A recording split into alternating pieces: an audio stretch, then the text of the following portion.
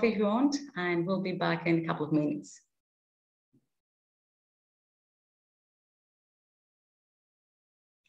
So I would like to welcome our first speaker, and I would like to ask her to turn her camera and microphone on. Our first speaker for today is Karin Volo, coming from Sweden. Kari is the Chief Joy Bringer and the CEO of Evolution, and she's an expert in engagement, personal and organizational development, and she's an international best-selling author. With over 20 years of experience working with Fortune 500 companies globally, she has insights on business building, cultural transformation, building trust, purpose, and high performance. Karin loves working with cultural development, employee engagement, leadership training and mentoring, professional inspirational speaking, and writing. She's also a certified CIQ coach, and she has been recognized as a global leader and employee engagement expert the last 5 years on the Engagement 101 list. She's also in the top 30 HR influencers and the 10 most influential women in HR lists. And recently, she was named on the 2020 and 2021 Top Thought Leaders in Trust list.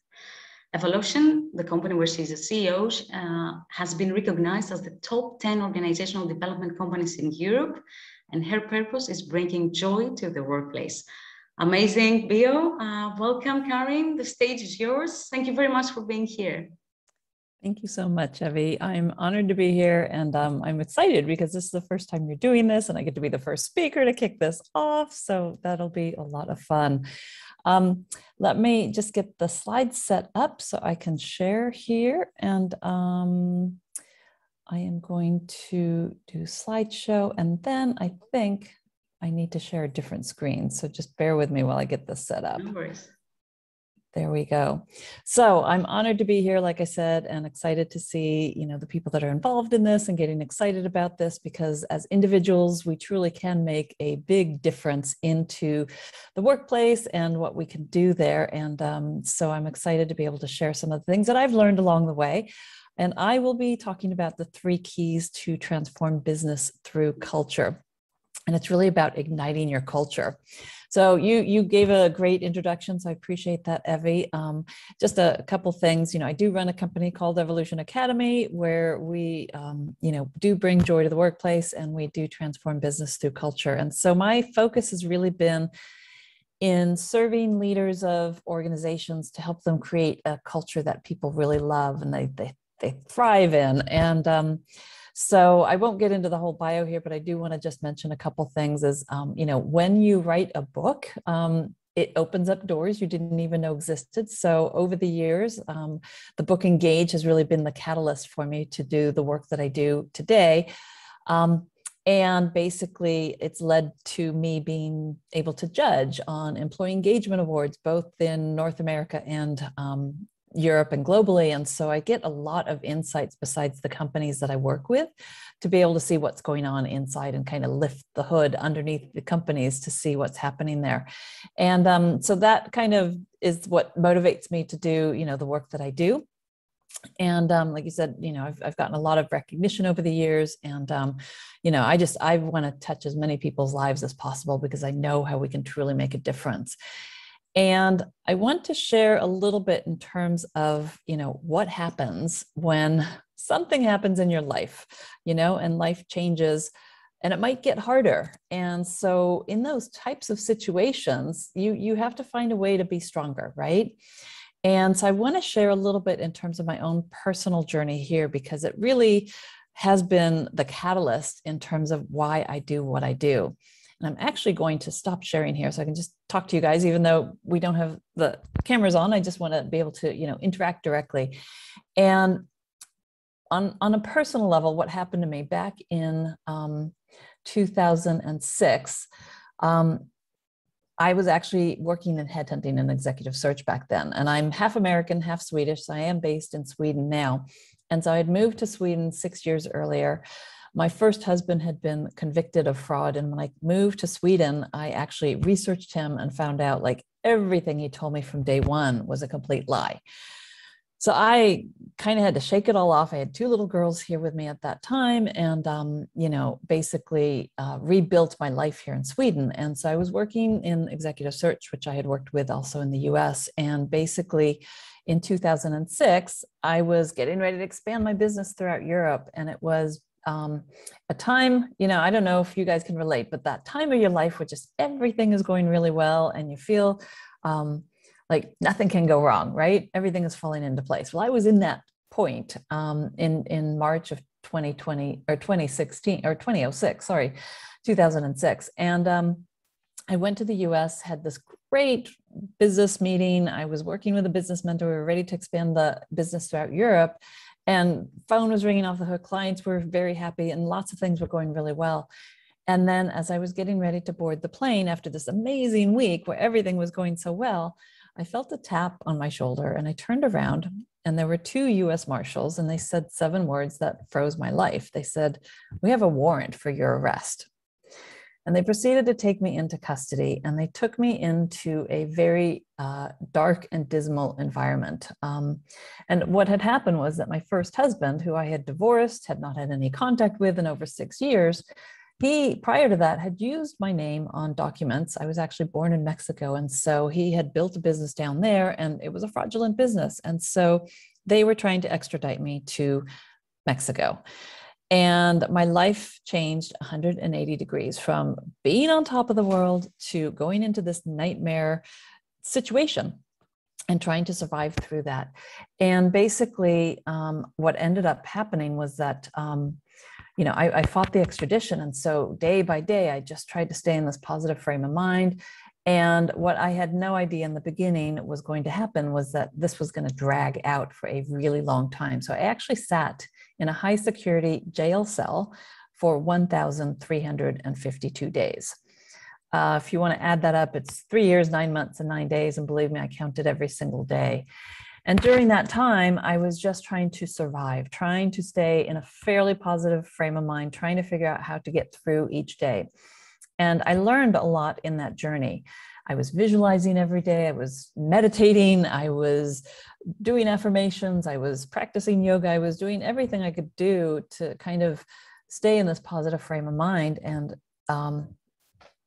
pretty much kind of escape mentally. I was reading lots and lots of books during that time, and it really turned into my own personal journey of inner growth and development and learning lots of tools to survive. And what I was visualizing every time the fear took over or the frustration or the anger or the hopelessness is that I would train my brain to switch over to the world that I wanted to be living in, which was, I get to go home. My daughters, when this started, were 6 and 8 years old. So I didn't see them for that entire time.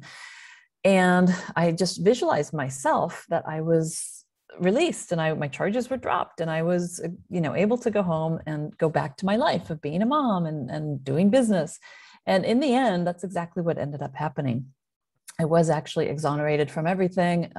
It took that a long time before it got in front of a judge in Mexico. When he saw it, he closed out the case and basically said this should have never been a criminal case. And so I ended up sitting in a place that looks a lot like this environment for that amount of time. And during that time, I, lived with 53 different women. It was constantly rotating. And I was just trying to survive on a day-to-day basis.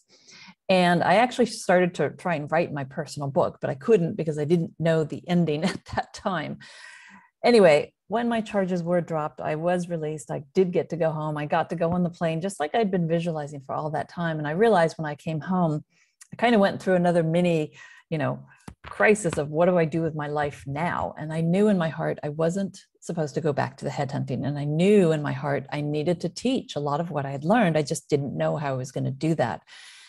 Eventually, won't get into all the details here, but I'm condensing like 4.5 or 6 years basically of work and this long journey into a couple minutes here.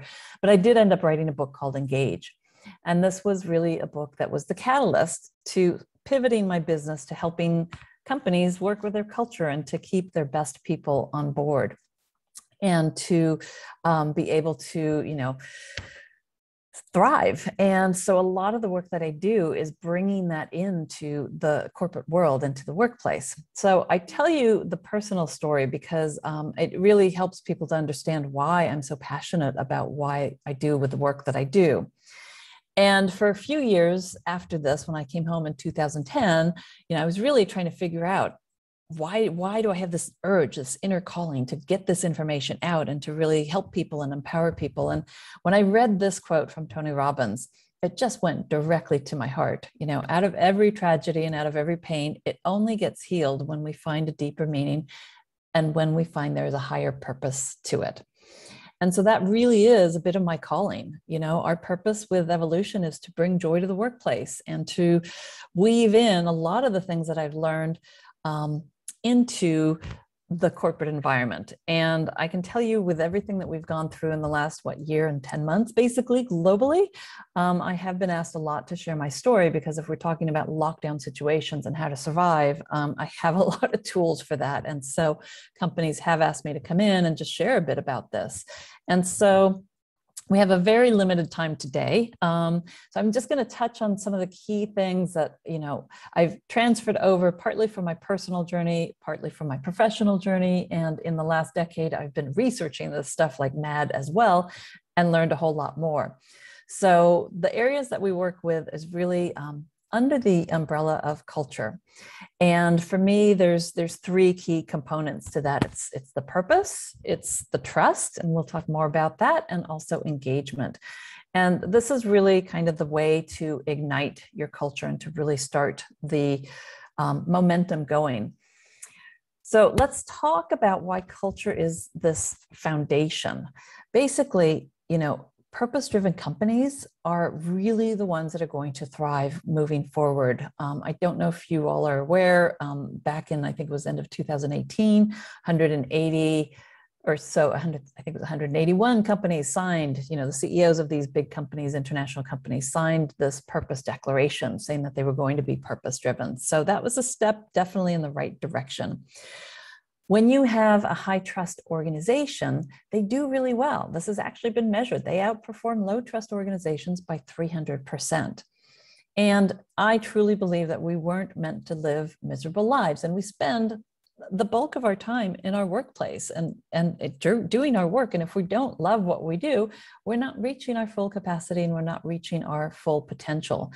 So when you actually work with a company, inside of a company, to develop a culture that everyone loves, people start to thrive. And so, you know, we're talking about the Global Coaching Summit here, which I think it's, you know, fabulous that Evie has put this together. But basically, coaching is one of the ways that you can really start to develop people. And so I've been coaching, I remember back in 2003 or 4 when I first came across the word coaching, and I was like, oh, you know, I've been doing this like my whole career with headhunting and career coaching.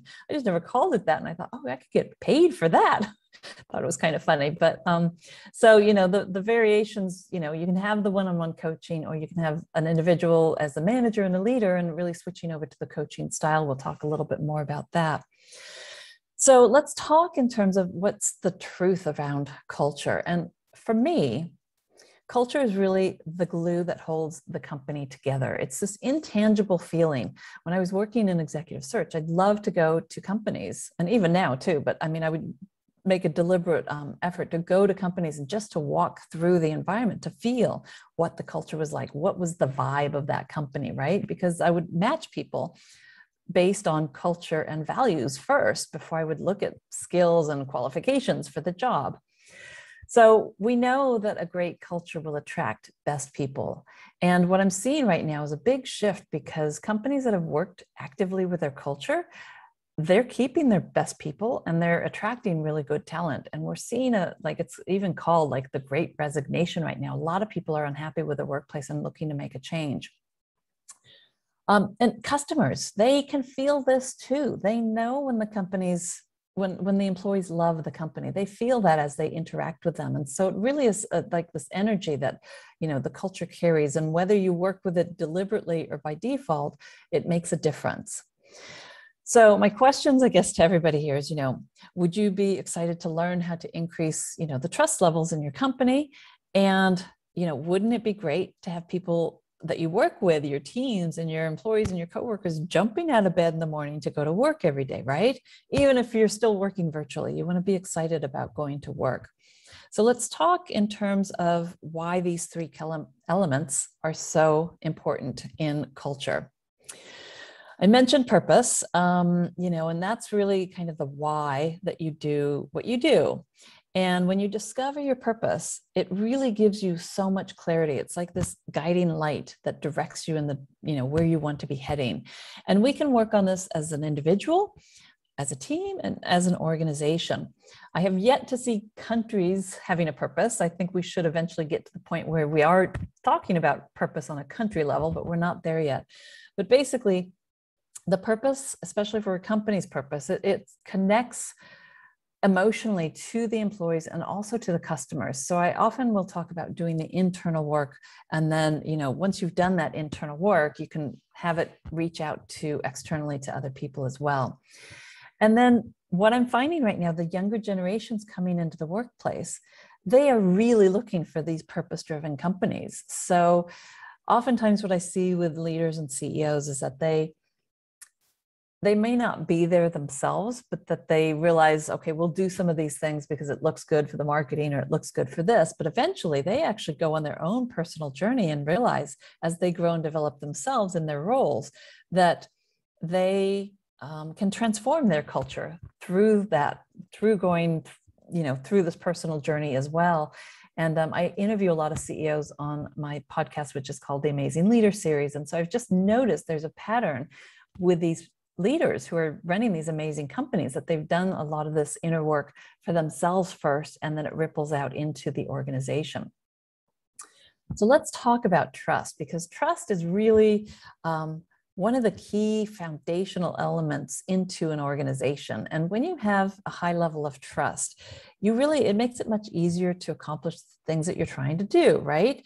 And one of the things that I love is that all of these things like purpose and trust and engagement and culture, they're all becoming very measured. The research is becoming very concrete behind them. You can measure it, you can monitor it. And when you can do that, it transfers over into, well, if you can measure it, then you can work with it, right?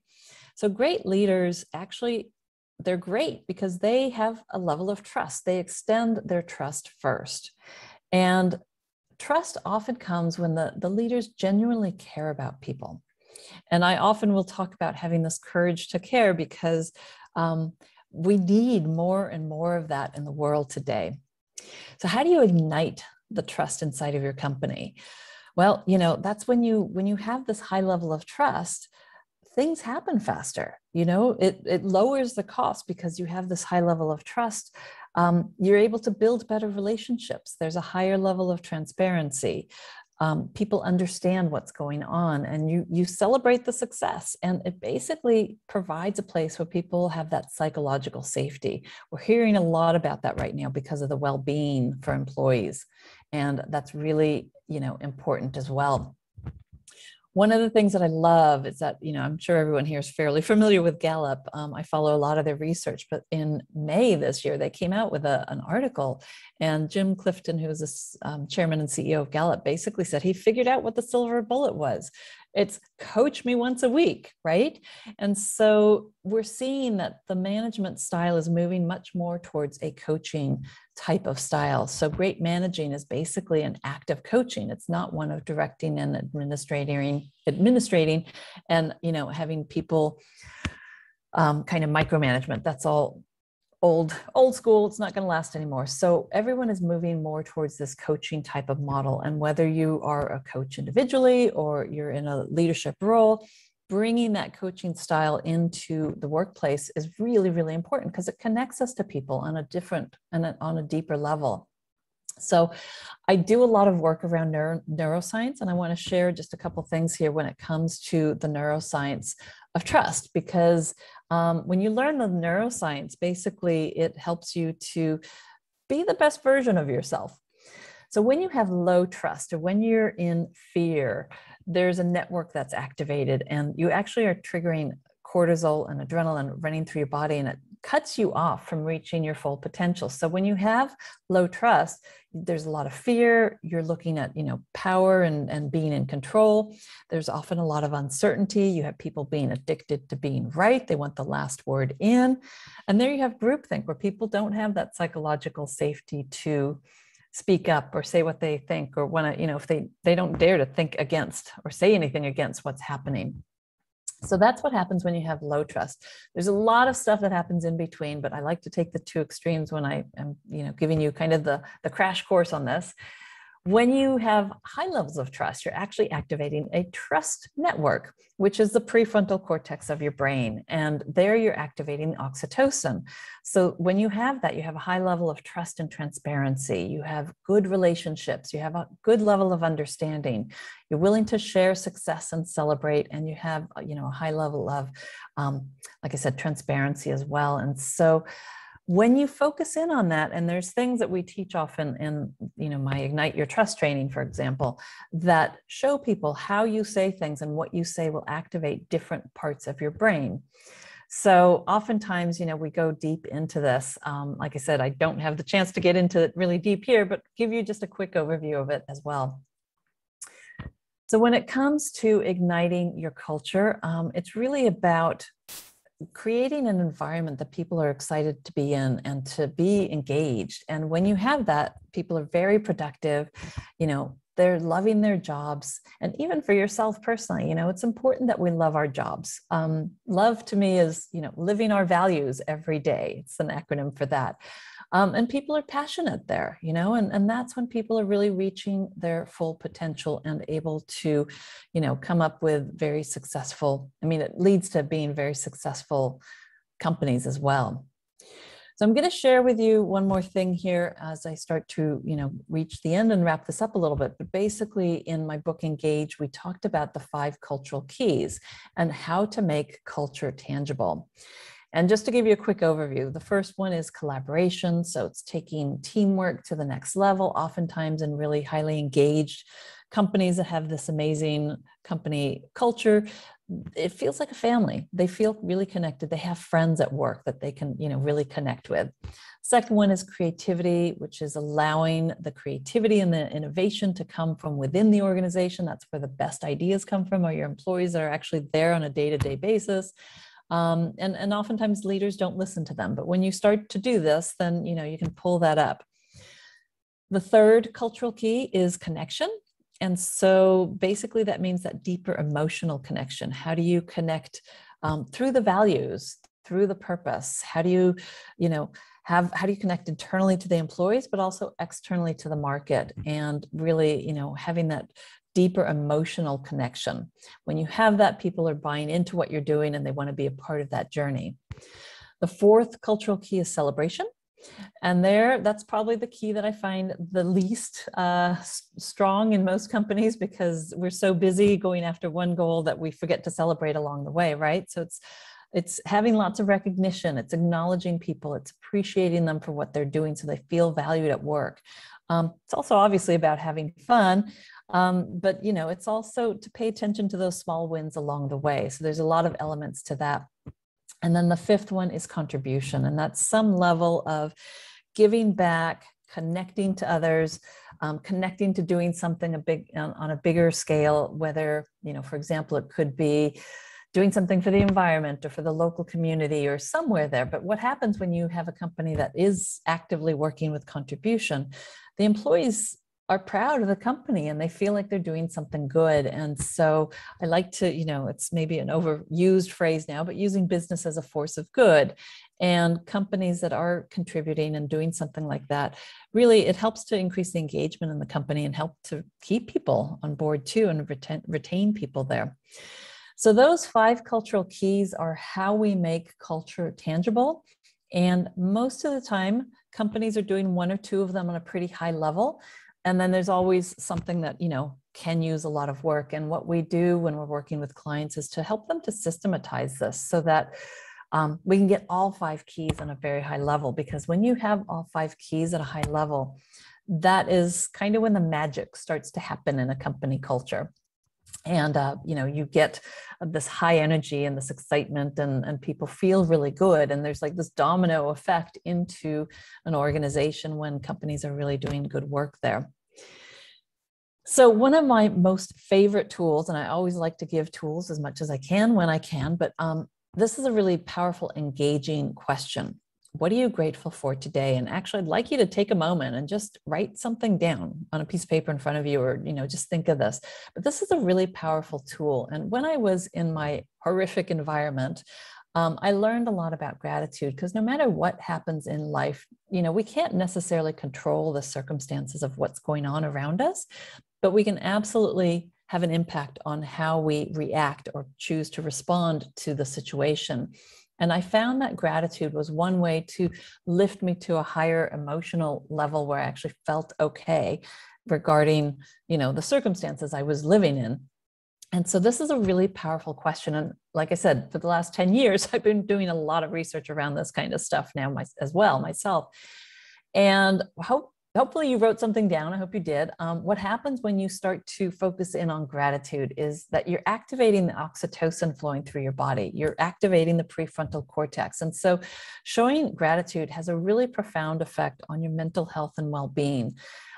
It's a way to shift yourself. I found it the fastest way to shift out of, say, depression or anxiety or any of those types of emotions, to just switch your brain over to what am I grateful for, and think of 3 things or 5 things or 10 things and just go through that. And you train your brain to start looking for those things. So it increases your self-esteem. It helps you to sleep at night, helps you have high energy.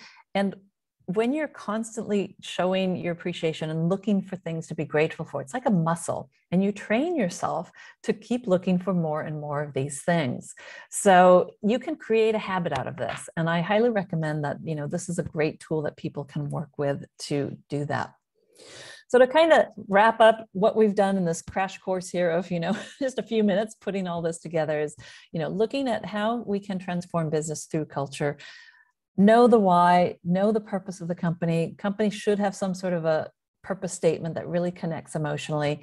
Have high trust inside of the organization. How do you build that trust? It's through coaching and building those good relationships and getting yourself to that prefrontal cortex and activating those trust neurons inside of our, neuroscience of trust, when you learn that. And then the engagement is really, making it tangible and trying to find ways to use those 5 cultural keys to make it tangible and to work with it. And we actually certify people in this. So, it's a way to get ambassadors out there to bring joy into the workplace. And then the last thing, the power of gratitude, right? And how powerful can that be? It doesn't matter who you are, where you are, you can always find something to be grateful for, and then just train your brain to be able to do that. So I've given you as much as I can here. I do like to give away free resources and gifts for people. So if you go to our website at evolution.com/gifts, you'll be able to get all of our free reports there. We've got a lot of great reports and anything to, make it tangible for you. I also have a joyometer there that you can learn to look at how to look at your emotional state of being. And so I want to wrap it up here, but if you have any questions, there's how to reach out. And if you have any questions that you want to discuss in our last few minutes here, I'm happy to, talk to you directly too. So I will stop sharing here, and hopefully you guys got a lot out of that. Thank you very, very much, Karen. It was very interesting story and presentation, really stunning. And the thing you said about being grateful and showing gratitude, sometimes we forget how much we have. We can have a clean water to drink. We can have a hot shower. We can breathe with an unblocked nose. Things like that we just forget. And it's very important to think of things to be grateful. Today, I was thinking when you said, think of something that you are grateful. I am grateful that, I've managed to find so many nice people, you and all those speakers, and do something like that and share positivity with people, especially after what we've experienced over the last 18 months with restrictions and coronavirus, the fear. Many people have lost their sleep over the last years, and it's a nice opportunity to relax for a while, for a few days. And I completely agree that we should be grateful, and we should think of things to be grateful every day. And as you said, it's something that we practice, and we train our brain to think like that. And, I think working actively with gratitude puts us in a much calmer state of mind so that, we need kindness right now in the world. Everybody's going through, a lot of stuff. And there is, and I think we're going to see a lot of emotional repercussions for everybody in the workplace. And what I'm finding is that the companies that have done active work with their companies, it's like they created a bubble for people that they actually felt safe, even if they had to work digitally and all of those things. But it's taken a toll on people. And we need to find ways to connect and come together and unify and support each other. And, just be kind. And being in a state of gratitude puts you in that mindset. So I've seen some great comments. To be nice and kind. I know it's so basic, but we need it right now. And I think, the people that are here showing up, you guys can have that ripple effect. Take this back to, whoever you interact with and use it as a tool. And what I like to do with these tools basically is to take some of these things and make it into something tangible so that people can work with it and be aware of it and work with it actively. So thank you everybody for the comments. I'm reading them coming in. Does anybody have any questions, or I think we're good to go? There were no questions. We have 1 more minute if anyone has any other questions. Otherwise, you can contact Karin directly. You can find her on the website. Thank you very much once again. And thank you. Well, keep spreading positivity. Thank you. I will do that. It's my task in life right now. Great. Thank you for having me here and letting me share. So I will ease out of here and let you take over for the next speaker. Sure. Thank you very much. So I would like to welcome our next speaker, actually, Dina Kanadza, who is coming from Greece. And ethical creativity signed by actions is the fundamental principle that both symbolically and operationally denote Dina's collaboration model, as well as the way she delivers successful and measured results to individuals and organizations. As a solution-focused leadership and executive coach, her innate skill to connect with people and serve their core goals is what defines her over 20 years of experience in developing relationships across multiple industries.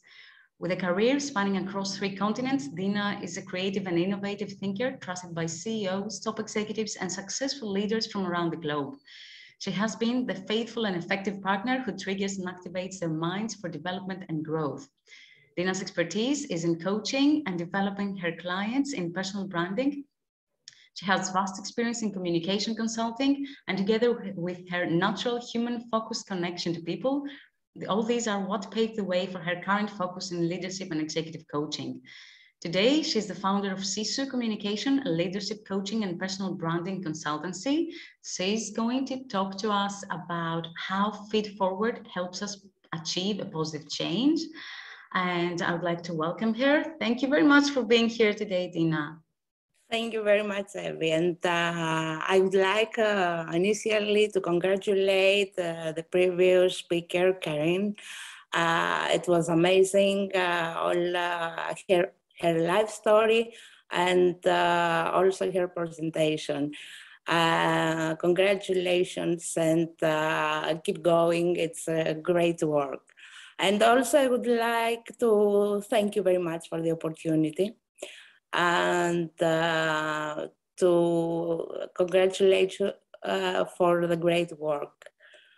Well, today I will start with, we will try to challenge the impact of feedback process, and we try to understand the difference between feedback and feedforward.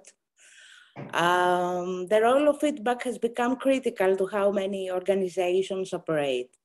You can share your screen if you want. Oh, yes, of course. Sorry, I forgot. No worries. It happens to all of us. I have done a presentation too. Sorry. Screen share.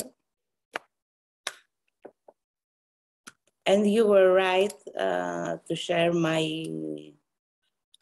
key. It was a good, thank you for the suggestion. I will try to find how can I share my screen, sorry. And share. Okay, that's great. Okay. This is better, I think. It looks great. Thank you very much. Okay.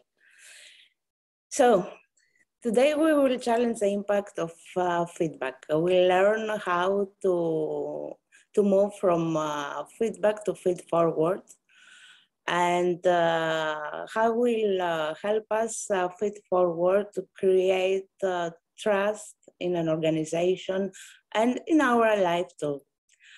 The role of feedback has become critical to how many organizations operate. Top organizations like McKinsey and Goldman also praise their rigorous cultures that incorporate constant feedback and as a driver of attracting and promoting the smartest people.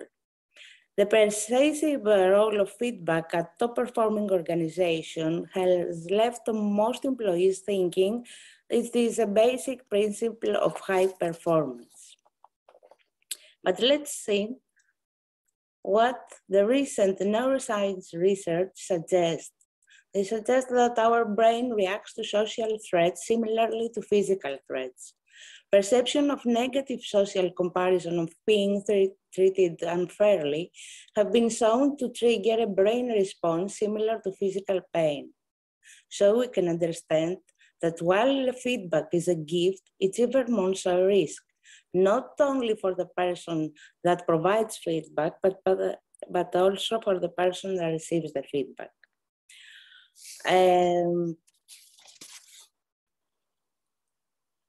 There is another research from Marcus Buckingham, head of the ADP Research Institute, People and Performance, and Ashley Goodall, Senior Vice President of Cisco Systems. They questions the underlying assumptions about the way feedback loops operate in organizations today. According to the research, the first assumption is the theory of the search of truth. The type of feedback we receive is inextricably linked to the reviewer. The authors may name this phenomenon the idiosyncratic rater effect. No person can be wholly objective, especially when it comes to rating another individual's performance. More than half of our rating, your rating of someone else reflects your characteristics, as the authors write. Our evaluations are deeply colored by our own understanding of what we are rating others on, our own sense of what good looks like, and our own inherent and unconscious biases. And one could imagine this would especially hurt those who see the world with a different lens as the reviewers.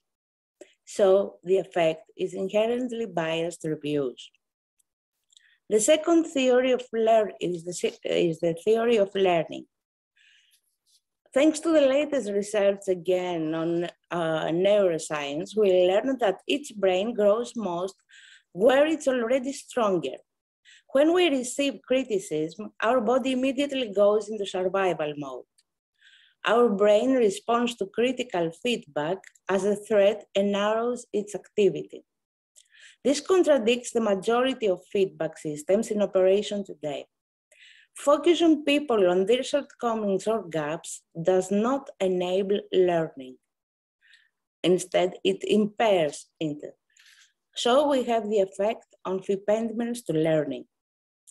The third assumption is the theory of excellence. Culturally, we have an obsessive focus on trying to isolate and identify the unique drivers of excellence. But excellence in any endeavor is almost impossible to define. These drivers are often the evaluation criteria used by companies to evaluate the performance of employees. But assessing all employees against the same framework ultimately leads to a regression to the mean. Instead of celebrating differences over time, employees grow increasingly similar. As the authors put it, excellence has its own pattern. Trying to retrofit every individual to the same model of excellence is doing employees as disservice. Yes, we know that feedback cycle is a very valuable operational process when done right. But too often we create a feedback process that takes on a life of its own. Employees are typecast to start to internalize the unsound storylines propagated by their employees' reviews. Marshall Goldsmith introduced feedforward a few years ago through an experiential exercise applied to more than 30,000 people. The main question is, how can we help each person thrive and excel? This exercise, it was a true role playing. In one role, they are asked to provide feedforward, which was to give someone else some suggestions for the future and help them as much as they can. In the second role, they are asked to accept feedforward, which is to listen in the suggestions for the future and learn as much as they can. The exercise typically lasts for 10 or 15 minutes, and the average participant has 6 to 7 dialogue sessions one-to-one. When the exercise is finished, he asked all the persons to provide one word that best describes the reaction to this experience. So the question is, the sentence that they have to say is, this exercise was, and the most words they appeared is extremely positive, helpful, energizing. There is one word that you don't hear when we talk about feedback. It is fun. I think for a feedback, it is the last word that comes to mind when we consider any feedback activity. So let's see how feedforward works. There are 2 rules, very simple rules. No feedback about the past. We spend too much time to the past. And the second, you can't judge or critique ideas. When you get an idea or a suggestion, treat it like a gift. Say thank you and move on. So let's see the 2 roles better. The first role, which is receive feedforward, should identify what area he wants to improve or change. He has to describe this behavior. Let's say I would like to become a better listener and ask for feedforward. Ask for at least 2 suggestions that will help him to develop the behavior in the future. He listens.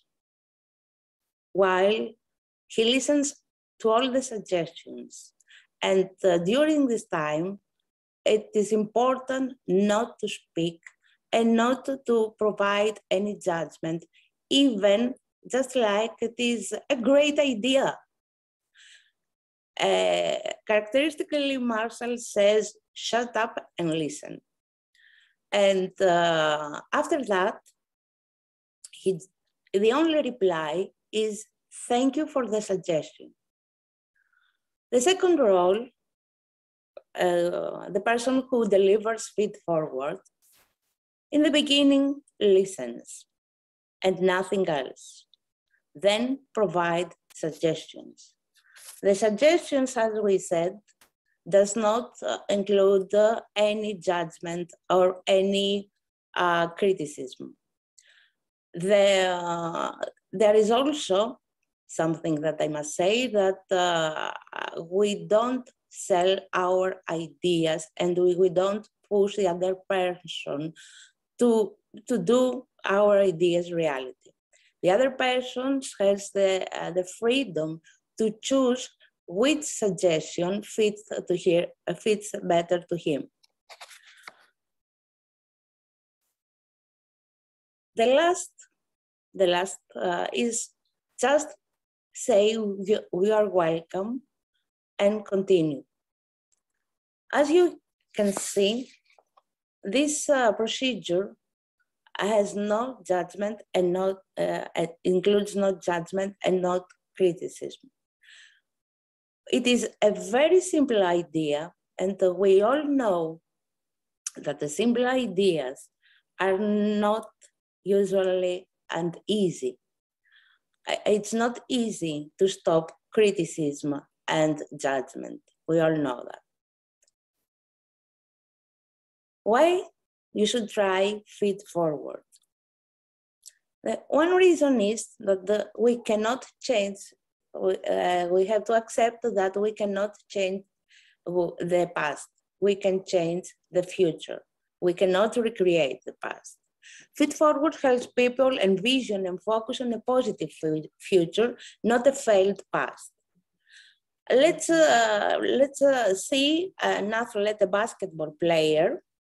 They envision the ball going in the hoop and they imagine the perfect shot. By giving people ideas on how they can be even more successful, as opposed to visualizing a failed past, we can increase the chances of achieving this success in the future. It can be more productive to help people move forward than prove they were wrong. Negative feedback often becomes an exercise in let me prove you were wrong. This tends to produce defensiveness on the part of the receiver and discomfort on the part of the sender. Even constructively delivered feedback is often seen as negative, as it necessarily involves a discussion of mistakes, shortfalls, and problems. Feed forward, on the other hand, is almost always seen as positive because it focuses on solutions, not problems. People do not take feed forward as personally as feedback. In theory, constructive feedback is supposed to focus on the performance and not the person. In practice, almost all feedback is taken personally, no matter how it is delivered. Feed forward cannot involve a personal critique, since it is discussing something that has not yet happened. Positive suggestions tend to be seen as objective advice. Personal critiques are often viewed as personal attacks. Feed forward is especially suited to successful people, but can also be a useful tool to apply with peers and team members. Successful people like getting ideas that are aimed at helping them achieve their goals. They tend to resist the negative judgment. We all tend to accept feedback that is consistent with the way we see ourselves. And successful people tend to have a very positive self-image. Feed forward can reinforce the possibility of change. Feedback can reinforce personal stereotyping and negative self-fulfilling prophecies.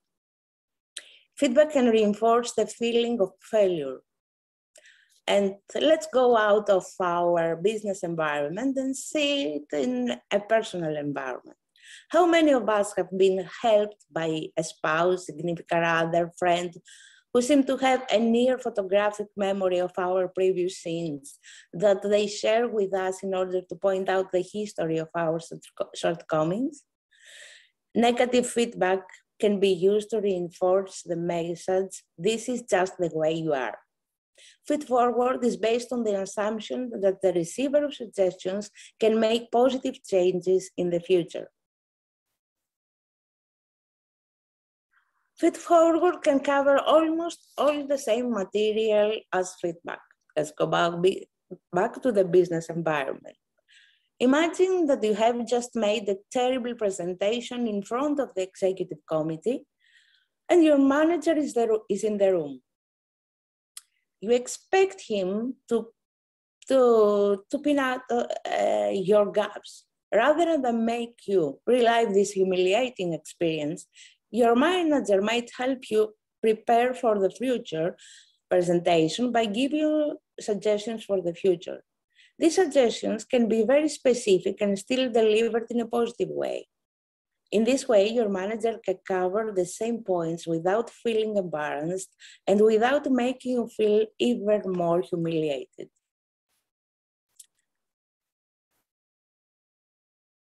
People tend to listen more attentively to feed forward than feedback. And why this happens? Normally, when others are speaking, I'm so busy to composing a reply that will make me to sound smart, and I'm not fully listening to what other person is saying. I'm just composing the response. In feed forward, the only reply that I'm allowed to make is thank you. So I don't have to worry about composing a clever reply. I can focus all my energy on listening to other person. Feed forward tends to be much faster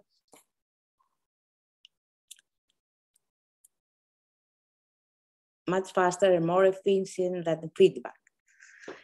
An excellent technique for giving ideas to successful people is to say, here are 4 ideas for the future. Please accept those ideas in a positive way that they are given. If you can only use 2 of the ideas, you are still too ahead.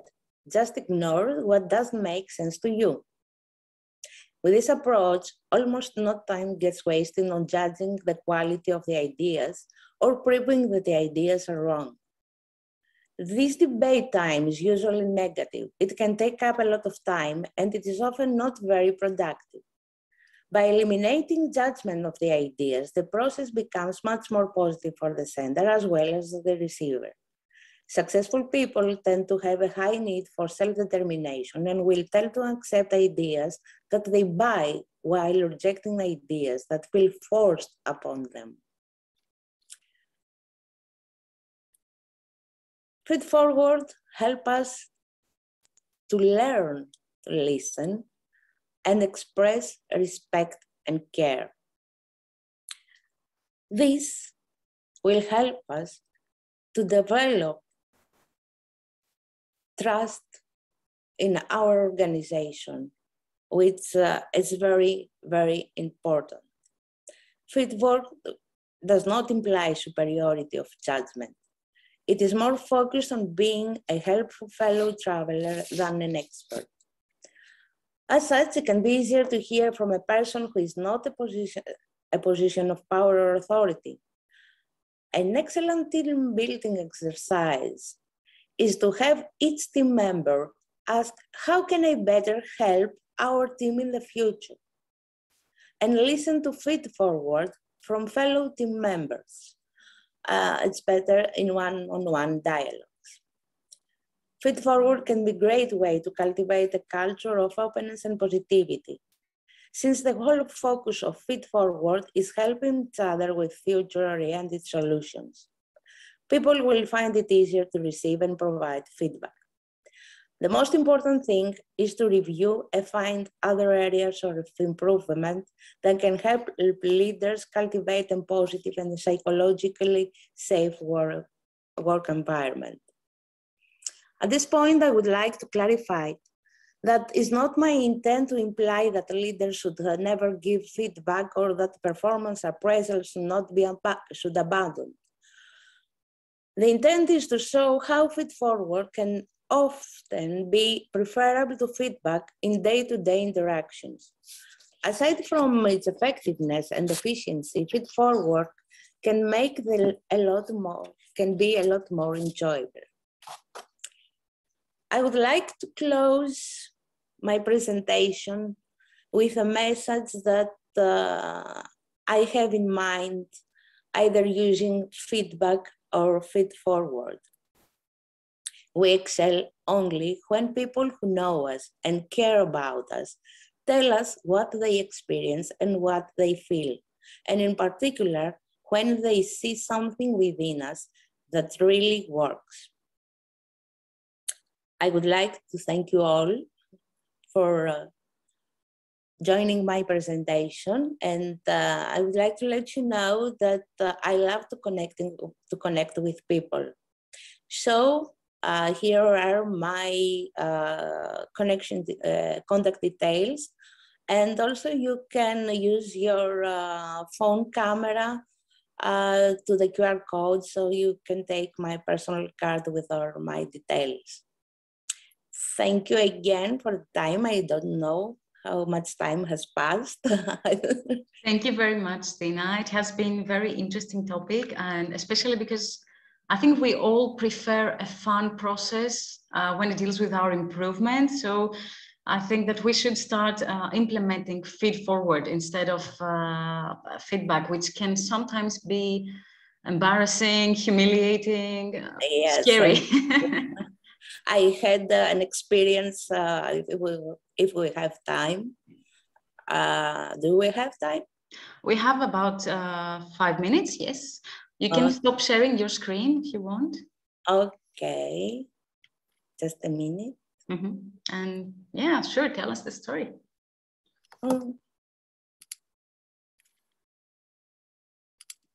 No. Stop share, I found it. Great. Oh yeah, we have some time, and please share.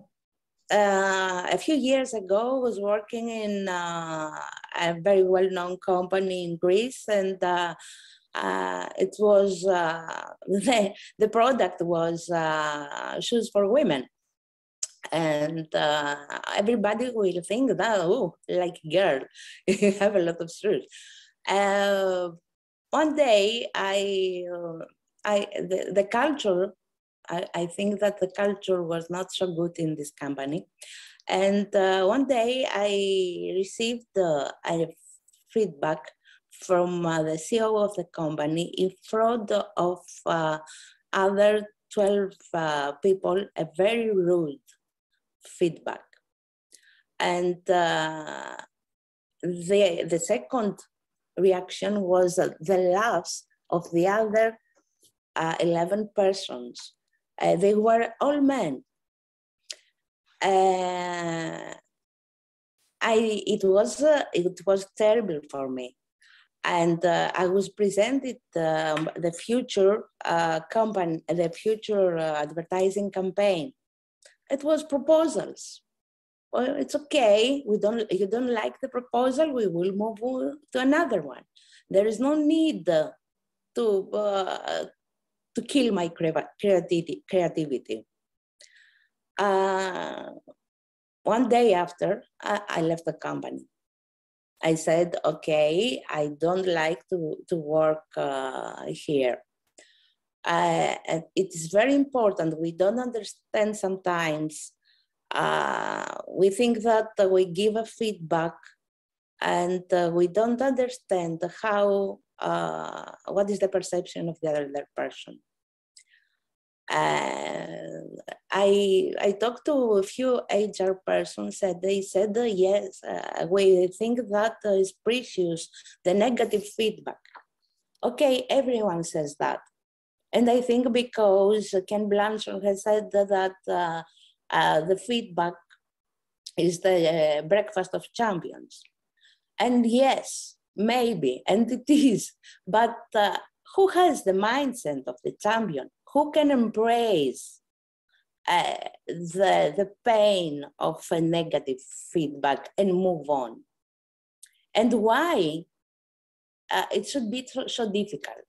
If there is another way, why not to choose to move in a different directions? Exactly, we have nothing to lose. I mean, we can try and see what works best. And as a comment says, you said it just right, this behavior kills your creativity. So it's always good to remember that you are not what others think of you. Thank you very much, Tasha, for your comment. Thank you very much, Tasha. Yeah, that's exactly how it works. I mean, we should try new things, and feedforward is relatively new in corporate environments, and I hope it will be more popular soon. It's fun. And as the previous speaker said, we need joy in the business environment. Exactly. We spend at least 8 hours a day there. We should have fun. At least. You are right.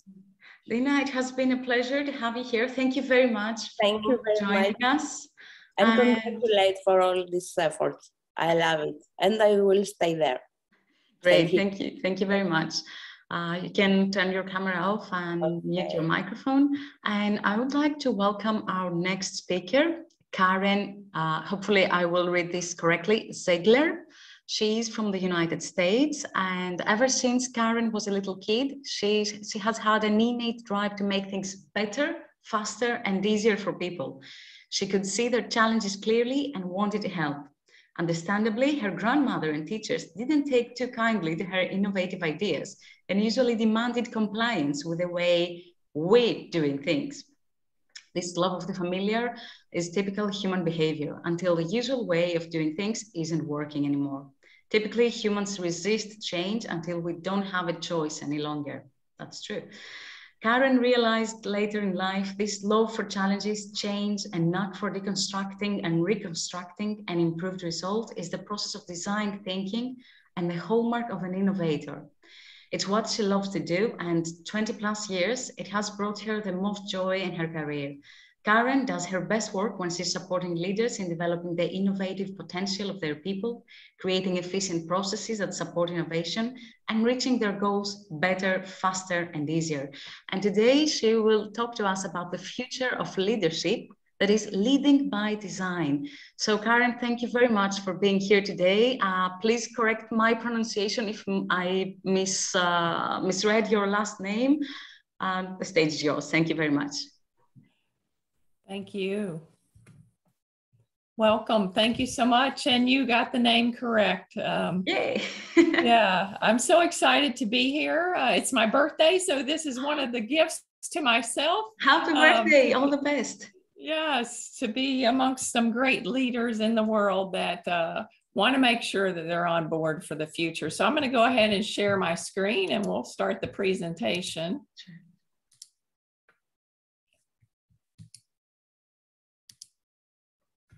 Let me get back to the beginning here. All right. So as Evie said, I'm going to be talking to you today about the future of leadership. I write on the future of leadership and leading by design at designforinnovation.com. So you can find more information there. But today I want us to begin to paint a picture of what the future of leadership looks like. You know, together we will paint the picture by starting with a canvas that has been primed by the past, that includes brush strokes from the present, and we will begin to watch as the picture evolves into the future of our own making. What will this painting of our future look like? Will you be a leader there? I know I want to be. How must we evolve then? Well, I'll start the presentation with a quote from the past. It's not the strongest of the species that survive, nor the most intelligent, but the ones most adaptive to change. While that quote may seem like something a business tycoon would say, it was actually a quote from 1809 from Charles Darwin on the evolution of man. Yet it rings true in business today. You know, you may have heard of Lehman Brothers. They were seen as the best and brightest of Wall Street at the time of their collapse. They started out with humble beginnings in the dry goods market. They were a store actually, and rose to the fourth largest investment bank on Wall Street at the time of their collapse. Another example of this need to adapt comes with Blockbuster Videos. They were the strongest company in the video rental business with over 9,000 locations, millions of customers, a massive marketing budget, and efficient operations. Both of these companies were the strongest and brightest until they weren't. True to Darwin's quote from a millennium earlier, they failed to adapt. But let's dig a little deeper into history and plot out the patterns that are revealed. So we're going to go back in time, pre-pandemic. and talk about the evolution of leadership and business. So we'll start with the industrial age. The industrial age was the first time that people came out in mass droves out of the homestead to work in mines and factories and mills. They were charged with doing the work of building, making, and mining. The experience of the employee then didn't matter. In most cases, they were horrid. While workers needed to have their wits about them, their minds were of little significance. The focus was on getting as many able-bodied humans in the workplace to do the work. The human's potential rested solely on the number of widgets they could produce in the industrial age. The industrial age leadership was about mandating and micromanaging. To keep production rolling along, leaders took a command and control approach. This type of leadership was prevalent, and I call it leading as a manager. Next, in the information age, workers began to show that they actually could improve production if allowed to utilize their minds in solving problems. Over suffering the backbreaking work of the industrial age, employees looked for an effortless way to do difficult tasks, as well as the service era was coming along. Management's willingness to allow employees intellectual input shifted their role from leader as manager to leader as coach, coaching employees across the finish line of the company's goals. Then came the experience age. Pre-pandemic, the experience age was primarily seen in the rise of buzzwords like customer experience, user interface. Initially, the focus of the experience age was about the customer. However, that was already changing pre-pandemic. Dulled by the continual droning of data and information, the employees of the experience age were yearning for an improved experience of their own.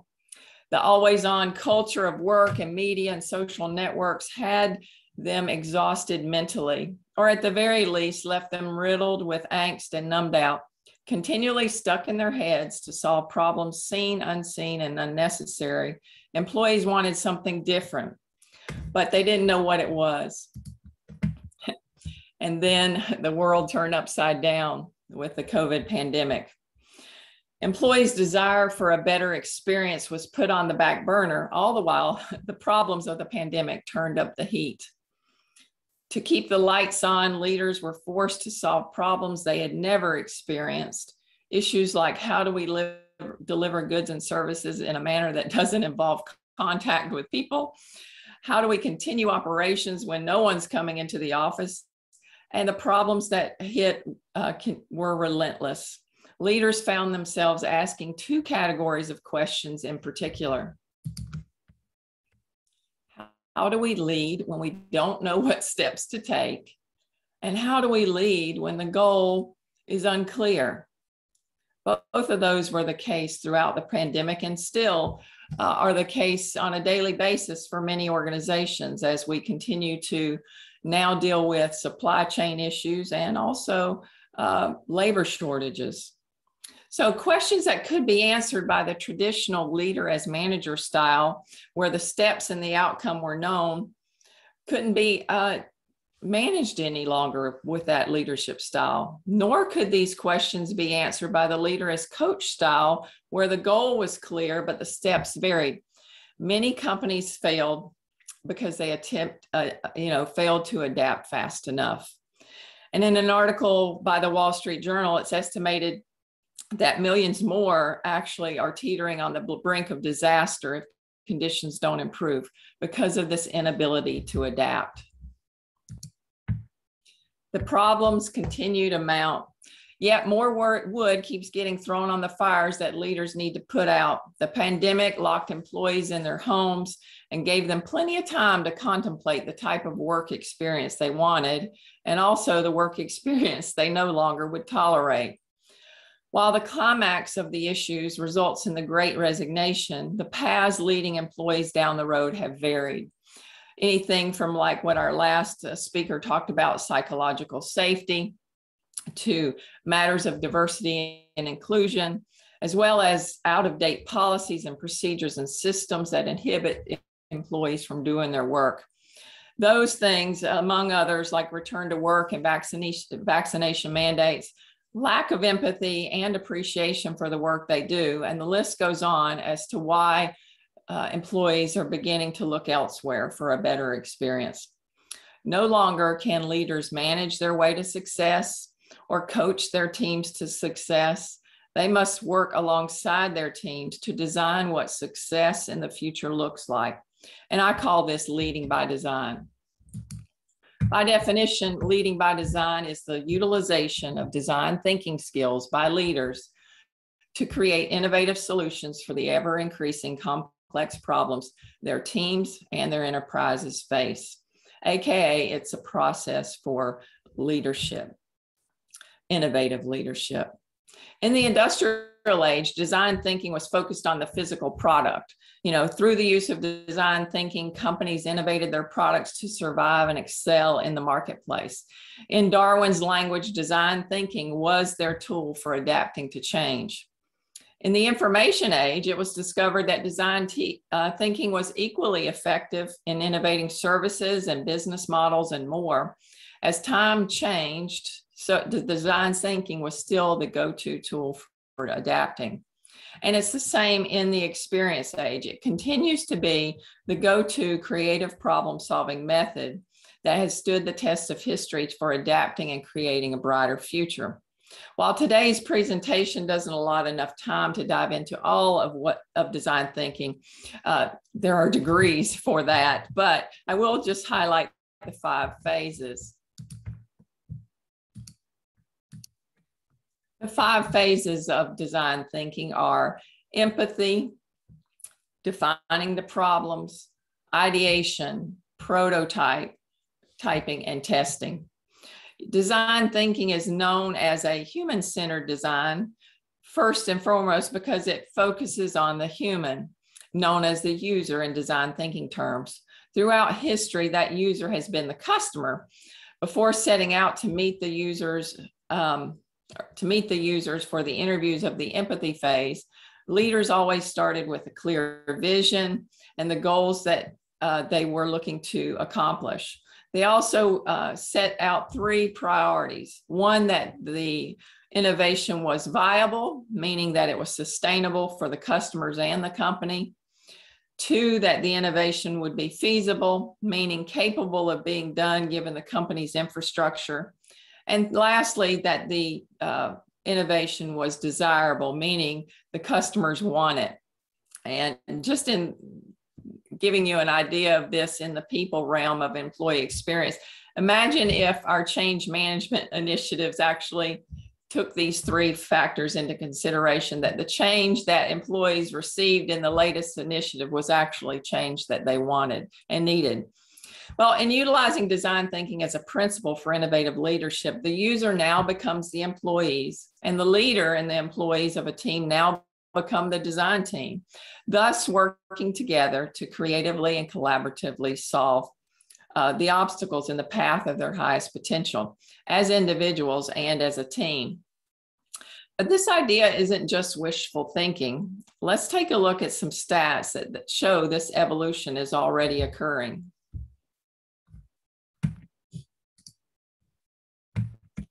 What you're looking at here is one on the left is a research report from Gartner Research, and on the right is results from the Design Management Institute. And we'll start with the numbers on the right because this will be especially of interest to those leaders who are not leading by design yet. But the Design Management Institute has tracked those design-centric organizations, which, as you can see in the red box, are organizations like Apple, Coca-Cola, Ford, and so forth. They've tracked the performance of design-centric organizations, and they've discovered that those organizations outperform the S&P 500 index by over 228%. So the focus on design thinking and design-centered or human-centered approach to business not only takes care of the humans, but it also takes care of the bottom line and the stakeholders. So it's a win-win-win situation, not only for the companies and their employees, but also for the stakeholders and the customers. So that is just evidence of how it works. But on the left is evidence of the trend that is growing exponentially. This is Gartner's report of the 10 emerging C-suite soft skills. And as you can see, at the time of this writing, the soft skills that the C-suite was looking for had increased in design thinking 174% over a 3-year period. That in and of itself is quite interesting and quite telling about where the future of leadership is headed. But another thing I want to point out to you that each of those skills beneath design thinking, strategic management, adaptability, complaint management, customer satisfaction, sales skills, customer relations, sales leadership, and demand planning, all of those are problem-based issues that have to be solved, that can be addressed and solved through the power and the creative problem-solving abilities of design thinking. So not only is it at the top, it is also very useful in taking care of and approaching all 10 of those items that are listed. So thus far, we've reviewed the past, we've reviewed how we've evolved and the use of design thinking. We reviewed the present and the trends and the evidence that a human-centered approach is successful. Is there evidence that it will continue to work in the future? Well, why, yes, there is. What you're looking at here is that a report by the World Economic Forum, and what it shows the top 10 skills of 2025 will be. And in fact, employees' future preparedness depends on leading by design. When you look at those 10 skills, 9 out of 10 of those are all skills that are learned and practiced in the process, the 5-step process of design thinking. Design thinking in almost every phase includes analytical thinking and innovation. It includes active learning and learning strategies in the empathy phase with the user, as well as the prototyping and testing. It includes complex problem solving. You know, how do you take the needs of the customer or the employee along with the resources of the organization and come up with an idea that is feasible, viable, and desirable? And you can go on down the list. Critical thinking and analysis is in there. Creativity and originality and initiatives definitely in there. Leadership and social influence, obviously. Technology and design and programming, it's all interrelated there. Resilience and stress tolerance and flexibility. Reasoning and problem solving. Those are all the skills of the future, and all but one of those is embedded in the 5 steps of design thinking. So now that we can see clearly that leading by design will serve us well into the future, what does this mean for the other styles of leadership? Are we to dismiss leader as manager and leader as coach? Well, no, not at all. In fact, now we have a choice of leadership styles that we can choose from based on the situation that we are facing, that will allow us to adapt to whatever life throws at us. Now, many have talked about leader as boss or leader as manager as an antiquated leadership style.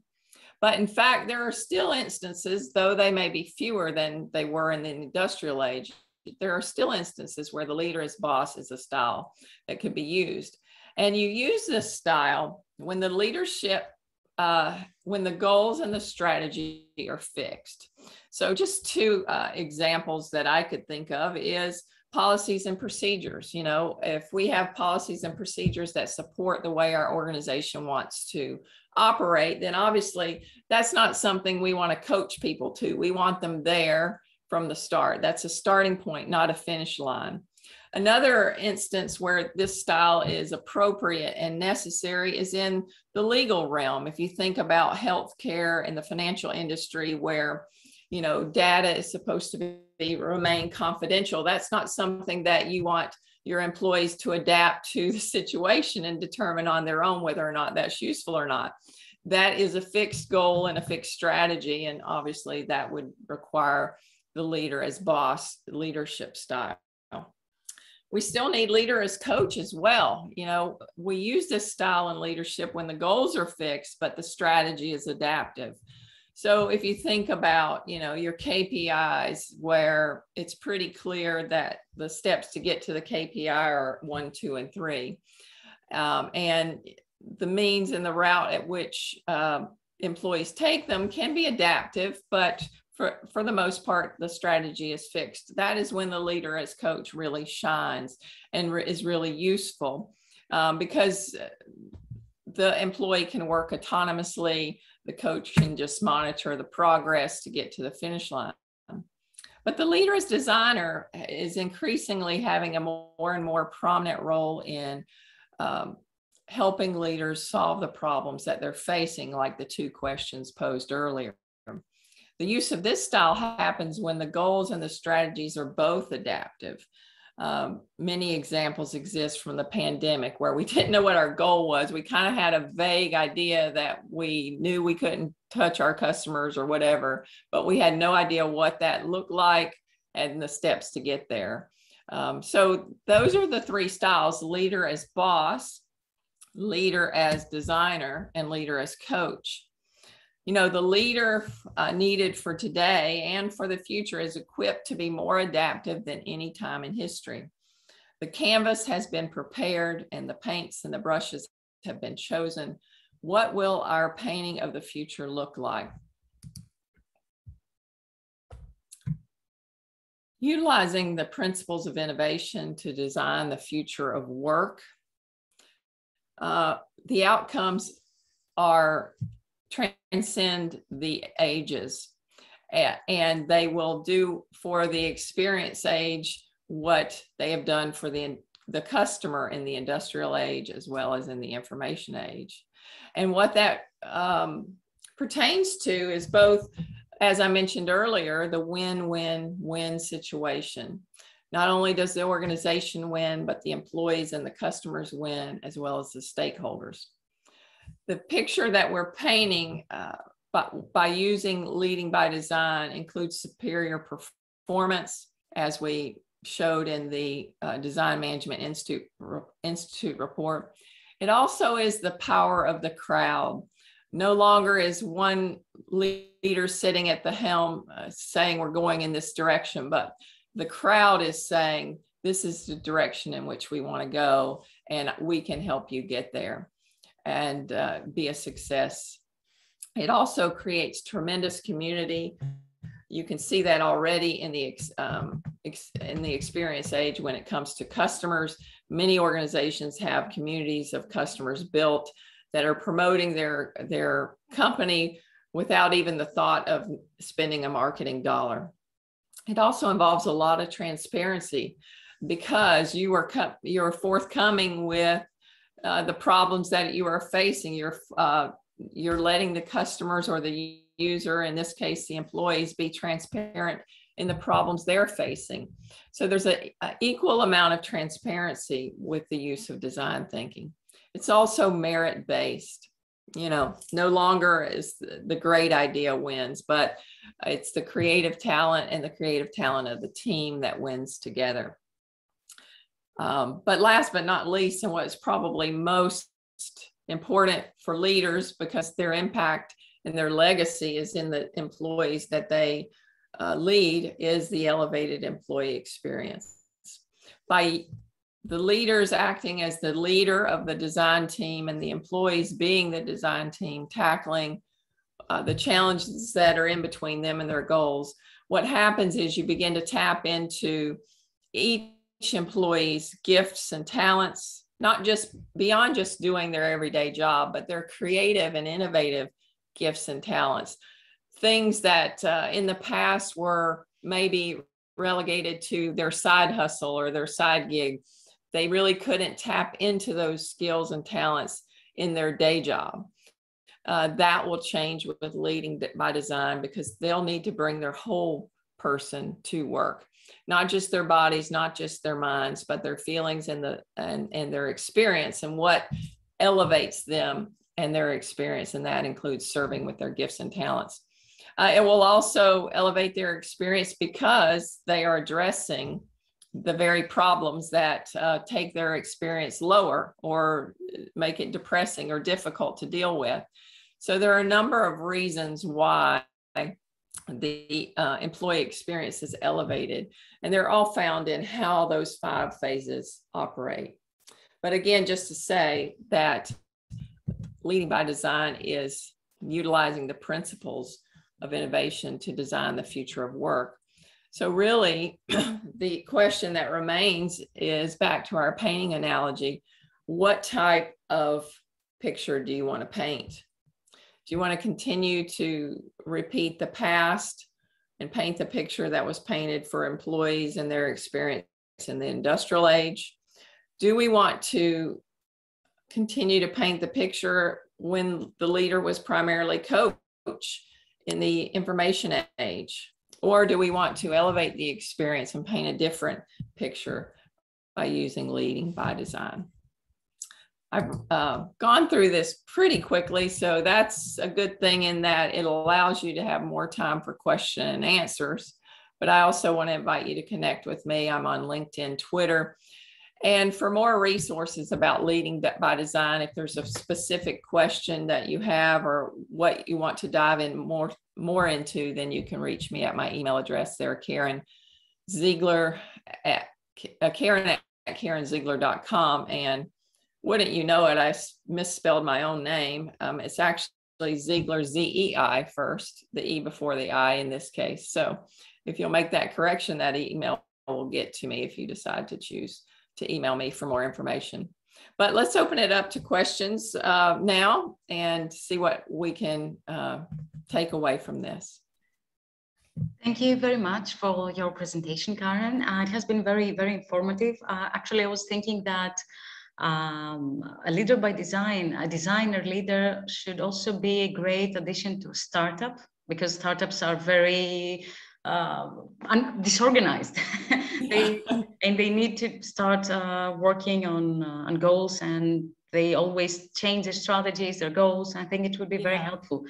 I have a question. You're correct, Evie. Actually, startups are very good on 2 levels. Oftentimes, startups have enough of the innovative principles to get them going. That's how they get off the ground. But when they really need to bring in leading by design is when they have that real burst of growth and then everything goes crazy and they don't know what to do. That's a really good, useful time for startups to bring in leading by design as well, if they don't already have a good foundation in it. Usually startups, from my experience with startups, they become a very small team of friends usually. Yeah. And at some point they grow and they don't have things documented. They don't have specific processes. Yes. So, yeah.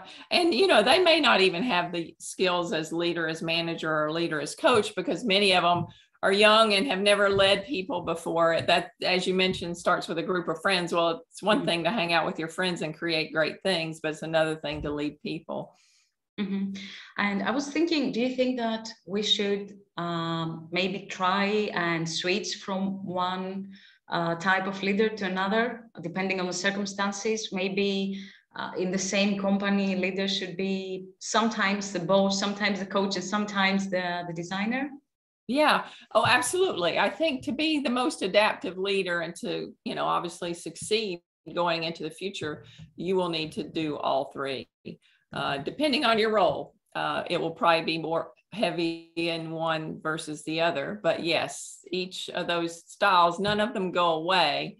But in order to adapt and make it into the future, they definitely will need the skills of leader by designer, because more and more leaders are going to be leading creative teams. Because with AI that's coming along, the only jobs that will be left will be the creative jobs. The jobs that are redundant will be going to AI. So now leaders are faced with, how do I manage these creatives? It's like, you know, herding bunnies. You know, creatives are a different animal than, you know, a regular everyday worker. But we all have that capability as employees to be creative. We just haven't been allowed to act in that way in the past. Mm-hmm. Great. We have another question from Evanthea. What would be the most common difficulties that leading by design could pose for a leader? Common difficulties. You know, I find that they are greatly reduced, obviously, because you have so many perspectives. Depending on the size of your team, you can have 5, 10, 25 different perspectives that you are bringing into the problem that you're trying to solve. Now, when I first began using design thinking as a leader, I was a front level manager. And so I would say the greatest difficulty may be for those front level managers, because they have, often no budgets. They have no control over changing systems or policies or procedures. So they have to be really clear in their communications as to what they can design and do, and what has to be, filtered upstream or whatever. So it's certainly not impossible. I found great success in using leading by design, even as a frontline manager. But it does get a little more complex as a frontline manager because of those limitations of budget, systems, the ability to have authority to change policies and procedures. So that would be my take on that. The further up you get the ladder, obviously, the more authority you have. So those things can kind of reduce. But the great thing about design thinking, when the entire culture leads by design, then what happens is those front level managers, the things that are outside of their authority, they begin to filter up, and they continue to filter up. And so what's left by the CEO to evaluate then becomes the change management that gets infiltrated back down. And so then change management becomes a thing that employees want. They're excited about. They've been waiting for it to happen, rather than something that's forced upon them. Mm-hmm. This is great. Thank you very much. You have been very informative, and happy birthday once again. And from all these people, you can see all the comments in the chat box, wishing you all the best. Oh, thank you so much. Have a lovely day. Thank you very much. Yes. Thank you for having me.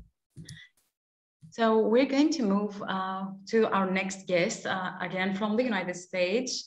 Heidi, hopefully I will also read that name correctly, Heidi Howell Green. She's the owner of HLG Consulting Group. She's passionate about employee engagement, employer branding, and internal communications. And she's going to talk to us about employer branding and the modern workforce. So welcome, Heidi. Hello, thank you very much for being here today, and the stage is yours. Thank you, Dr. Evie. I'm excited to be here. You said my name 100% correct. So today we're going to talk about employer branding and the modern workforce. And I do have a lot of content to cover, so hopefully I won't be going too fast, but you can always ask questions at the end or follow up with me afterwards.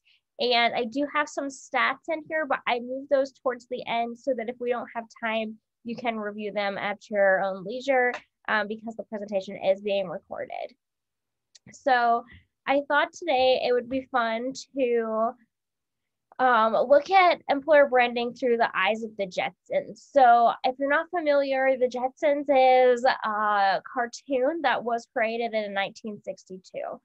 You don't have to have seen it to understand the presentation. We're just gonna use this as an example because the Jetsons was actually in a time period 100 years later than when it was actually created. So they were in the future. So George Jetson is the main character of the show. He resides with his family and his dog Astro in the Skypad apartments in Orbit City.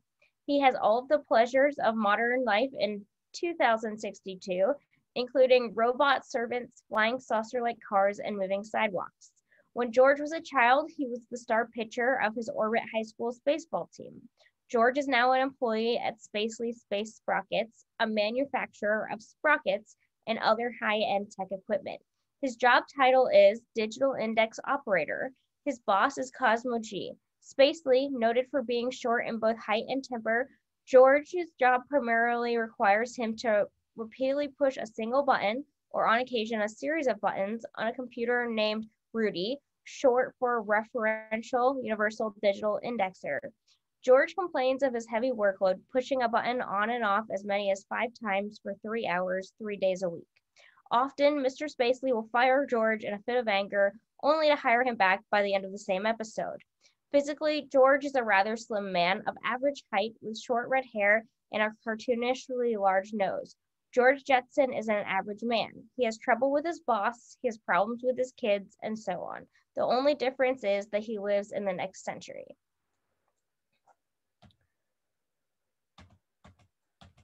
Okay.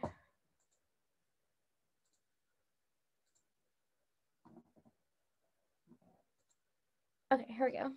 So when the cartoon was created in 1962, many people began their careers at the age of 18, sometimes even at the age of 16. They generally worked for one company. You'll notice his career, in quotes, is for 40 plus years. It's important to note that it is a he. Most women didn't work. There were only 37% of women in the workforce, the rest were men. They retired at the age of 62 and a half with a lifetime pension, health insurance, and a gold watch. He wasn't college educated. 11% of men and only 6% of women were college educated at the time. His job was primarily blue collar, in which 70% of the US jobs in the 1960s were. And at the age of about 40 years old, the average age of the workforce before its rapid decline in the 70s and 80s. So that's a little bit about the worker in 1962. Whereas if we look at the worker today, most people begin their careers at the age of 22. They work for 12 to 15 different companies, defining their own career. They will likely work into their late 60s or early 70s and will rely upon government and personal savings and income for funds and healthcare. So unlike the previous worker from George Jetson's cartoon creation time, they aren't given a lifetime pension and healthcare and their fancy gold watch. The workforce is split. It's a 60-40 split. There's 60% are men, 40% are women, and the majority of the jobs are white collar. 80% of the jobs in the US are white collar today. More than a third of the men and women are now educated to include a 4-year college degree. Workforce has expanded. So 30 to 40% of the US workforce isn't just traditional full-time employment. It includes contracting, consulting, job sharing, working remote, doing gig work, and freelancing.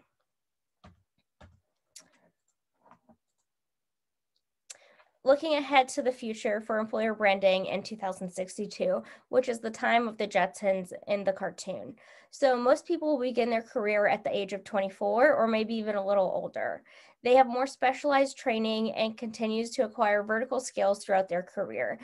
I kind of think about this in terms of the Olympics. So, you know, the Olympic trainers, especially from other countries, kind of when they're a young child, they're picked out and they're kind of determined that they're going to be really great at gymnastics or at swimming or at something, and they just receive all kinds of training and education towards that. So that's kind of how work is going to look like in the future for people. They're really going to be brought up focusing on that discipline, and then they're going to continue to acquire different skills throughout their career.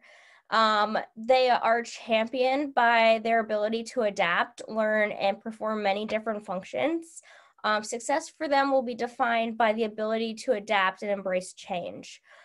They will work for many companies in many different capacities, but they will identify with one or two organizations where they are a satellite for life. So I kind of think of this kind of like a hub and spoke.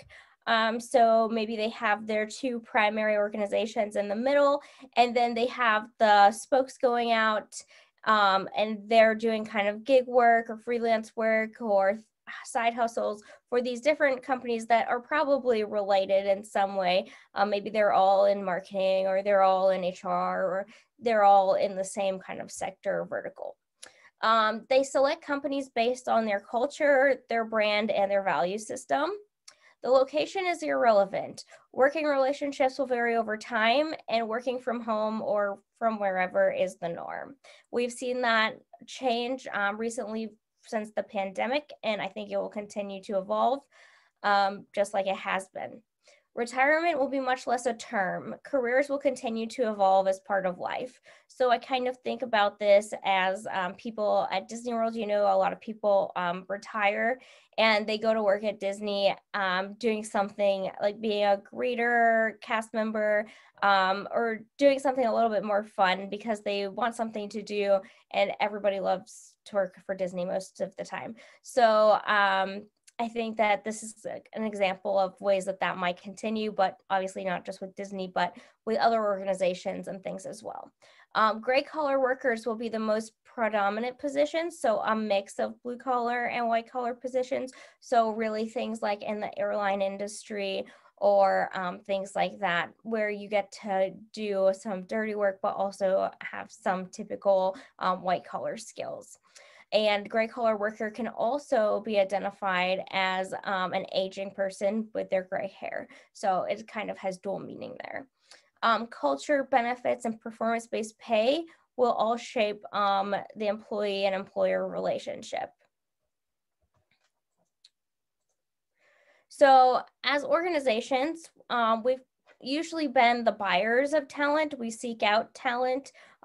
We make offers to people who we think are top talent, and we haven't had to really sell ourselves. It was more about the candidates selling themselves to us as organizations, but things are changing. They've been changing because of the pandemic and the talent shortage and the talent wars that have been going on.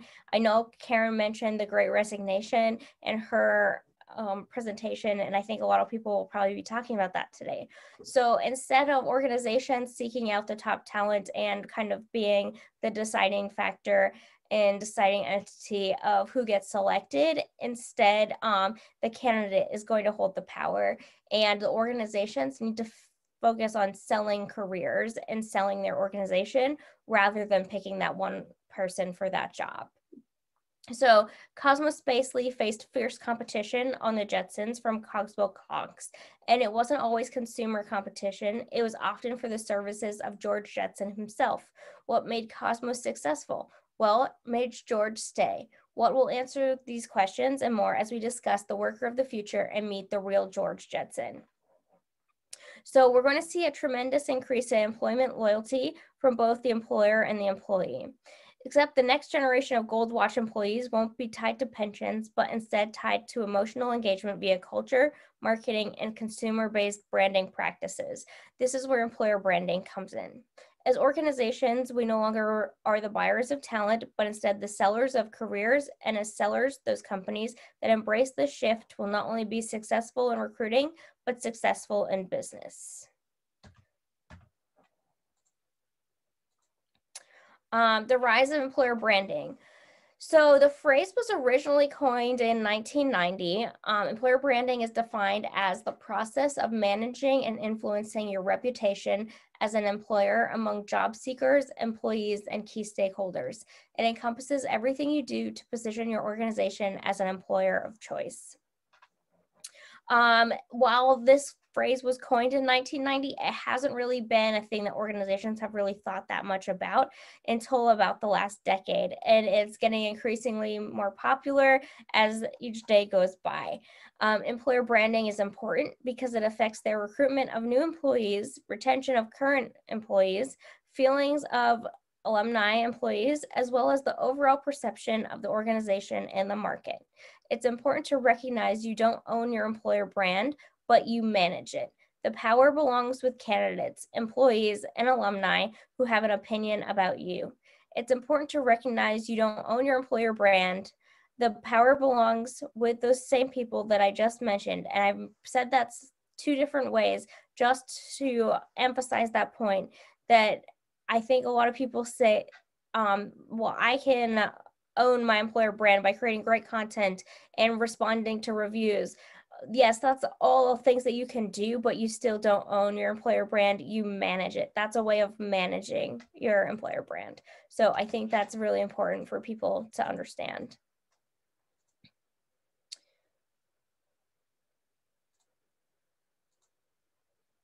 So thinking ahead, strategies and tactics for your employer branding.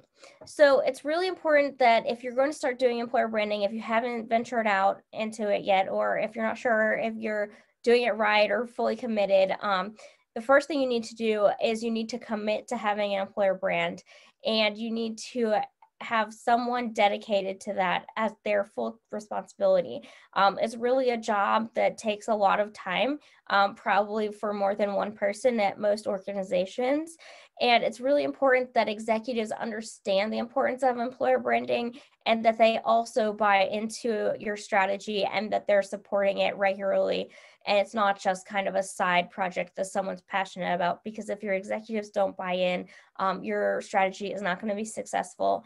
And as we mentioned, you need to be selling your careers and your organizations to people in order to attract the top talent. So this is extremely important as we continue to face the new way of working and as the world of working continues to evolve. So once you have someone dedicated to this, the very first thing you need to do is do research. So you need to find out what people think about your organization. Hold internal focus groups to figure out what employees are saying. Why are they staying? Why are they thinking about leaving? Contact former employees. Why did they leave? Make that a part of your employer brand so that the same mistakes aren't made again. Ask candidates during interviews, what is attracting them to your organization? Why are they kind of hesitant about maybe joining your organization? Read your online review sites. Your online review sites are like Glassdoor and Indeed, and depending on your business, sometimes Google and Yelp. And there's a lot of valuable information in there. I know a lot of companies, especially with negative reviews, they kind of chalk those up to being, oh, we had a disgruntled employee, so they just wrote all of this stuff. That's not very nice. Well, that might be true in some cases, but more often than not, it's actually factual, and it's things that need to be considered by all levels of leadership and management to get a handle on your employer brand. So every employer brand has an employee value proposition.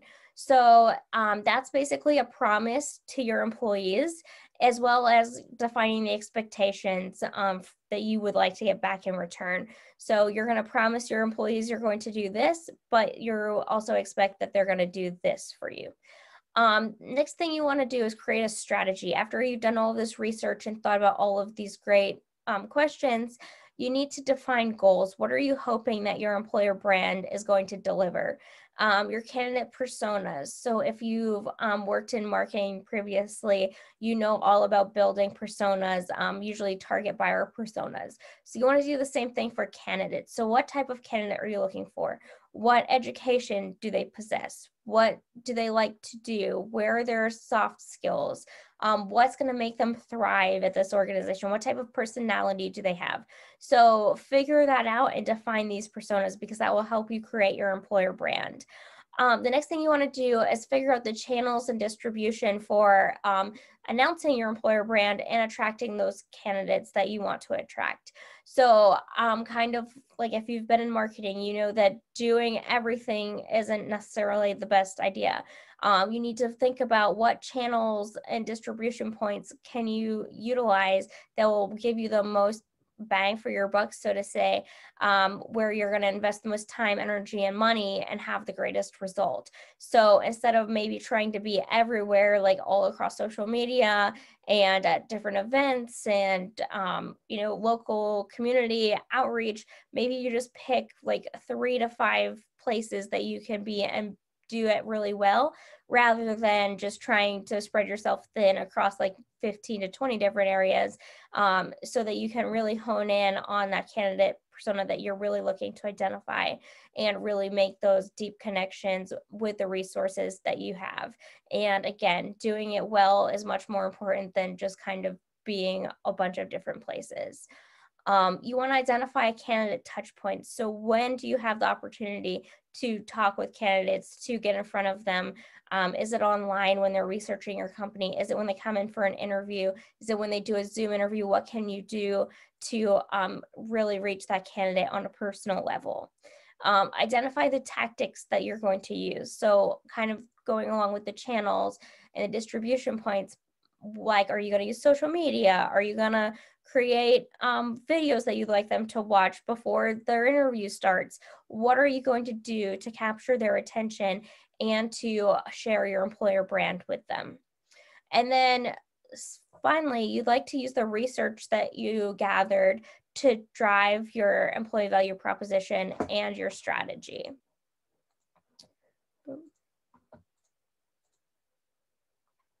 Things to consider for your employer brand.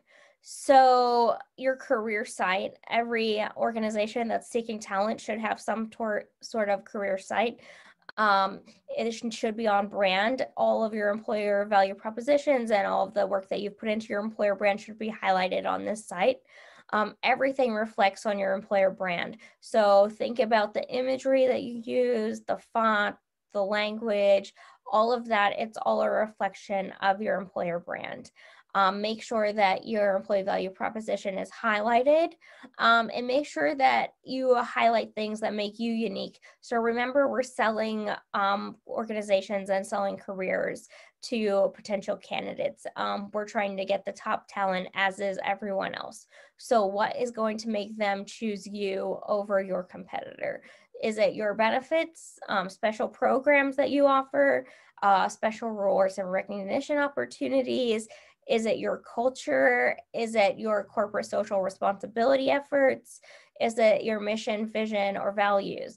Those are all things that you need to think about, and in your research phase, discuss and see what of those items is the most compelling to prospective candidates and to your current workforce, what makes them stay. And maybe you have some work you need to do on those items. Maybe your rewards and recognition program isn't up to par with your competitors, and that's something that people are really looking for. So this is a great opportunity to identify not only what you have and what you do offer, but also make adjustments so that you can be in that quote war on talent and getting the top talent that your organization needs. The candidate experience is really important, especially to your employer brand. You want to make sure that your employer brand is on par, it's accurate, it's factual, it's positive. The candidate experience actually starts before the candidate applies for a job. So basically when they first hear about your organization is when that starts. So you want to make sure that the first thing they hear about your organization is something positive and makes them want to learn more about you and hopefully apply for that job. Along the same lines, every organization probably has some sort of applicant tracking system to make sure it's not a black hole. I think every applicant tracking system out there has the ability to mass email candidates if they aren't selected for a role. Well, I recommend making as many single and personal touch points as you can with each candidate. I know that if you have a high volume of candidates that apply for the same job, that won't really be feasible. So make sure you send out that note just to make sure that you don't just leave them hanging. Nobody likes to be ghosted, whether that's the employer or the prospective candidate. Make sure you're just communicating as best as you can. Also, a tip that I have is to make your application short. Just gather the basic information that you absolutely need to get them into your system, because there are people who are doing that, maybe your competitor. And if you have a long application where you want them to fill out their job history and their education history and basically everything about their life, whereas your competitor only asks for their first name, last name, phone number, and email address, they're not going to spend the time working on your application when they could just easily submit the other information to your competitor or to multiple competitors. So really just capture the information that you absolutely need in the beginning. You can always go back and ask for more. You can give them a supplemental form if they make it further in the candidate employment process, but really try to keep things short and keep it on brand for your employer brand. Again, your content and distribution channels is important. We kind of discussed that previously, but if you decide that you're going to use social media, make sure that they are branded correctly. They have your employee value proposition. They use the right imagery to convey that. Don't just leave standard things that are kind of already there, or don't customize them. That would be a mistake. So make sure you are customizing them and making them your own and they fit your brand. And all of this ultimately leads to employee advocacy. So your current employees advocating for your organization and your brand and turning into employee ambassadors to try to recruit that top talent and sharing their great experience. So make sure you give them a way that they can be employee ambassadors and share these great things, whether that's through a tool or through a program that you create. I would love to discuss an organic employee ambassador program that I created and had a lot of success with another time. We don't have time to talk about that today, but I'd be happy to discuss that with anybody who's interested. And that's a great way for you to be able to utilize your current employees. They're your largest asset for both internally and externally, especially when it comes to getting new candidates. So we have some stats. I think we have a couple minutes where we can go over these two, and then I'm going to stop for questions, and then the rest of the stats you can kind of read on your own. But 96% of companies believe their employer brand and reputation can positively or negatively impact revenue, yet less than 44% monitor that impact. So being able to monitor your employer brand is extremely important. 80% of talent acquisition managers believe that employer branding has a significant impact on the ability to hire great talent. And we're going to move ahead. So great employer branding creates effective people marketing. Effective people marketing creates a bond with candidates. When they first hear about your company or research your company, they get a first impression. Like we said, we want that to be positive. Hopefully they apply for a job and they have a great experience applying. This is where the candidate experience comes in and ultimately the employee experience.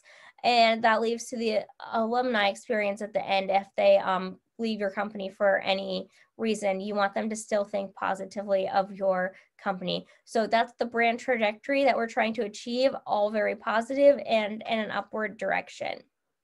Employer branding can also help you fill jobs quicker. If people have heard about your company and it has a good reputation, more people are likely to apply for your jobs. So in closing, we'll meet the real George Jetson. So George works part-time at Spacely Space Sprockets as a W-2 employee. He is highly trained, skilled coder with a unique skill set that is invaluable to the organization. He owns a small web-based service company with his wife and high school friend.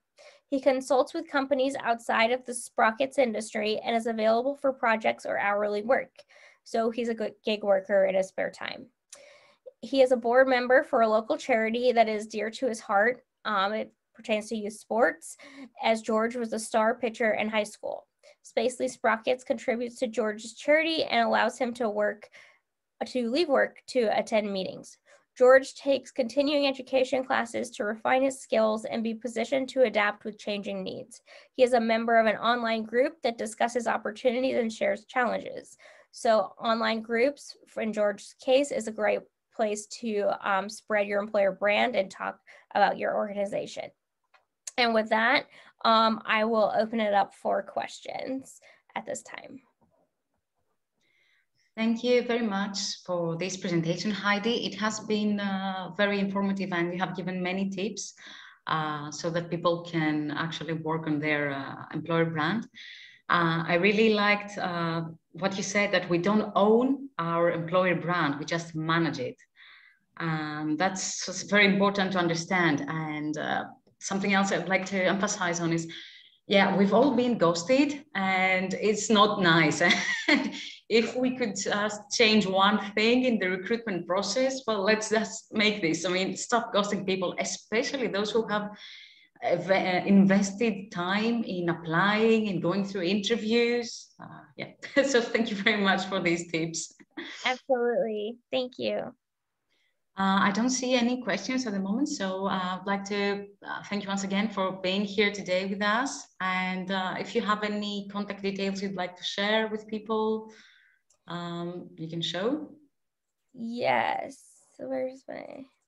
So I do have a, you can find me on LinkedIn. If you scan this QR code, it will take you to my LinkedIn profile. And from there, you can contact me through email or messenger or however you'd like to get in touch. And I'm looking forward to talking with anyone who's interested in learning more. Great. Thank you very much.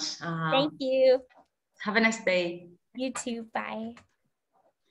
So at this point, we will take a very, very short break of a couple of minutes, and we'll be back at 4 p.m. sharp CET or 5 p.m. Athens time, so that we can continue. So you can go grab a coffee. You have 3 minutes break, and we'll be right back. And after this short break, we're back here. And I'd like to welcome our next guest, Nicole Komodiki, Marianne Komodiki. She has a demonstrated career in the hospitality industry with over 12 years of experience. She's a learning and development professional. She uses her skills to train and coach the team to reach the company's goals and KPIs. She holds a bachelor degree in public administration from Paddy University and executive MBA from the University of Bolton. Today, she's going to talk to us about creating an effective team. So thank you very much for being here, Nicole. Welcome, and the stage is yours. Hello. Thank you so much, Dr. Evie, for this lovely introduction and for organizing this lovely 3-day event. Looking forward to hearing also our colleagues. I enjoyed the past hours. It was amazing. And thank you all for entering and sharing your wisdom with us. So my topic is about how to create an effective team, because in a perfect world, team members would work effortlessly together since day one, right? We will all want that. And they will communicate perfect, they will have the results. However, unfortunately, not however, we live in the real world, and this doesn't happen overnight. So it takes time and effort. And I'm going to be just scratching the surface of this topic, because in order to have an effective team, we have to always go back and start and reassess our teams. So we're going to see what is a team, the dysfunctions, the 5 dysfunctions of a team, the role of a leader, the stages of the team development using the tool, and sustaining and improving team performance. And this is how to develop at the end an effective team.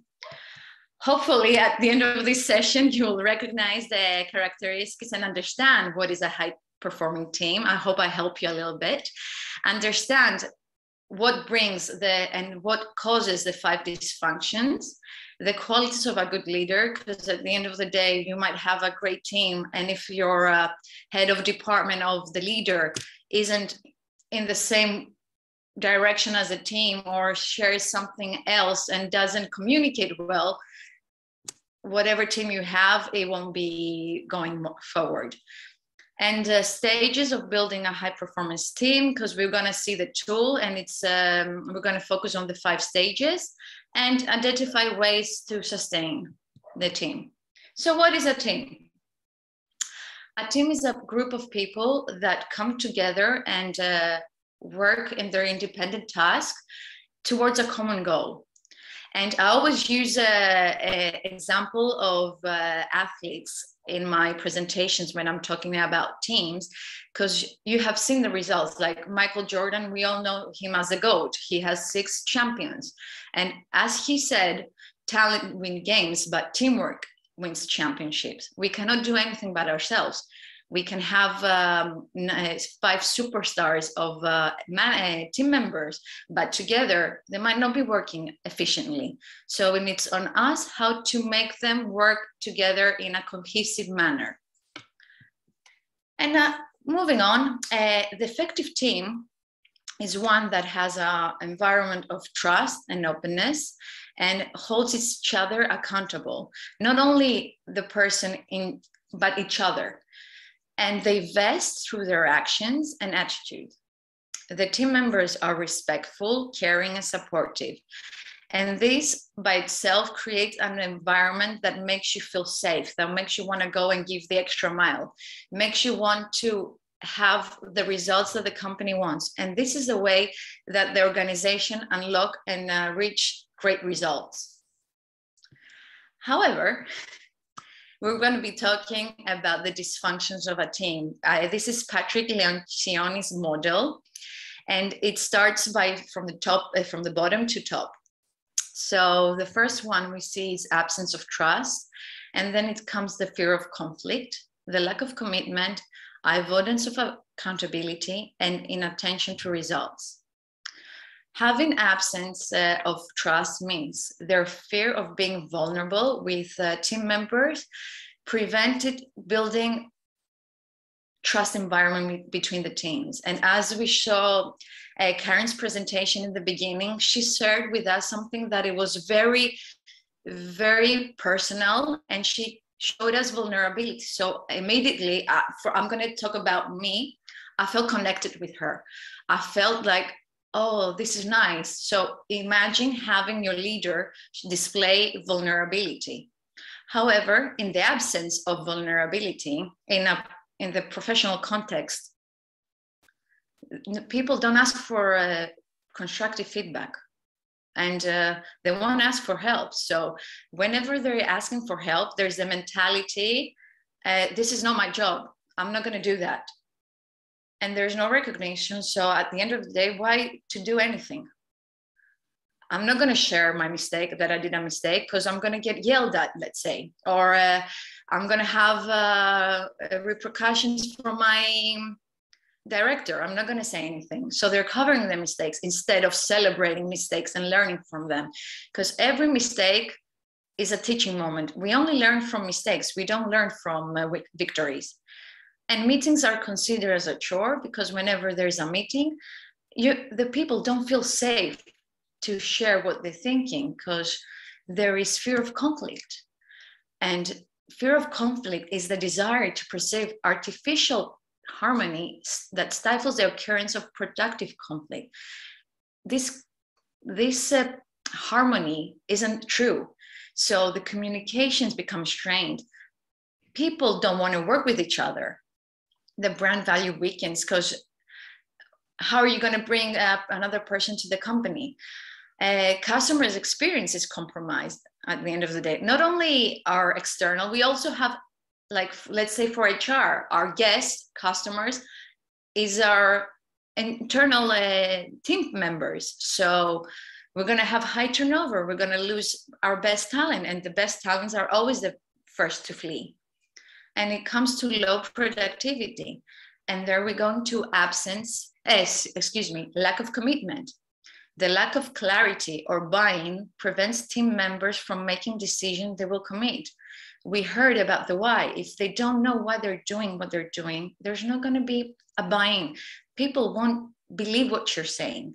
So it's important to have this clarity and have people understand what they need to do. However, when there is lack of commitment, team members don't feel valued or appreciated, won't say anything else. They won't give extra time to the organization. They lack meaning and purpose. So it's much easier for them, again, to leave the company. Poor leadership, because they see that they're doing some tasks that they're telling, but they have been told by the leaders without explaining, so they don't know why they're doing what they're doing. Organization is perceived ineffective and insufficient, and every different opinion that is shared is not valued. And then we go to avoidance of accountability, because in this part, politics thrive, office politics. So the need to avoid interpersonal displeasure prevents team members from holding each other accountable. There is no shared vision or purpose, no clear goals, expectation. There's no honest communication and no feedback culture. They're doing what they're doing, but nobody tells them if they're doing it correctly. Fear of mistakes. So not action is taken. When do we make mistakes? When we work. We're humans. Of course, we're going to make mistakes. But when we say, I didn't make any mistakes, it's because I didn't do anything extra. Micromanagement. And having micromanagement can lead you also to inattention to results. I'm going to be focusing on my individual goals, not what the common goals want. I'm going to undermine them because I want me as a person to progress. I don't care if the team, that's the mentality here. The team stagnates, fails to grow, rarely can be better from their competitors. And you might have all the best stuff you have the star and the top performance of the market. But if you don't create them and have a team that is based on trust and shared vision, you can move forward.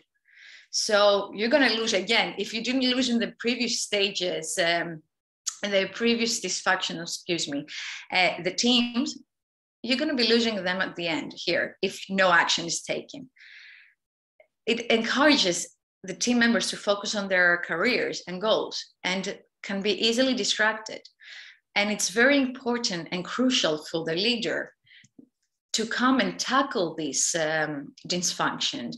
And I know sometimes it's very challenging to have these conversations because, again, as we said, we might be giving feedback or feed forward, which is another term that I'm going to be using from now on. And people may not understand what you're saying. So you might need to take drastic decisions at that time. The leader needs to share its objectives with the team so everybody is in line and everybody knows what is expected from them. Aligns the team members with projects that are passionate, like the delegation is done correctly, and to the people that can be 100% on top of things and that can deliver. Lead by example. It's very important. I cannot say if the leader says we have to be a team and he by himself doesn't walk the talk, the team won't engage. So it has to have clear understanding of the team, what he needs, and clarity in his expectations. And at the end, as mentioned before, vulnerability makes us feel all closer to each other. And I'm not saying sharing personal issues. I'm saying in the context of business. Like if the leader says at some point, hey, this is, I don't know it. Can anybody help me? The dynamic of the group will change since they see their leader at meetings is something they don't know. It's not bad. We're not here to know everything. That's why we have teams. The teams complement each other. You don't want to have the same characteristic as you. You want different so you can see diversity and hear different opinions. And this is the stages of team development. In psychologist Bruce Tuckman first identified these 5 stages of team formation in the mid of 1960s. These were, you can see, in forming, storming, norming, performing, and adjourning, where you can find it also as mourning. Excuse me if I'm saying it wrong. It is, they describe in each process the process that the team go through and how they form bonds between the teams and how to work effective together. In the first stage, which is forming, Members disclose information about themselves in a polite but tentative interaction. They gather information about each other's interests and skills. They make an effort to know each other. It's like the beginning. Now, storming, which is the most challenging part of this team development tool, there are a lot of disagreements on this stage about procedures, processes that surface, so criticism and conflict increase. Much of the conflict stems from the challenging between team members who are trying to increase their status and control over the group. And here it's important that the leader, as soon as he sees this type of behaviors, to interfere and take another action, depending on the person that you have across you. Because usually what I've read that in this stage, most teams don't go any further from this stage. If we say we pass through this stage, we go to the norming. Norming is once the team agrees on its goal, procedures, leadership, norms, relationships, it increases the group stability and cohesiveness. And this is where the leader can start in delegating tasks in order to reach the fourth stage, which is performing, and it's where the team is focused on goals, on collaboration, decision making. They have a strong strong problem solving skills. And this is why it's important for the atmosphere and the environment to be trust and openness, because in this stage, it's very important. And finally, it comes the adjourning. That is the final stage, which comes naturally after these 4 stages, where the team prepares to disband by completing tasks and reduces a level of dependency among members. So any unresolved issue by this stage has been eliminated. However, it doesn't mean that it's a one-off. Leaders should always reevaluate their team and evaluate the situation that they're currently in. And in order to use this tool, that the leader must ensure that they are doing the right thing at the right time. There are 3 things that they should pay attention. One is to identify the stage that the team is from the descriptions. Second, consider their the actions that need to take for the next move, and schedule final regular reviews of where the team needs to take place for the stage and for team development, and adjust his leadership's approach according to the stage. Let's say we're in stage 2 and the leader has issues with 2 team members. The leader should be more assertive and explain more strongly why it's important so they understand. So in each stage, the leader wears a different cap and to help his team progress. Sustaining and improving team performance, it is important so the team has a clear goal and understand by everybody and have the buy-in from everyone.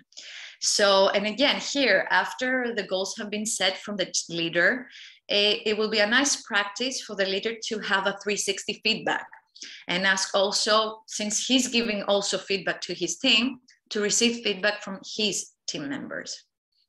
This way, they're going to feel empowered. There's going to create a trusting and openness in the workplace. They will interact genuinely, and they won't be focused only in how much hours they spend in the office, but how much productivity they're offering. And they're going to recognize each other and show appreciation, because it's not only for the leaders to recognize and appreciate the team, but the team members need to recognize each other. This creates a high team morale, and conflict at this stage isn't avoided but handled effectively. It's a very nice thing to see teams collaborating and having this issue and becoming to the point that they sustain and improve their team performance. Because a company, it's great to have the logos, but a company is a company because it has its people, and these are the people that are going to give and promote the company. So it's important to address any issue from the beginning. And how to develop a more effective team is become more knowledgeable about the team development and dynamics, and also have regularly team building activities. As a best practice, whenever I had either meetings or whenever I had trainings, I would always have, and I had a small group, I would always have a check-in with the team prior to the commencement of the meeting. I would start, how would you feel today? From 0 to 10. And I would start, because usually they don't feel safe. So you need to create a safe environment for them. And I would be honest, like I wouldn't hide. So everybody would be in the same page. And learn how to assess your team, both as a group and individually, because it is important for them to understand how they work inside the group. Because you might have a person that is very good with tasks, with deadlines. However, in the context of a team, he might not be the same. Be open to your strengths and weaknesses. And first of all, the leader should share with the team in order for them to feel more comfortable. And it's important, I'm going to share it once again, vulnerability-based trust. It creates a very unique environment in the team. I'm not going to say it's going to be easy. It's going to be challenging, but the results are amazing.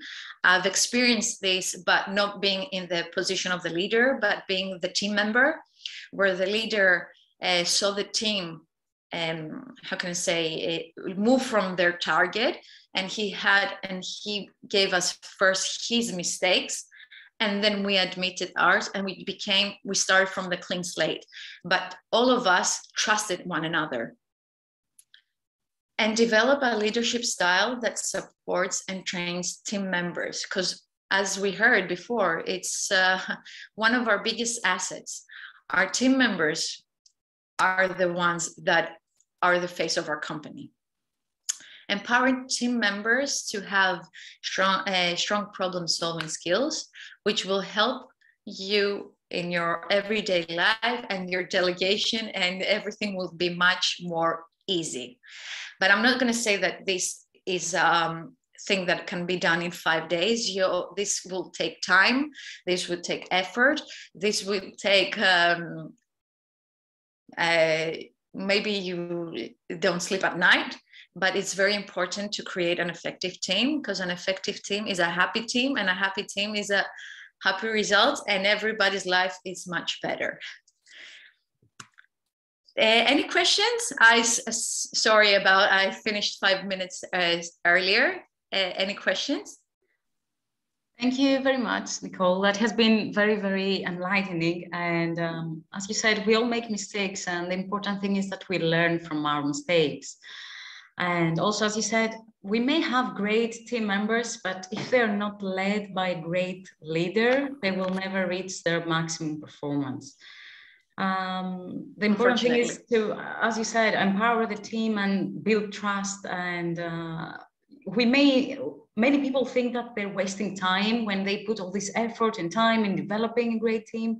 But ultimately, you're not wasting time. You're actually investing time so that the team then will skyrocket.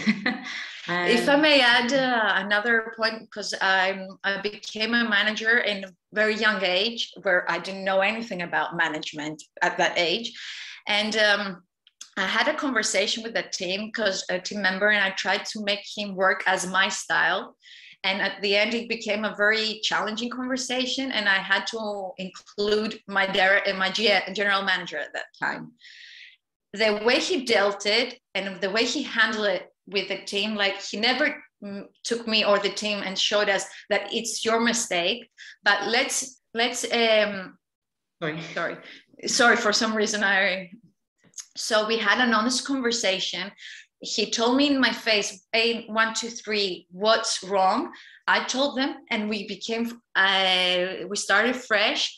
And actually, he was one of my best supporting team members that helped me, because he understood that, okay, I made a mistake. I'm showing you my vulnerability, and it helps us progress, because I see your feedback as something that helps the team and not something bad for the team. Yeah, of course, it really helps. And I think it's very helpful to increase our own self-awareness first and lead ourselves first before we lead others. Something Correct. that many people seem to forget nowadays, that we need to lead ourselves toward our goals, and then we can start leading others, hopefully. And have more empathy in these discussions. Like, don't be so assertive, because I don't know, in many people take assertiveness as some form of aggressiveness.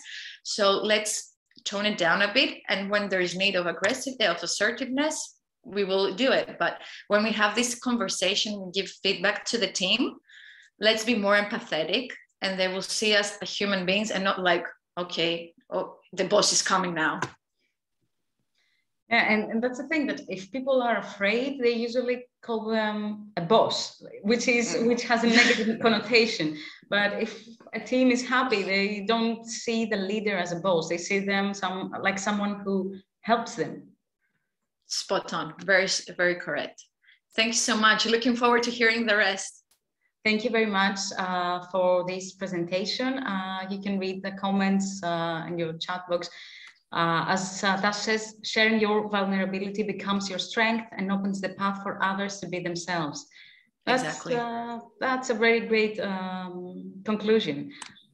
If there are any other questions, feel free to write them in the chat box. I've also seen a raised hand by Nikki. If you would like to ask something, you can type it or ask. Nikki, would you like to ask something? No, okay, because I see the raised hand. Anyway, so we have had the pleasure to welcome Nicole, who is from Greece. And at this point, I'd like to take a minute and thank once again all the speakers that are here today, all the 12 speakers today, all the other speakers that are going to speak tomorrow during the Career Coaching Day, and on Friday during the Self-Development and Mental Health Day. It's really exciting to see so many people who want to help and spread positivity and spread knowledge, especially because we've suffered a lot over the last 18 months. It's great to see that many people want to help and support this cause that Cosmoleadership had the idea to bring to you. And I would also like to thank two sweet ladies, Alexandra Kakoliri and Theodora Pavlidou, who have been our digital marketing specialists and have worked on our speakers passes and promoting this event on LinkedIn. And I would just like to thank them. We've been talking about leadership, we've been talking about employer brand and team, so I couldn't skip that. I should say thank you to everyone who has helped in getting this event live and bringing people together. So thank you very much. And once again, as you probably noticed, this has been recorded, and slowly over the following weeks, the videos will be uploaded. They will be shared, first of all, with the speakers and the attendees through a private channel. And sometime later, maybe we will share it also with everyone on YouTube. Any questions that you may have, you are more than welcome to write them in the chat box regarding any sessions or anything else. And also, if you'd like to connect to the speakers, that's of course, you're more than welcome to find them on LinkedIn and the contact details that they have been sharing with you, and they will be sharing with you. Let me remind you, to some people who joined later, that at the end of the day, I will send over to all the attendees a voting form, so that you can select your favorite speaker, your favorite coach, because we will give the best award, the best coach award every day, for the business day, for the career day tomorrow, and the self-development day on Friday. So you can select only one, you can vote for only one each day. Hopefully this will also be another pleasant surprise for some of our beautiful and really good-hearted people that are here today, and they will be here over the following days. So enough with this. I would like to welcome our next speaker, who's coming from Cyprus, Vaso Vardaki. Vaso Vardaki is a coach, mentor, author, and a trainer. She has 3 brothers and 2 sisters. She's married and has 2 children. She lives in Cyprus and enjoys traveling for business and leisure. She's the founder of Success Journey and author of the Greek personal development book, Truth or Dare, Taros Alithia in Greek. She has been supporting people to achieve their goals successfully for over a decade. She has extensive experience with leadership in corporate environments, as well as collaborations with multinational and large retail companies. She has a degree in speech therapy and has 2 postgraduate degrees in human communication science and in business administration. In addition, she is a certified professional coach and member of the International Coaching Federation, and a certified trainer in the Success Principles methodology by the leading Jack Canfield. And as a leadership coach, she supports individuals and teams to unleash their true potential and achieve their goals through coaching and mentoring. And today, Vaso is going to talk to us about managing teams effectively, and for both new and experienced managers. Vaso, thank you very much for being here today. Welcome. Thank you very much, Evie. Thank you very much for this beautiful day today and the next 2 days. I'm looking forward to listen and watch all these interesting topics. And today I have to share my screen. Yes, please. That will be helpful. Yeah. So let me know if, yeah. It's loading and it should be ready in a minute, I guess. Yes, now we can see your screen. Thank you. Yeah, great. So I have to say that I enjoyed very much Nicole's previous session, and we have lots of things in common. So repetition is the mother of learning. So some things we will see again in my presentation, and let's see what are we going to see today. My name is Vaso Vardaki, and today's objectives, hopefully the next 20 minutes or so, we are going to clarify the differences between a group and a real team. We are going to explore the reasons of team dysfunctionality. We are going to see a couple of models about dysfunctionality around the team and within the team. We are going to understand the role of trust within a team, and we are going to see how to create an environment of trust and safety within a team. Okay, let's dive in. So, a team is a group of people, but not every group of people is a team. Obviously, we have some differences between groups and teams, and some of them, they are really profound. In the bibliography, we can find numerous definitions around teams and groups. And today I chose 2 to present here in order to observe these differences. So a group, what is a group? A group is a number of people or things that are together in the same place or that are connected in some way. So today we are a group. We are a group of people. We are connected in some ways. We are most probably are interested in the same topics, and we are here in the same place. So we are a group, but a team is a different thing. A team is a number of people who are committed to a common purpose, performance, goals, an approach for which they hold themselves accountable. As you see here, there are some keywords around what means to be a team. And the keywords, they are the purpose, goals, commitment, and accountability. So those keywords differentiate a team, a real team, from a group of people.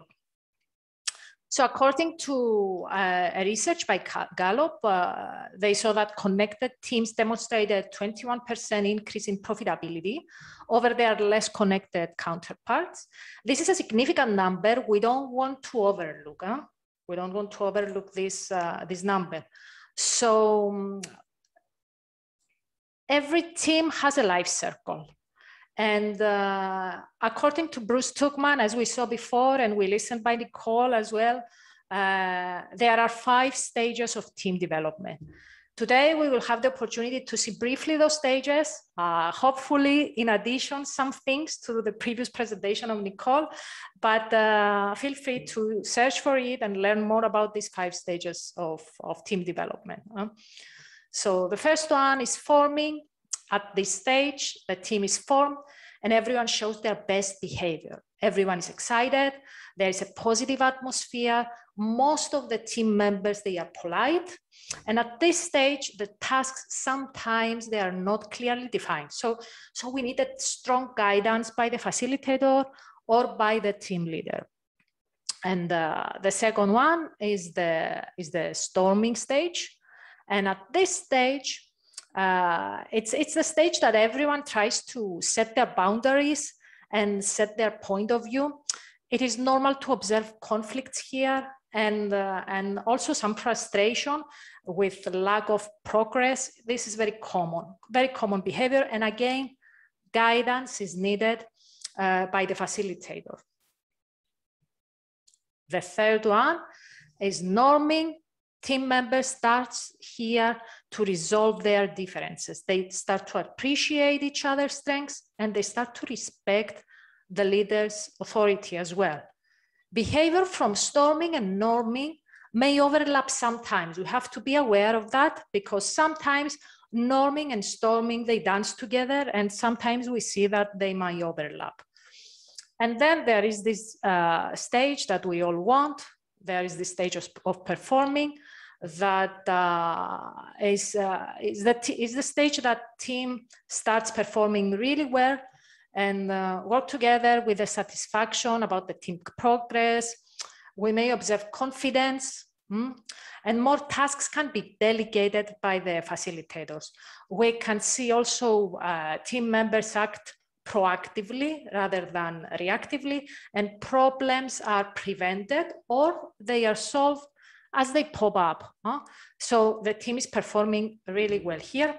And at the last stage, as we listened before, it's the stage of adjuring. This is the stage when a project is completed, and it's very important to celebrate the team's positive achievements here. So, because sometimes letting go of a group structure after long periods of intensive teamwork can also generate some uncertainty. So it is very, very important to celebrate. And this is the stage that the team ends its work together and they move to the next project or to the next stage. So 5 stages: forming, everybody is excited; storming, clashes between team members and differences; norming, group gets friendly and they start finding their way of working; and performing here at their best level. At this point, it's very important to say that sometimes leaders or companies, what they do is that they form a team and then they expect the team to start performing really well. And they ignore these 2 stages. So it is very important to be aware of these 2 stages, anticipate these 2 stages, and manage these 2 stages. Because if we don't manage the behaviors of these 2 stages, the storming and the norming, sometimes we see teams that they never go to the performing level. They never reach performing stage, and they stay at the storming or the norming, then a person leaves, they go back to forming. So it is very important to be aware of the steps, assess correctly, and manage correctly each step in order to move to the next one. So let's proceed and let's see some of the dysfunctions around the team and within the team. What does it mean around the team? So dysfunctions around the team. You see this human spaghetti. I really like this picture because it really shows how much conflict can occur outside the team, but at the same time affect the team. Take a moment now and see what can happen in between all these people. These people, they are not in the team, they are in the company, they are outside of the team, but they are connected or disconnected in some ways, and they affect eventually the team and the functionality of the team. So have a moment here and think about how many times we know that all these relationships exist, but we don't take them into consideration. So how is this relevant and how is this helpful for us? We cannot control all these relationships, but we can be aware that they exist and we can have them in mind. So awareness is very important here. So let's see the dysfunctions within the team. And as we saw before, Patrick Lencioni set up the 5 dysfunctions of a team, with the #1 reason of dysfunctionality being the absence of trust. We're not going to see all the dysfunctions now because we saw them before, so we're not going to talk about them, but it's important to see the base, that is the absence of trust. And in another research, 45% of people said that lack of trust in leadership was the biggest issue impacting their work performance.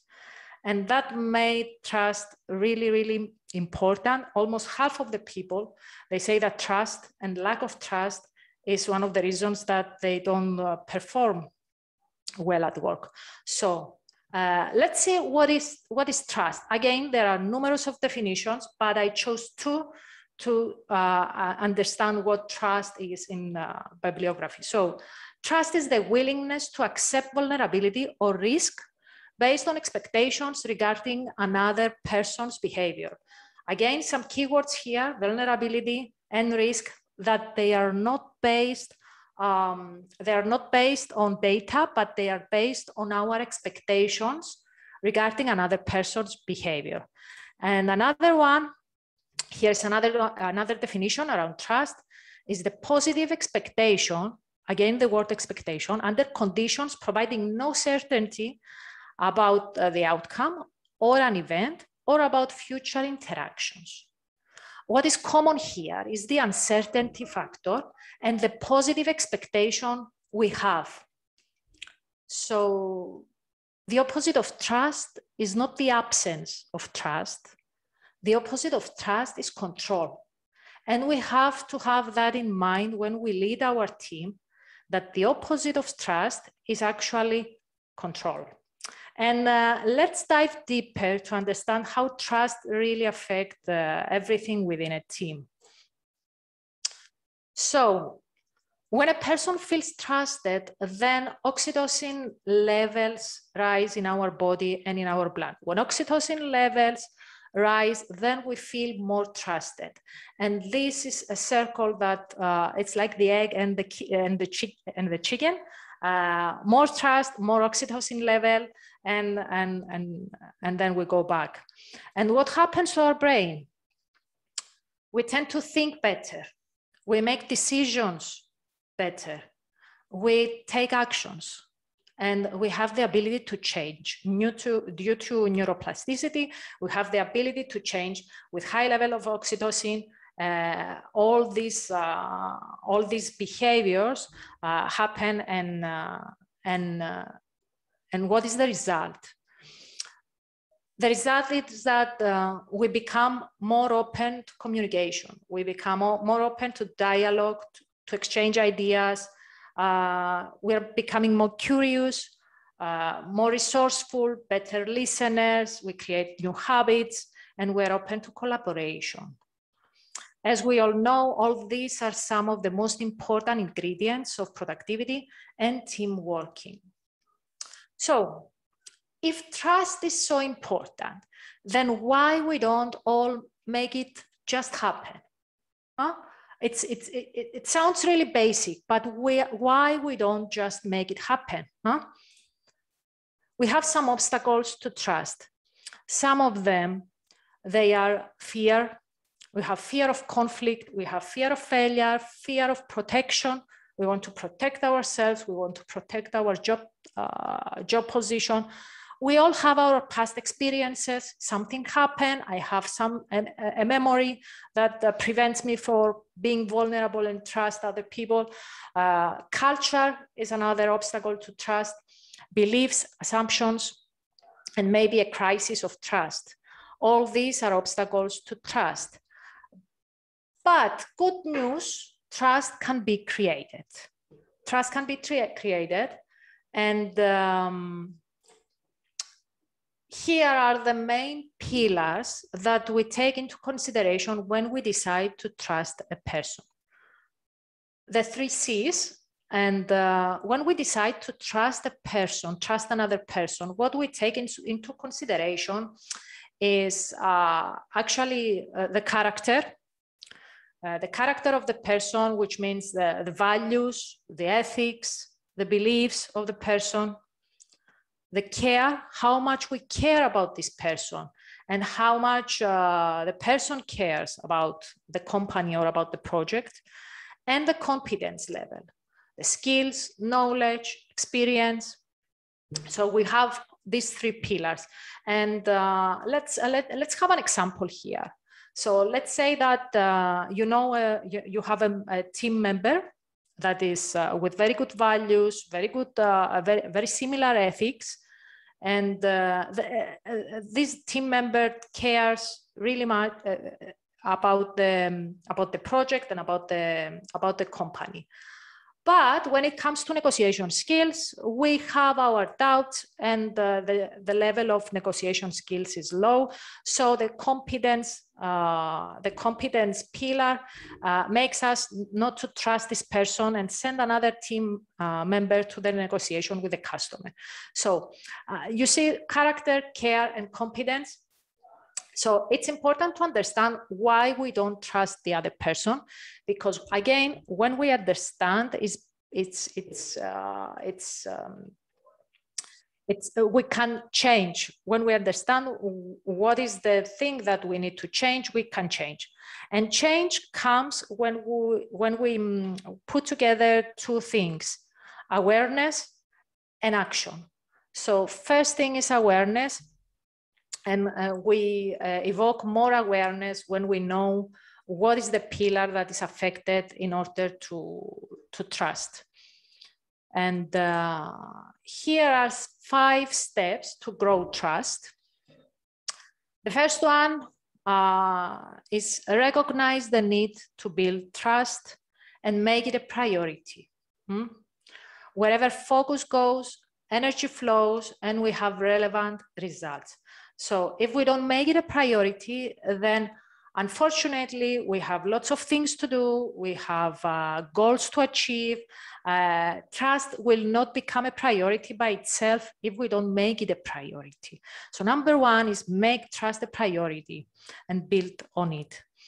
Number 2, the second step is to embrace transparency, empathy, and vulnerability. As we saw before, vulnerability is really connected to trust. Same, the other 2 values, empathy and transparency. So they are 3 extremely helpful values if we want to embrace trust and create a safe environment within the team and within the company. Step number 3, hire a professional coach to work with the team. it is important to give the team the space and the support they need from a professional in order to develop and move faster to the next level of productivity. Step number 4, treat the cause, not the symptom. Many times we go to treat the symptom and we neglect the cause. And this only brings short-term results. Then we see the same pattern repeating and repeating and repeating again, maybe with different people, maybe with different stories, but it's the same pattern repeating again and again and again. So treat the cause, not the symptom. And step number 5, provide opportunities to build relationships. Especially after COVID pandemic, most of our work turned online, so we have meetings back to back. It is very important to create those opportunities in order to build relationships. So what we saw today and what we briefly touched, group versus team differences. What is a group? What is a team? The 5 dysfunctions of a team model by Patrick Lencioni, the 5 stages of team development by Bruce Tuchman, the role of trust in teams and the obstacle to trust and how trust affect the team members, and the 5 steps to grow trust within the team.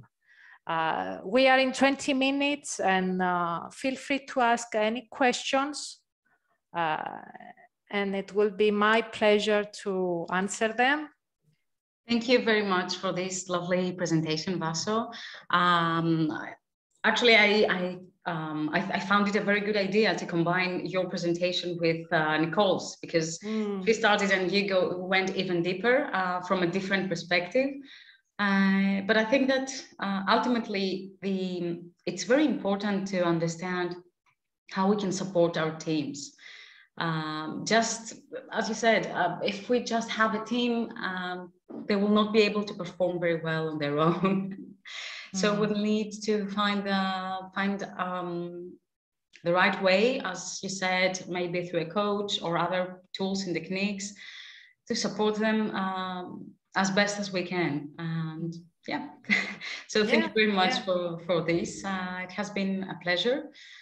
Thank you, Evie. Thank you, Evie. And again, it is very important to know to expect and anticipate some things some conflicts to arise, because sometimes we feel like we form a team and then we expect everything to be on the right path, and we're not prepared. Actually, we're not prepared, and then by the first conflict or at the first crash test, we fail to manage. So it is important to expect conflicts. It is important to expect storming and norming phases, and it is important to manage ourselves and manage the team effectively in order to move them from storming and norming phases to performing stages. Mm-hmm. Do you think that conflict can be helpful in a way, can be beneficial sometimes? Definitely, because conflict, when it depends on the conflict. There is conflict and conflict. There is the constructive conflict, and there is the conflict. If there is a conflict without trust, then there is a conflict in favor of conflict. Mm-hmm. But if there is a conflict with trust, then we can probably build on conflict and create more ideas. So, and there is, today I was reading about a very nice tool. We have time, so I will share this tool with the people that they are listening to us. So there is this technique when I have an idea and you have an idea, most of the times I keep my idea, you keep your idea, and we try to convince each other about our ideas. But when was the last time you convinced someone? So it's actually better, and it's actually more efficient if we try to find value, find something that we value on the other person's opinion, and then add "and" instead of "but." So you say something and I listen to what you said. I value something and I find something very, very interesting about what you said. And I say, okay, I like this idea. I agree with this and this and this. And I'm adding my part. Doing this together, we can create something else. And maybe you have your idea, I have my idea, and we can together create a third idea that is much better than our first original ideas. So yes, and it's a tool that we can use in our everyday conflicts. Yeah, and not just at work, also in our personal lives. Yeah, because I think we need to train our brain to find the silver lining every time, because probably there's always a silver lining somewhere. Definitely. So what do you think would be, if you could give just one tip to a leader to manage conflict in a team, what do you think is the most important, maybe tool, technique, or maybe trait that they should develop?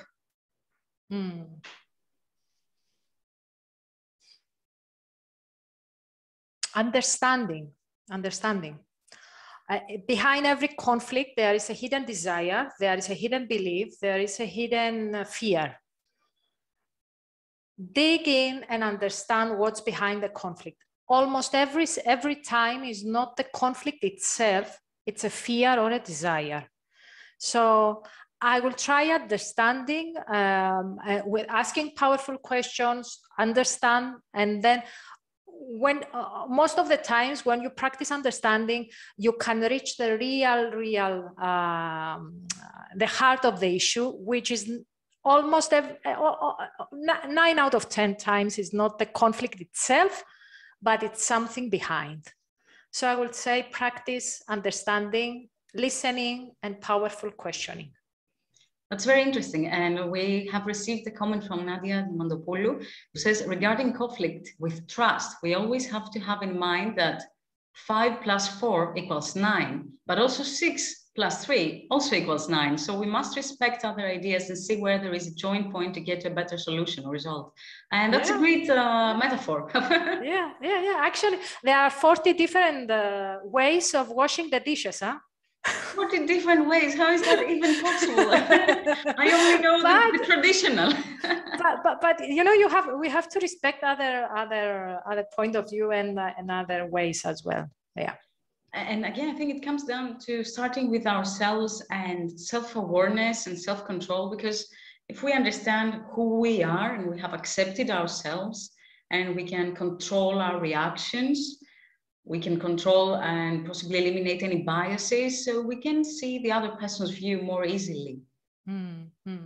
Actually, Evie, I appreciate your comment, and here is a thought that leadership is a journey that starts from within.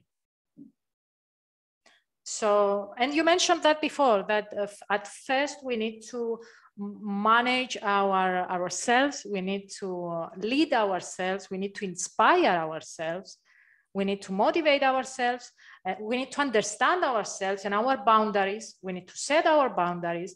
It's all this huge work a leader has to do with his or herself, and to start this journey of leadership. And then leadership expands outside the corporate world. Leadership becomes a parent leader, becomes a student leader, becomes a football player leader, and you can become a leader in your life, because leadership, it's a lifestyle, it's not a job description, it's not a job position. So it's something I think that you need to keep working on. It's not something that you've learned and you're done with it. Now you're a leader for life. I think you need to keep developing yourself.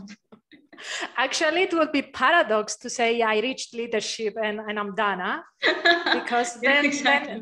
then you are in conflict with the term of the leadership, which leaders are readers, and leadership with evolution it's a constant work. Also, thank you very much for being here.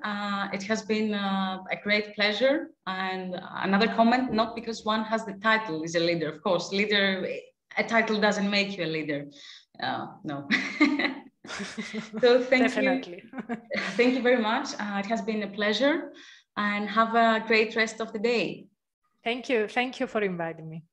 Bye-bye. Bye. And I would like to welcome our next guest, Polly, or Theopoula, her full name, Panu, who is an HR professional, a coach, and an agile human resources practitioner. She is currently working as an offshore HR business partner at Hellenic Cables.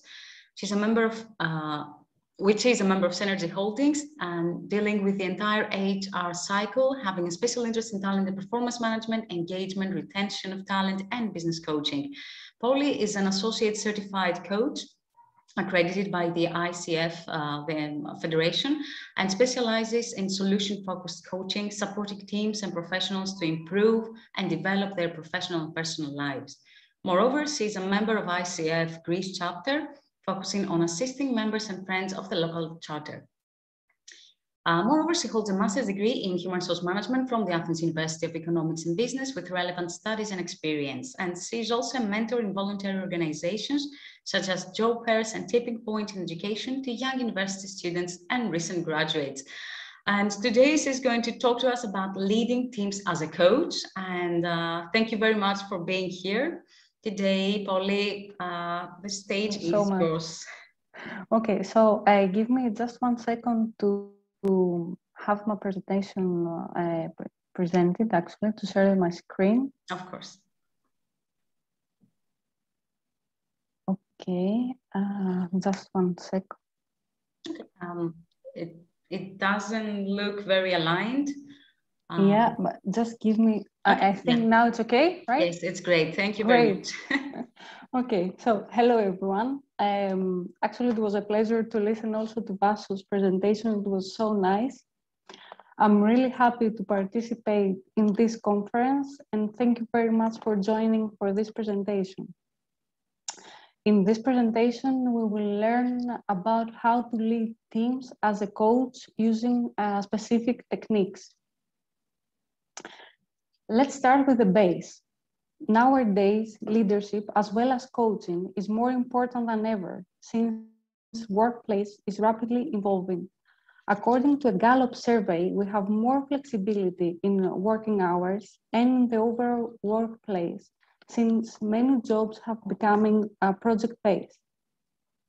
The workplace is rapidly changing and evolving, and also the leaders must become more adaptable. Let's see now the attributes of a good leader. As Bill Gates said, as we look ahead in the new century, leaders will be those who empower others. And Simon Sinek pinpointed that leaders are responsible for the people who are responsible for the results. Moving on now to the coaching. So the definition of coaching is partnering with clients in a thought-provoking and creative process that inspires them to maximize their personal and professional potential. Now, what is the new type of a leader? The servant one. In his TED Talk in 2012, Bob David said, "The rarest commodity is leadership without ego." Servant leadership is a philosophy. How you look at leadership has an impact on how you act as a leader. Servant leadership is a tried and tested approach introduced by Robert Greenleaf in 1970. So let's find out the 10 characteristics of a servant leader. So being a servant leader is that you have to listen to your people. You have to empathize with them. You have to make a whole. You have to be aware of your emotions, of the other emotions, of your environment and everything else. You have to be persuasive. You have to conceptualize. You have to see the future, and you have to care for your people. You have to commit to the growth of your people and of your team and build a community. Let's move on on the coaching core competencies. Let's explore them. We have the being of the coach and we have the doing of the coaching. The being of the coach is the foundation and the doing of the coaching is co-creating the relationship.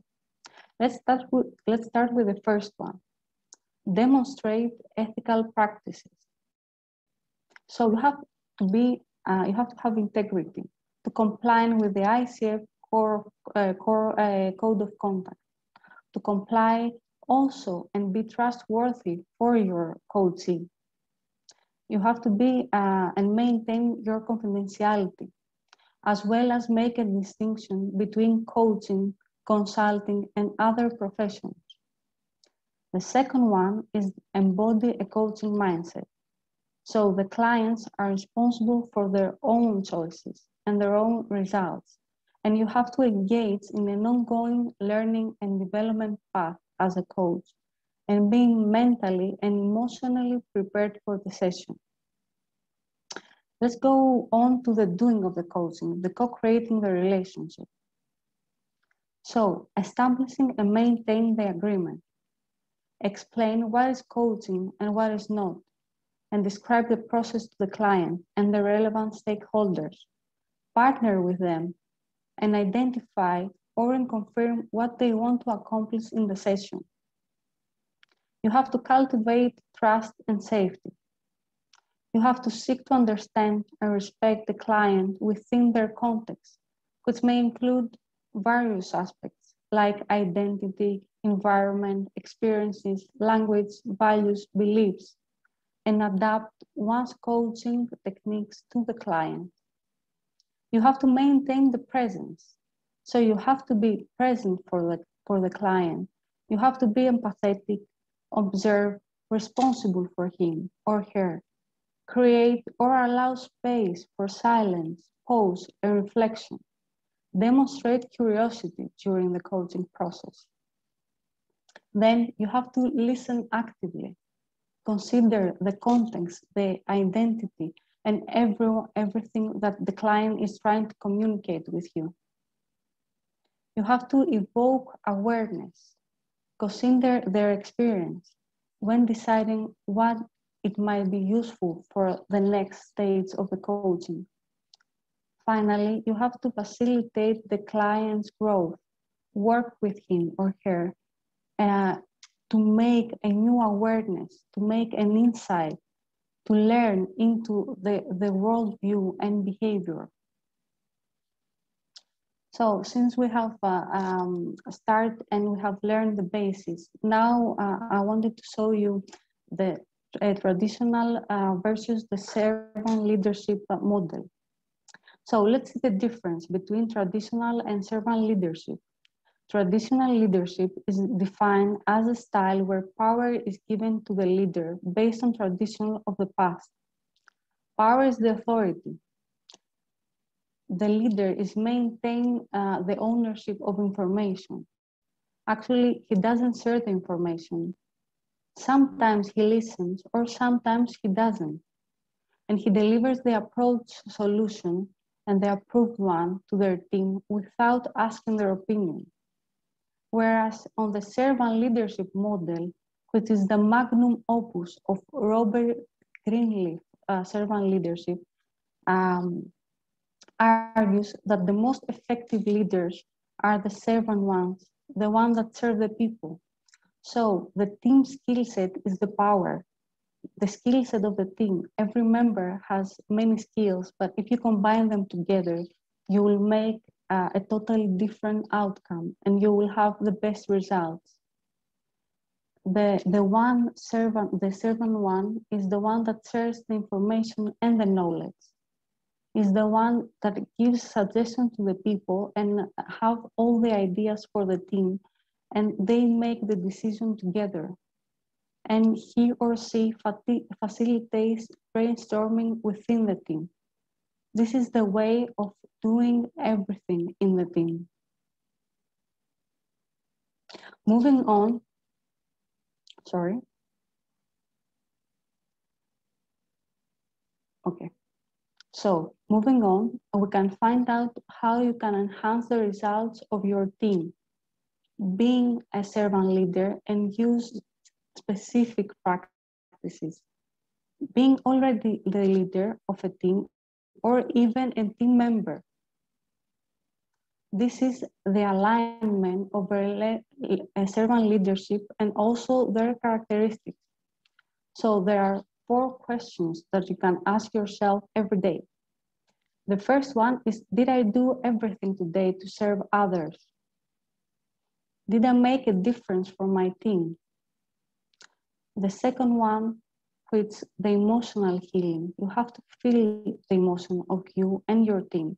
So was I good enough helping others with the emotional issues? The third one is the persuasive mapping. Did I offer compelling reasons to someone in my team to do things? Did I explain everything right? The fourth one is the organizational stewardship. Did I encourage someone to have community spirit in the workplace? Did I make the whole?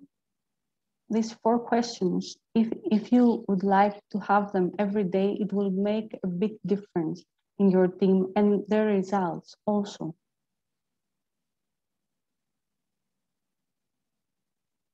There have been many studies that show the advantages of implementing coaching techniques into leadership and how this has an enormous impact on the growth of the team, the leader, as well as the company results. I would like to pinpoint here 2 main points. The results of a 2019 survey that has been conducted from the ICF and the Human Capital Institute. In general, companies have been planning on increasing even more coaching practices in the everyday leadership within the next 5 years using external or internal coaches. The percentage of the external coaches nowadays is 57%, whereas the internal one is 43%. Actually, these 2 combined, they make the whole, and you can see that also for the COVID and nowadays, because we have many changes in the workplace, we have to develop and we have to make many internal and external coaches come to our organizations and make a difference. So actually it was quicker than I thought, and it's already 10 minutes. If you would like to have any questions on the slides and the presentation. Thank you very much, Polly. It has been a very interesting topic because we started talking about teams and now you gave us a different perspective, the coach's perspective. And what I found really interesting was the emotional healing part. And especially nowadays with the pandemic and everything that has changed over the last 2 years regarding our the way we work, the way we relate to others, the way we enjoy ourselves outside. Do you think that there are some ways that a servant leader could demonstrate this, could help with emotional healing? How could they do it? I think, firstly, they have to ask the question to themselves and to the other and be open. So every leader has to be open to their team. They have to discuss, they have to make meetings on their emotional also, and they have to coach them. They have to use all the coaching techniques, like they have to understand, as Vaso said before, they have firstly to understand the environment, the experiences, the things that they do have, also the things and the duties that all the other team members have, so as to make, let's say, a difference. Mm-hmm. That's very interesting. And I think that someone who is an altruist and cares so much about the team, even if they are not maybe officially trained in coaching, they may somehow coach their teams anyway, because they really care about them and I think as you and other people mentioned, understanding and caring is the epitome of a servant leader, from what I understand. Yeah, and many times there are leaders that they have maybe have had the training in coaching, but they don't coach their people, or they use the traditional one, and there are others that they haven't been trained, as you said before, and they are using the techniques every day. This is very interesting. I would like to thank you very much for joining us today. It has been a real pleasure to see another perspective on managing teams. I just wanted to show the last slide of my presentation, because I would like to end the presentation with a quote of Simon Sinek. If your actions inspire others to dream more, do more, become more, you are a leader. So maybe everyone has, let's say, the perspective that they are the leader, but they have to think about if they are doing something differently and if they do help others. Yeah, I completely agree. And if you make someone, if you just inspire one person, that's more than enough, I think. Yeah, that's a great quote. Thank you so much for sharing this. It has been great having you here. Thank you so much. Thank you very much. Have a good one. Have a great rest of the day. And now we're going. Thank you. And we're going to have a break for 15 minutes. So we'll be back at 6:30 Athens, Greece time, or 5:30 CE time. And enjoy your break. We'll be back soon. And I would like to welcome our next speaker coming from Greece, Zoe Darla, who has working experience in account and human resources management, specialized in human resource transformation, talent acquisition, performance management, and building results-driven teams. She strongly believes that interaction in the workplace is the lever of personal and professional development. Zoe is passionate with the process of self-improvement and well-being, led her to the Diploma of Personal and Executive Coaching. As a business and corporate coach, she's focusing mainly on leadership, goal achievement, and self-awareness topics. She supports executives to make the necessary changes in order to achieve their goals. And in her free time, she's leading the Circle Women in Human Capital Management in Lean In Network. She also acts as a mentor in Women on Top, a non-governmental organization for the professional empowerment of women and equality. And today, she's here to talk to us about leading successful performance improvement conversation and the leader's role in performance improvement plans. So Zoe, thank you very much for being here. Welcome, and the stage is yours. Thank you so much for this really nice organization. Really nice organized this conference. And I would like to thank also all the speakers that have been presented all this and shared good practices and ideas. It's really nice to be here and as a speaker as well and present about performance management. Now, let me share my screen.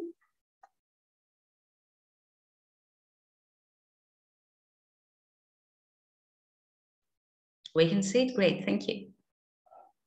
Great, let me just share it like this. Good, great.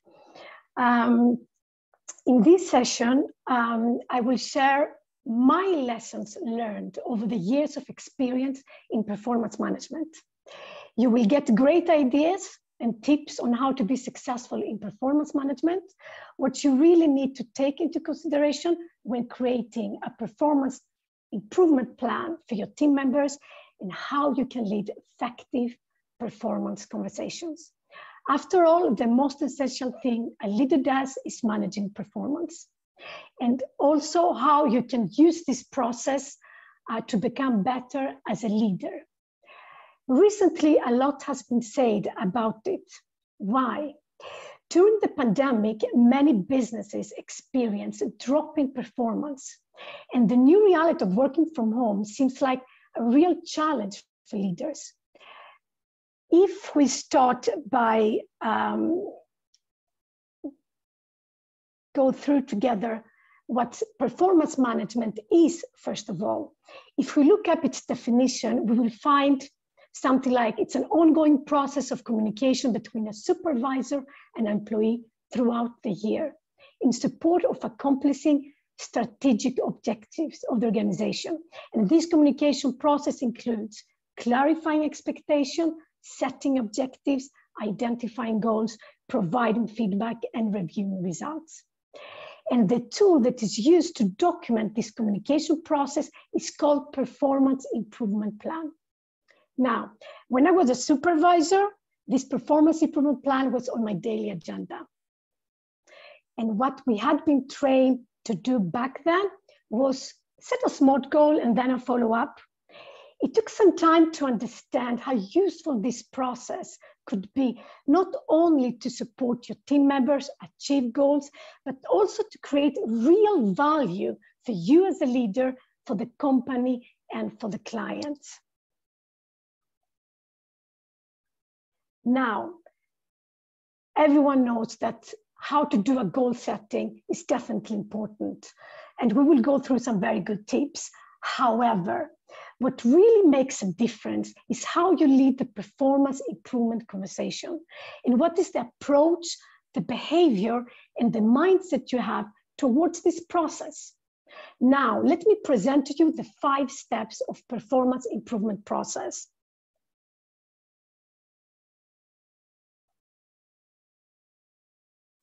The first one is you need to be well prepared for the meeting. The second one, make a good start and build connection. Third one, set a goal. Fourth, keep track and be supportive. And the fifth, review and decide. Let's view each step separately. Now, before you set any meeting with your team member, you need to prepare yourself well, meaning gathering every report and any information related to their behavior, performance behavior, and score. This will help you to get better insight and show that you have thorough knowledge of reporting and that you have dedicated both time and attention to understanding the big picture. Now, where many leaders fail is recognizing team members' high performance days and good practices. Remember, focusing only on low performance will not help your team member to unleash all their potential. Make your team member realize that you have been looking into their performance in total, to show them your curiosity and care for understanding both low and high performance results. Think of useful questions and note them down. For example, you can ask, I noticed that you have good results here. Do you remember what made you perform better that day? This way, you gain team members' respect and trust. If we go to the next step of the performance improvement process, it is, of course, make good start and build connection.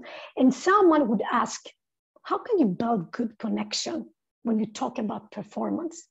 The most important thing that you need to have in mind is to keep focusing on the person and less on the process. The process is here to help us follow a structure, to keep track and document findings, to review and adjust practices for the decision making. But don't forget, the person is your first concern, and then comes any target. And please don't make me wrong. To build connection means not only to say nice things about the person, but also to ask questions to understand the way they feel and think about their job and about their tasks. This will help you to build good relationship step by step. Let's share an example on how to start a successful meeting. First, explain the reason and the structure of the meeting. Second, give an overview of the performance improvement steps and underline the fact that the structure is there to support them and you. Third, relate the process with the overall company's goals and culture. In this way, your team member will get a good understanding of the common goals and purposes from the start. At last, ask your team member open questions like, what do you think about the process? What do you think about your results? Coaching questions. Make them feel that their opinion matters. After all, they are the most important part. The rest exists to support them. Now, if we go over to the third step, which you need to spend most of your time, not only for the purpose of goal setting, but also to understand the reasons behind not reaching some targets. To become skilled in goal setting, you have to learn how to make them smart and really motivational. And this is not possible if you don't ask the right questions. Okay, now the SMART goals are the go-to reference for creating useful goals. Now, to remind you, the initial of the word SMART stands for as a specific. The goal needs to be well-defined and clear. For example, a goal to increase sales by 50% across 2 product lines within 3 countries, that's specific. A goal must also be measurable because it enables you to understand on what level the goal was achieved. Third, A, as attainable, which means that the goal should be realistic on what is actually possible, given the availability of resources, knowledge, and time. Goals should be moderately challenging. We want them to be motivational and not overwhelming. Next, R, as relevant. This simply means that goals you set for your employees must be in alignment, not in opposition to each other. We know this, we have different KPIs and some need to be in balance with each other. And they must support the higher objectives of the organization. A good question that you can ask here as a leader is, what difference will it make to your overall objectives if this goal is met? And last, T as a time bound. This means the goal must have due dates on a calendar. When you get excited about the goal setting, you might feel like turning everything to a goal so you can have the best possible results in every way. The truth is we can't concentrate on doing 10 things at once. A goal setting in a performance improvement plan, it's not a to-do list. Instead, we have to prioritize. In fact, I will argue that we shouldn't take more than 2 professional goals at the same time. What really helped me to prioritize is the 80-20 rule, known as the Pareto principle. This rule states that 80% of the consequences comes from 20% of the causes. So dealing with 20% of the activities will count for 80% of your results. It's definitely a smart move. I mentioned before about make a goal to be motivational. And how can this be possible? I mean, sometimes even if the goal is smart and challenging, it doesn't make it automatically motivational, especially when you define a goal, just hand it off. What's really drives productivity is the way you collaborate with your team member when establishing the goals. From my experience, people responded better when you choose to collaborate as a partner, which practically means, first, the goal setting should be created together with your team member as partners. That way, they take ownership of the goals. By having the ownership for reaching the goals, they also have the responsibility for their own actions.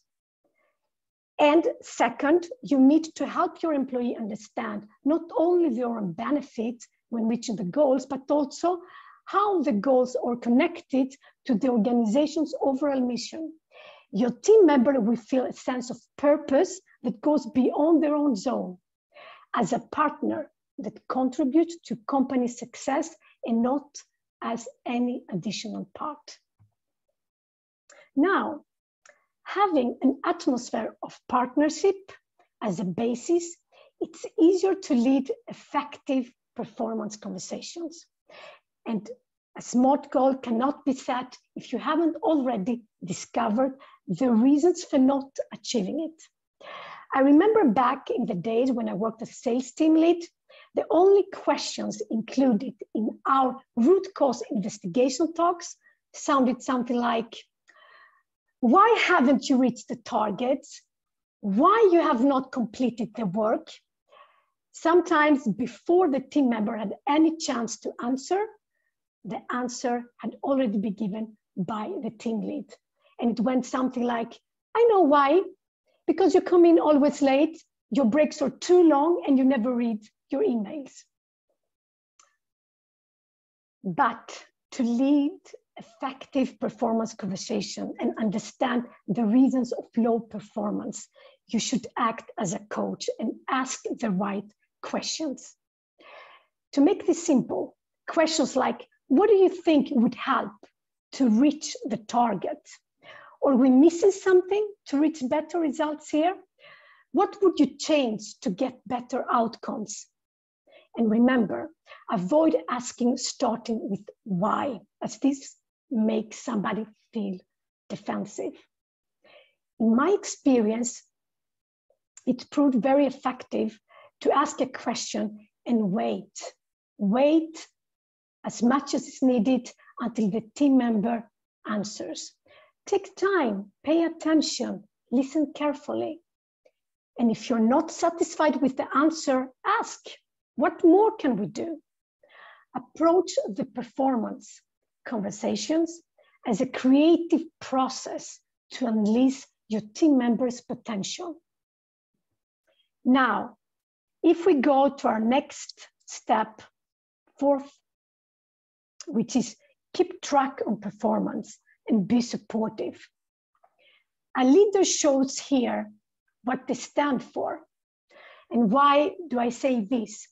When the goal setting is done, you have to continue the collaboration and be very clear about how you will track progress and agree on when you will have the follow-up meetings with your team member until the due date. This is very important, as your team member has to feel comfortable to approach you, also when they feel they cannot reach the goals. And during the time you track progress, you need to be supportive. And supportive means not only to make kind comments and positive statements about their work, or to share to the entire team appreciation email for their efforts. You need to be more than that. You need to be a facilitator. Find ways to help them continue moving forward, even by removing obstacles to performance.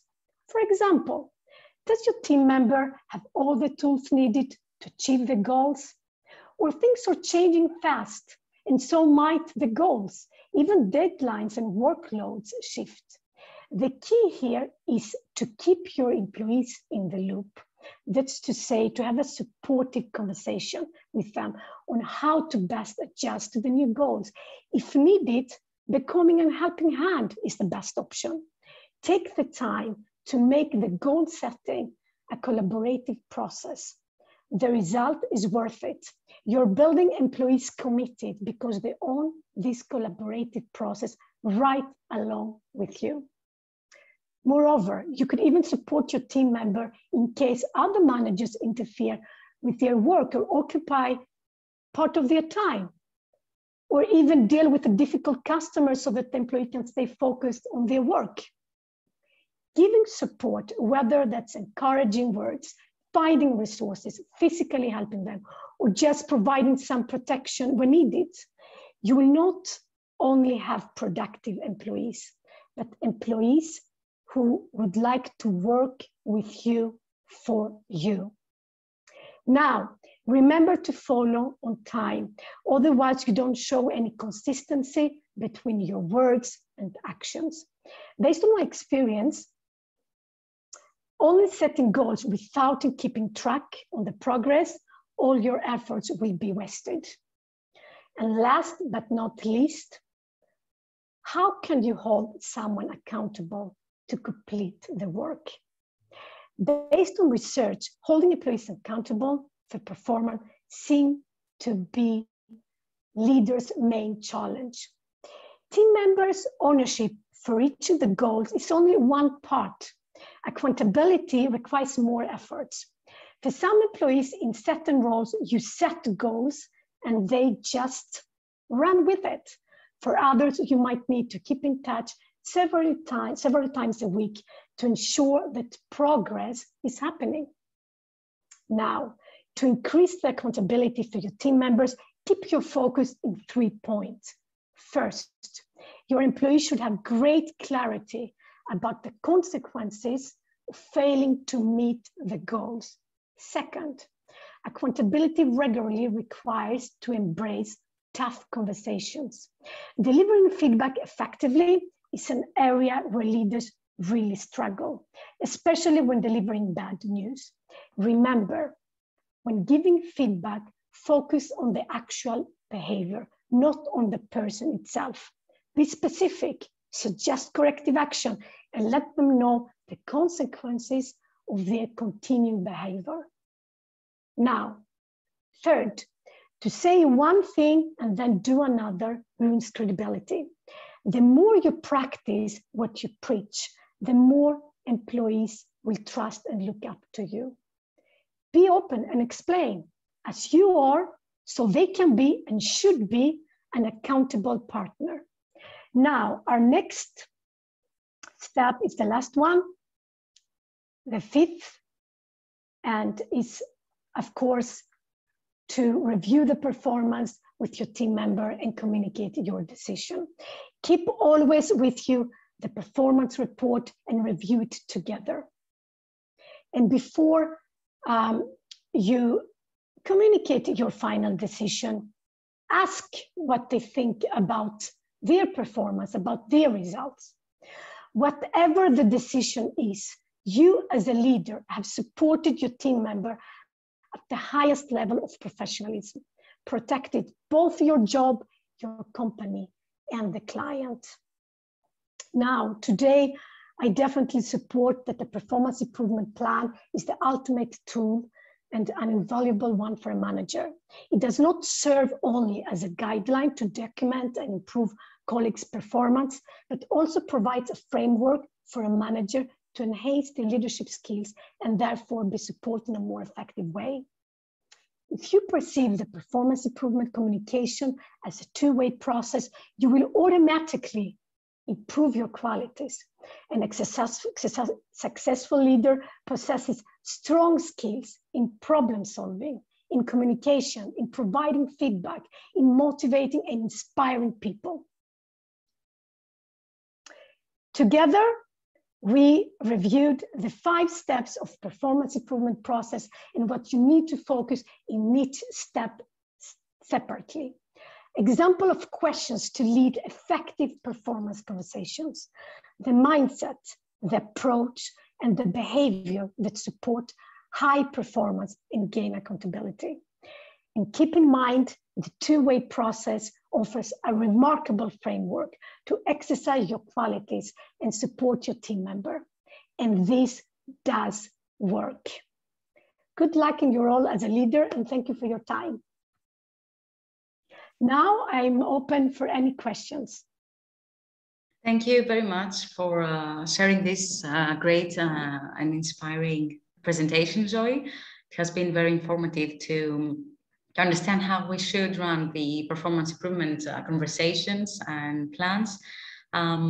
What I particularly noticed is at some point you said don't focus on more than 2 professional goals at a time. And as a matter of fact, I recently read a study that I researched, and they found that agile teams are 25% more productive because they focus on a single goal at a time. Exactly. So yeah, I mean, it's incredible because usually you get to a team, you get a company, and they want you to achieve many goals at the same time, and this doesn't really work well. No, it doesn't. Actually, I've seen, I was working at HR business partner in a company, and I was reviewing the performance improvement plan, and it was like I was seeing a to-do list. Too many goals. This is not possible. You cannot help someone. He needs to be focused 1, 2 things at the same time. at most. Do you think there is an optimized time horizon, like the goals should be achieved within, let's say, 3 months, 6 months? Is there an optimized version of time in these cases, or goals can take as long as they need? A goal to be smart, it needs to be a time bound. You need to have a specific time frame when you try to reach a goal. So there isn't a specific rule. It depends on the team, on the project, on the business, on the person. So there isn't any, let's say, rule about how long it takes to reach a goal. Sometimes 1 week, sometimes 1 month. It depends. Great. And do you think that performance improvement plans should be managed, should be led by hiring managers or by human resource managers? I mean, in which department? Should be their direct supervisor managing it, or someone from the HR department? Well, it depends on the business, but I would say that the ownership should stay with the business, but the HR should attend. Personally, sometimes business ask me to attend in performance improvement conversation and when creating the performance improvement plan. But I think the ownership should stay with business, but have the HR also engaged and support in this process. Sometimes even the employee itself ask the HR to attend if he thinks that his team lead does not support him. I've experienced that as well. Very nice. Today, at an earlier session, speaker Dina Karadza talked about the importance of feed forward, and you told us about feedback. Do you think that these two can be combined? Of course, and I might use the word feedback because it's more familiar, but the approach the leader needs to have, it's a coaching approach. And as you already know, and everyone here knows, when you're a coach, you have to focus on what it's possible to be done, focus on the positive aspect of something. And so I was presenting the same in a different way, asking the right questions. And I was explaining when in the beginning of this presentation that you have to focus both on low and high performance results. You need to be curious to understand when he performing as best, and as well investigate the low performance results as well, the reasons for that. So I say the same thing, maybe in a different way. Thank you very much for sharing your perspective today. It has been very informative. Thank you very much for being here today, and have a great rest of the day, of the evening. Thank you so much. Thank you. My pleasure. You're welcome. And I would like to welcome now our next speaker coming from the United States. Her name is Judy Glova. Hopefully I pronounced it correctly. Yes, you did. Great. Judy helps leaders expand their power and influence where they need it most, from the inside out. For Judy's clients, success is not their problem. It's the inner struggle of over-responsibility caused by people-pleasing, perfectionism, or overthinking.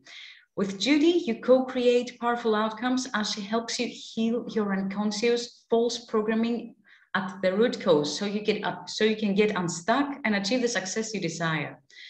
Judy, for more than 17 years, has been an expert in intuitive business, executive coaching, leadership training, and now she's a practitioner of brain spotting. Judy knows your time is valuable. That's why she only uses time-tested methods and tools to accelerate your progress, gain alignment to feel fully present, and perform at your best. And today she is going to talk to us about the #1 secret to expand your executive presence, influence, and innovation. Thank you very much for this very interesting topic. Welcome, and the stage is yours. My gosh. Well, thank you. And first, Evie, I just want to honor you for your leadership and bringing this together. And, you know, really the content that I've heard today has just been extraordinary. So thank you for including me. I feel honored to be a part of it. So thank you. And today, yes, I'm going to share my screen. Let me see if on 1 second. Here we go. So let me share my screen, and I do want to share all about today, especially because I'm talking to leaders. One of the things that I hear so often is, how do I show up as my best self, influential and innovative in the world? And my intention for today is truly to create a safe space for you to have new levels of knowing, to provide you with as much value as possible in the time that we have, and to really give you a practical tool called brain spotting for your toolbox so that you can use that in your day-to-day life. Now, we're going to be doing a quick demo today so that you can get a little bit of a taste of it, but I think you're really going to enjoy it. And it's something that will help you in that ability to have your executive presence, your influence, and your innovation. So with that said, at the end, we'll also have a Q&A, and stay to the end for the bonus. And what I noticed too, when we look at today's environment, everything that we've been going on, you know, with our environment with the pandemic, this quote came out, and it's by David Grand. He's actually the person who developed brain spotting. And he said, we're living in a time where everyone is being traumatized around the world. And mental health really matters right now. And as a leader, you need to be mindful of this. So right now, what I want you to do for yourself is just think of a time. Think of a time maybe when you were frozen under pressure, stuck in a rut, hypervigilant over the next shoe to fall, or anxious and overwhelmed. Or, you know, think of your own, but think in terms of what's been going on for you during this past 18 months. Then actually, if you would, put your answer in the chat box. There may be something that we see as a particular theme, and I'll just check the chat box really quickly and see what pops up. But all the time when I'm talking to people, generally they really can connect with that feeling of being stuck or being frozen. And when we're in overstress, when we're in this place that we're dealing with in the pandemic, we notice that there's a lot of stuckness. There's a lot of people that are anxious. These are very common symptoms. So as a leader, you need to be aware of what's going on in your team and what's going on for you as well. So I love this particular poll that's come out recently. It was in February, and it said 1 in 5 adults reported that their mental health has worsened over the past year, that 2/3 of adults are saying that they're not sleeping as well, and 1 in 4 are drinking more.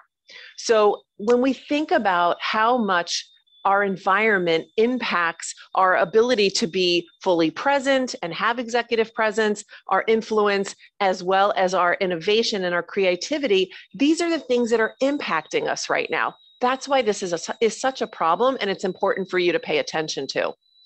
And normally, though, when we do have these challenges in our mental health state, we end up pushing it down. We just hope that it's going to go away. However, this pressure builds up, and in an effort to keep our thoughts and emotions suppressed, it's an impossibility to sustain that.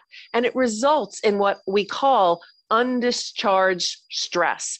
So if you think of that beach ball that you try to keep under the water, there's so much pressure.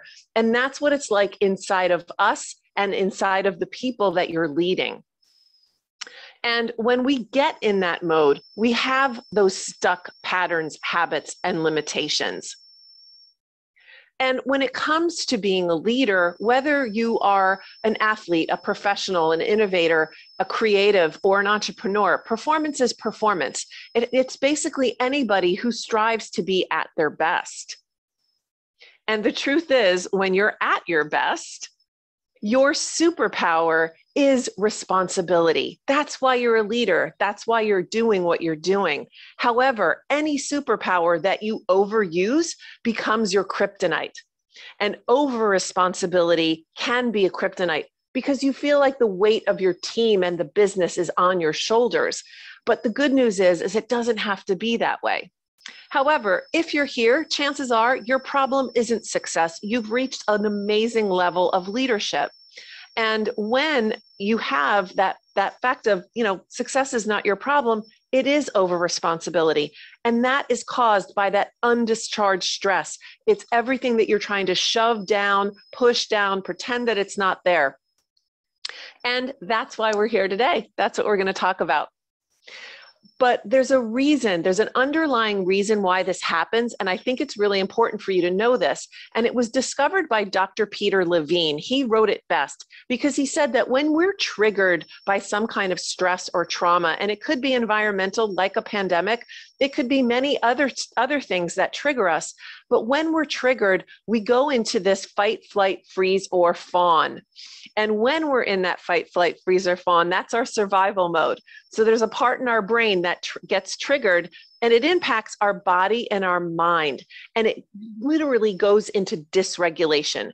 All that means is that in our brains, we either get stuck on or stuck off. Stuck on is when we're anxious and we're all worried about the future. Stuck off is when we're depressed and we're really worried about the past. So it's interesting that it really does impact your performance. So something that happened to you, something that triggered you, maybe even last year that you suppressed and you're kind of shoving it down and not paying attention to it, it can actually be still running unconsciously in the back of your mind. This is a trigger that's been embedded in your mind so that anytime something even remotely similar shows up, you go into this fight, flight, freeze, or fawn in some way, shape, or form. And it impacts our brain. So when you're in that survival mode, it isn't about your thinking cap, which is your executive state, your frontal lobe. It actually impacts your amygdala as well as your brainstem. That's where the fight, flight, freeze, or fawn. It's kind of your reptilian mind. It's the most primitive brain that you have. So I really want to tell you this amazing story of how brain spotting actually came about. And it was developed by David Grand. And he realized this in 2003. He was working with a 16-year-old skater. And she came to him because the challenge that she had is that she couldn't land a triple loop jump, but she could do other jumps that were just as difficult or even more difficult. And she basically had what she called a brain freeze, and then she would fall. And this was after 1 year that she was in therapy with David Grand, working on a different modality, basically talk therapy. And it didn't work. It wasn't really helping her break through this challenge. And he noticed, though, during his session that when he was working with her, that when she talked about this one incident about the challenge of missing the jump, her eyes would wobble and stop. And he said, you know what? I really want you to just freeze and just look at that one spot where your eyes are fixated when you're telling me that story. And what happened was a torrent of emotions and memories came up and out.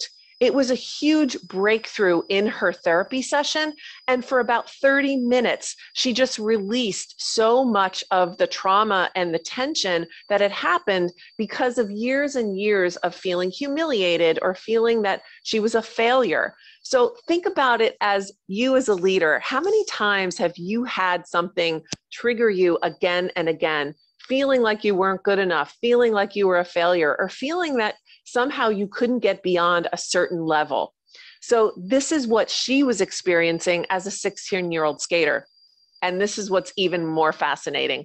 Then the very next day, she had a huge breakthrough. She went to the ice again, and she had a flawless triple loop.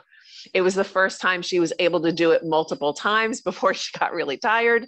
But what was so amazing is that David Grand found that she didn't have this freeze again, because when she was in a conversation with him, she was focused on one spot. And as she was focusing on that one spot, that's when all of the trauma was released. She was able to release all the memories and the stuckness, the things that were keeping her stuck. And that's when brain spotting was discovered.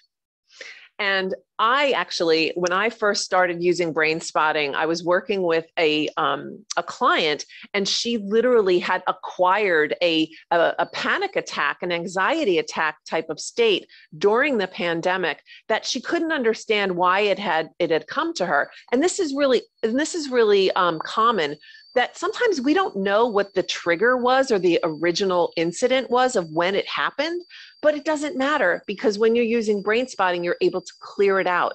And what she said is that talk therapy wasn't working to get rid of her panic attacks, but in less than 35 minutes of her and I working together with the brain spotting, she was able to get rid of the panic attacks. And it was literally, the reason why I'm showing a picture of this store, Target, is that every time she would even drive to the store, she would get a panic attack.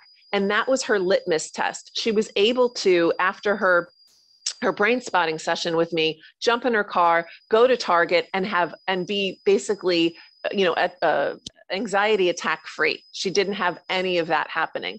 So I was really inspired because, not only was it impacting her work and her normal daily tasks, but it was impacting her as a person. She was really starting to feel that, she couldn't get beyond these panic attacks and was constantly worried that they would happen again.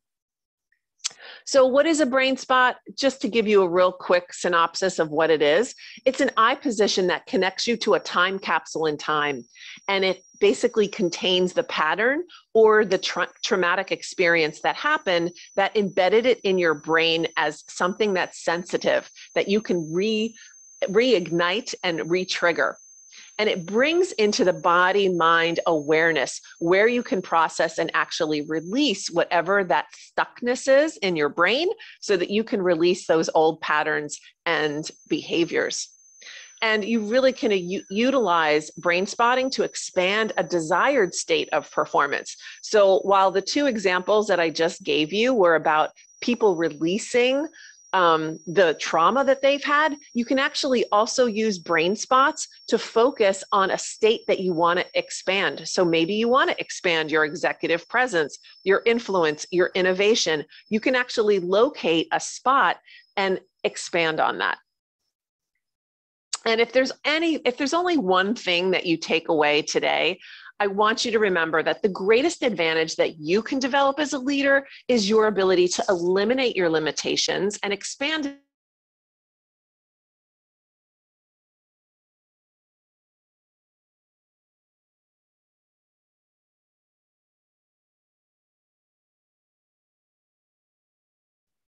I think we have some difficulties. I think the screen has been frozen and we cannot hear Judy anymore. Okay, I think Judy has reconnected. You're mute, Judy, sorry. Oh, okay, sorry about that. Let me share my screen again. Sure, hold on one second. No worries. Is this where I left off? I think it was the previous slide you were finishing up with, no, one before maybe. Right here? Here, yeah, that's right. Oh, okay, great. So what I wanted to tell you about brain spotting, it's not only that you can release patterns and behaviors that you want to eliminate, but you can also use brain spotting to expand into areas of performance that are really important to you, such as having more executive presence, innovation, as well as influence. So we're going to talk a little bit more about that. But before I do, I want you to know something, like one thing that's the most important thing before you leave is that the greatest advantage that you can develop as a leader is your ability to eliminate limitations and expand into your greatness, because this is going to lead you to have less stress, fear, shame, and over responsibility, as well as greater success. You're going to have more freedom to be who you are authentically as a leader and to really shine. And with that, I want to aid you in that ability by giving you a complimentary 30-minute session, because this goes hand in hand with brain spotting, is being able to understand what are your negative cognitions? What are those beliefs that you are holding that you can release?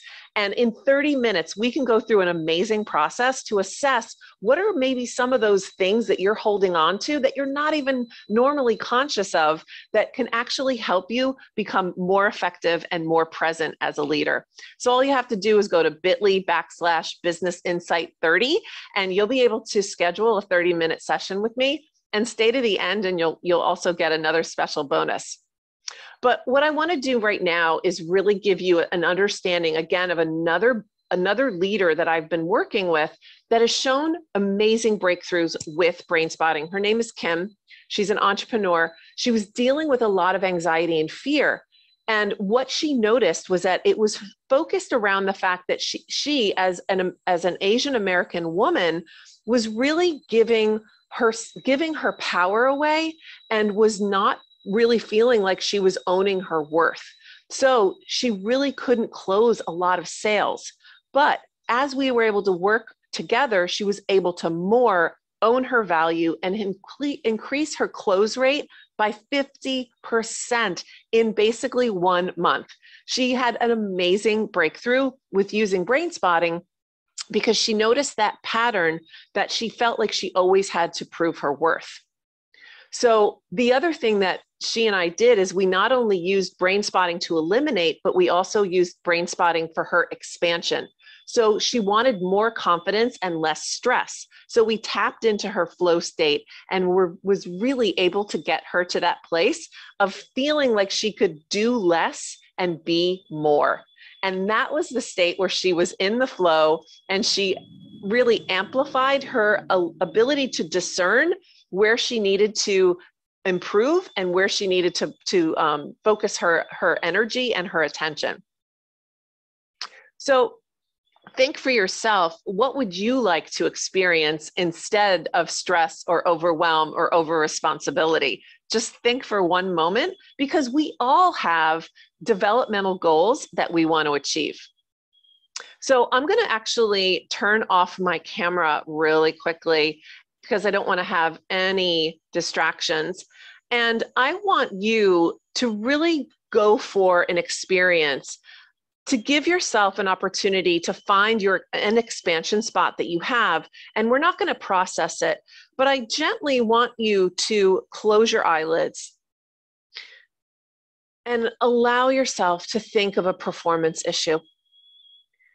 How good it will feel not to be stressed. Maybe how you want to anchor into your confidence, how you want to access more clarity under pressure, how you want to feel more worthy during sales calls. You get to choose. But as your eyelids are closed, think of a state of being that you want to move into, that you want to experience more of. Something that you have experienced in the past. A part of you that seems lost, that you want to regain. And just imagine that peak experience, or that highest possibilities that you can find within you. That memory of when you were able to step into that possibility. Someone I was working with yesterday, she wanted to expand into safety. And her peak experience was tied into having a yellow baby blanket. And that was really where she felt safest. And when she felt safest, that's when she was able to be the leader that she wanted to be. And for another client, he wanted to experience more confidence. And when he heard the Eagles song, "Take It to the Limit" one more time, it really got him into that peak experience. So what would be the most powerful way that you could expand into that memory? Maybe there's a certain sound, a certain sensation, a conclusion that you've made about yourself or others. Any pictures. And notice that time that you experienced that peak state.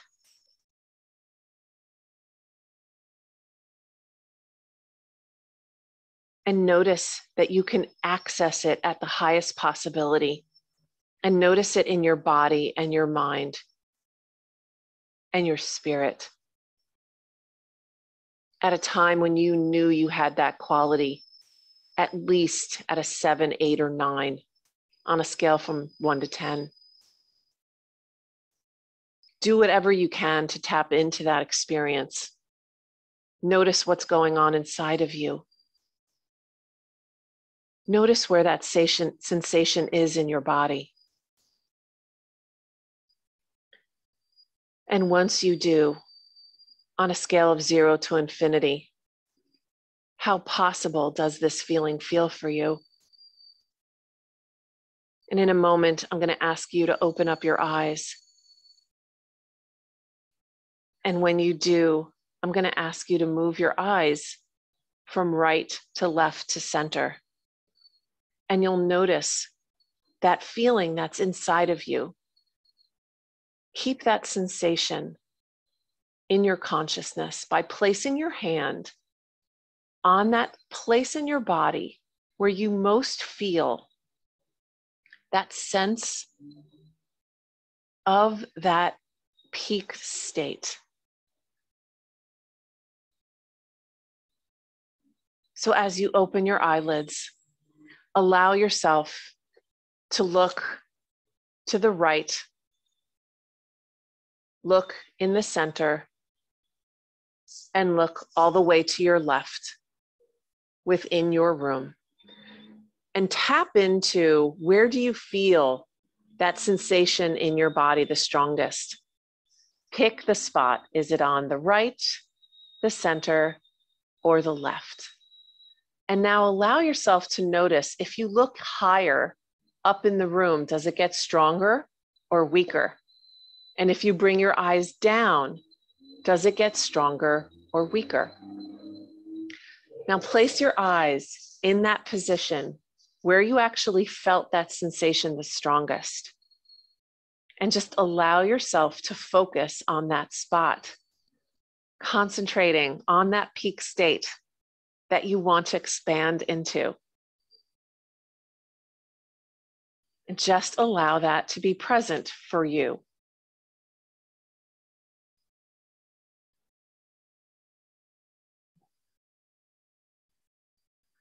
Notice that feeling in your body. And breathe into it. Still focusing on that same spot.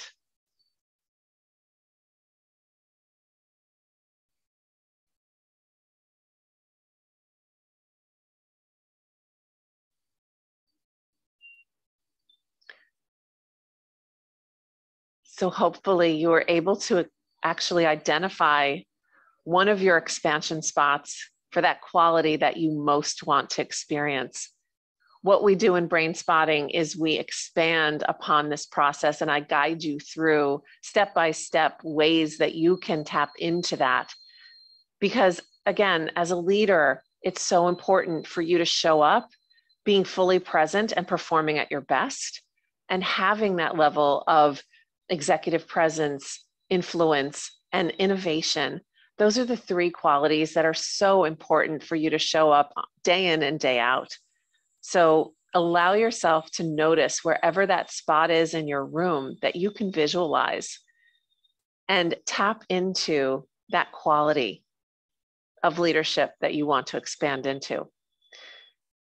And what's really powerful for you to know is that brain spotting, and specifically expansion brain spotting, the benefits are that you can have greater executive presence, influence, creativity, have a greater sense of calm, and you can amplify any state, any peak state that you have experienced in the past.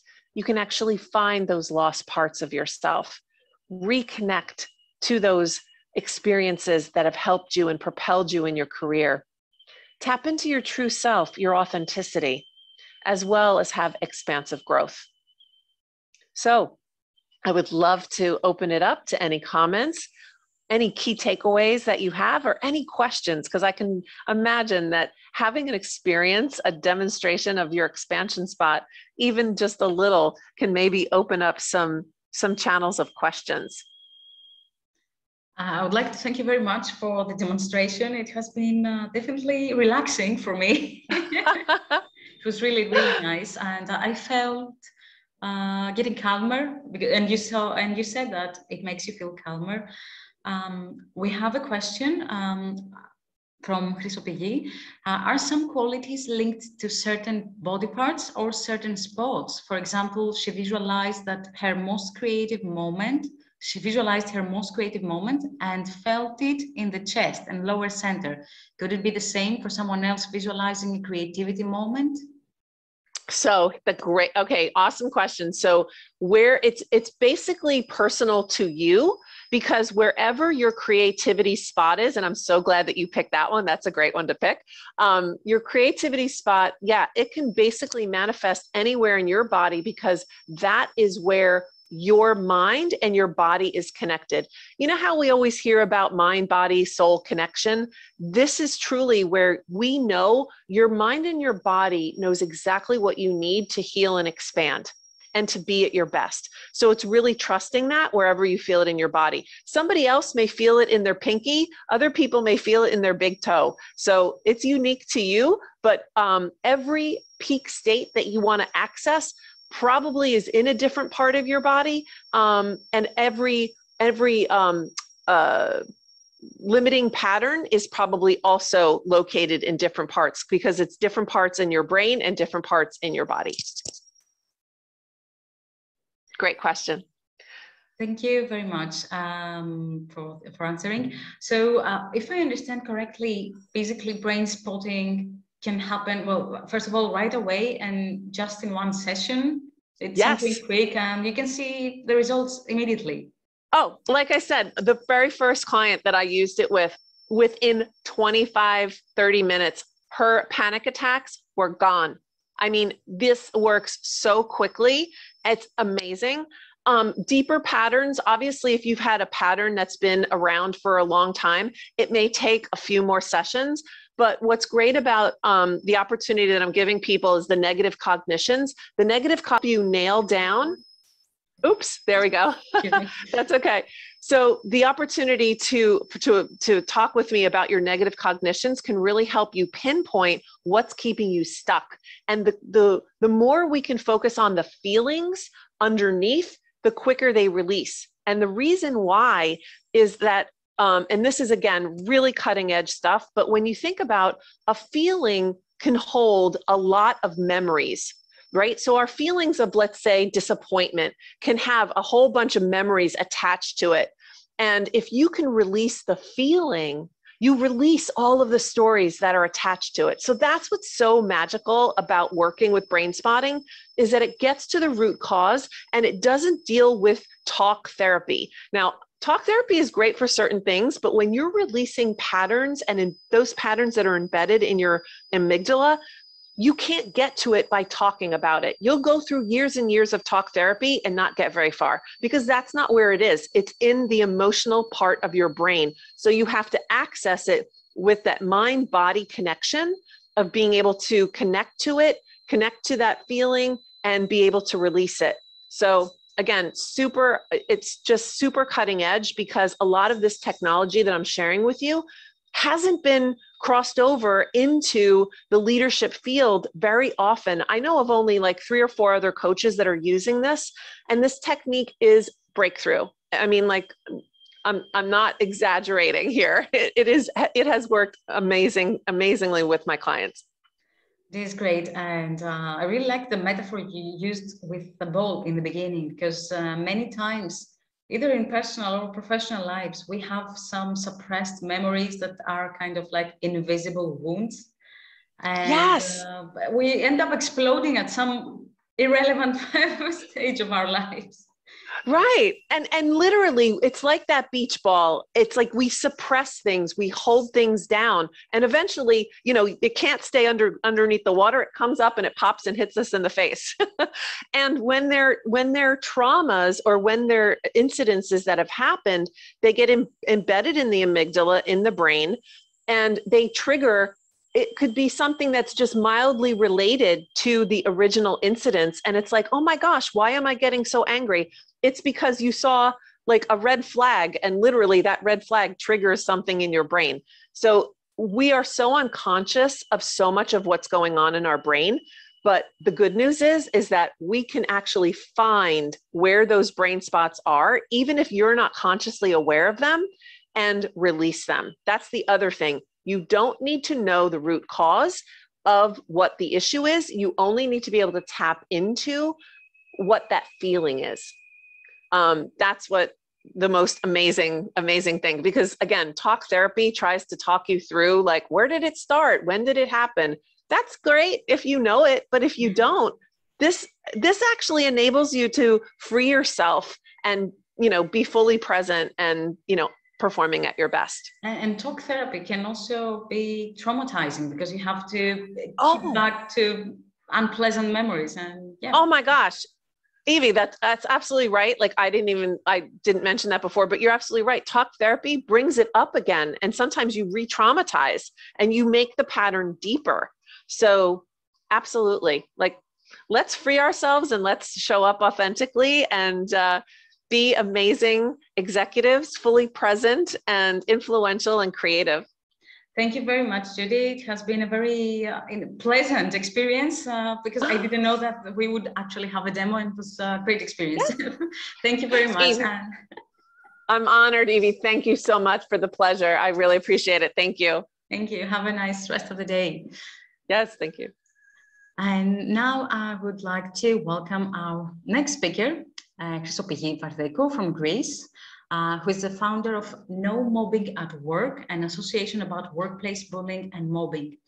During the last months, the association gained a lot of media coverage following the Me Too movement in Greece.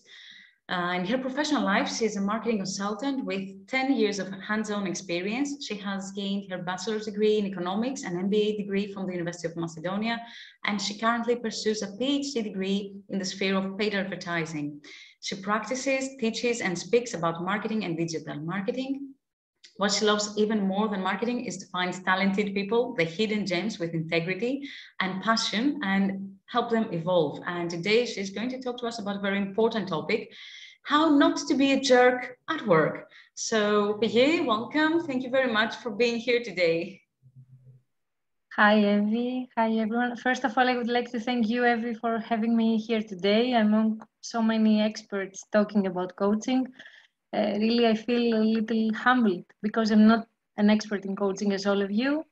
Now, having seen the agenda and having attended the excellent presentations of Ms. Darla about successful performance management of Ms. Judy Klova, I think that my presentation, which is about jerks at work, will be a little step back. No, it's very important to have a safe and a workplace. So it's fine, absolutely fine. Let me share my screen. Sure. For a moment.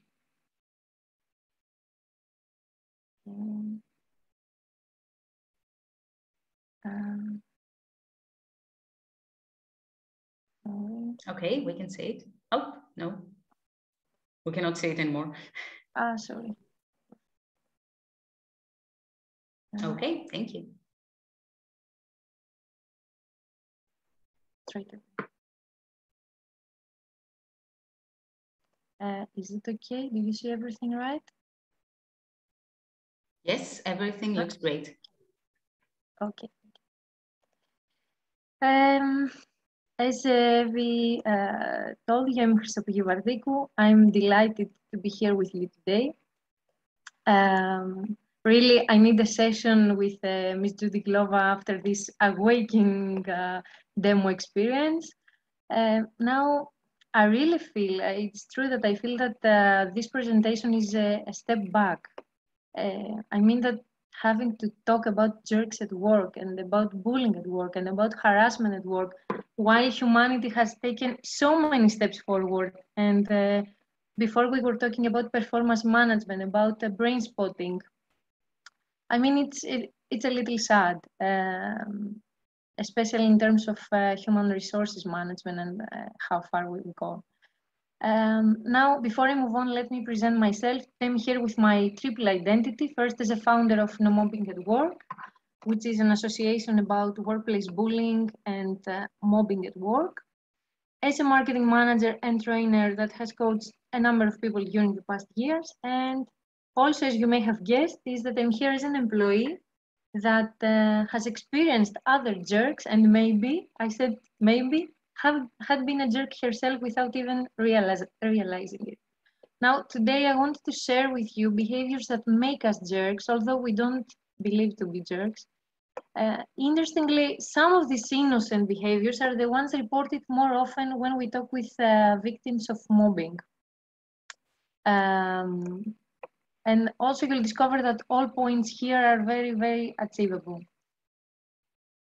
Now, I did a little research, and it seems that there are millions of articles on how to handle jerks at work, but interestingly, I found almost none on how we won't be the jerks. And similarly, people are searching in Google how to handle jerks at work, but no one is searching how they will not be the jerk at their work. Isn't this very weird, taking into account that globally approximately 50% of employees, and maybe this is an optimistic number, have either witnessed or experienced workplace bullying from toxic employers or co-workers. Now, with such percentages, everyone around here has either been a jerk or witnessed a jerk or was the victim of a jerk, right? So this presentation is practically about everyone, and it's focused not on how we will handle other jerks at work, but on how we will take responsibility of our own behavior.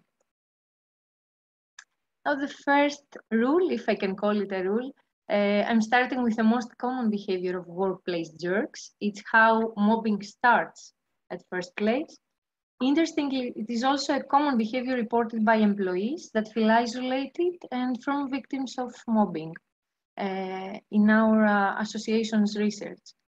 Now, gossiping is one of those little things that sometimes feel so good to do, but can break a culture very fast, according to my experience and also according to research. Now, we are using gossips to bond with other co-workers, but more often than not, we cross the line and the target is another co-worker. I really believe that if we as managers can step in at the beginning of harassment behaviors, of gossiping, straight away, when we notice our people gossiping, this will make a huge impact on the overall business culture and on performance as well.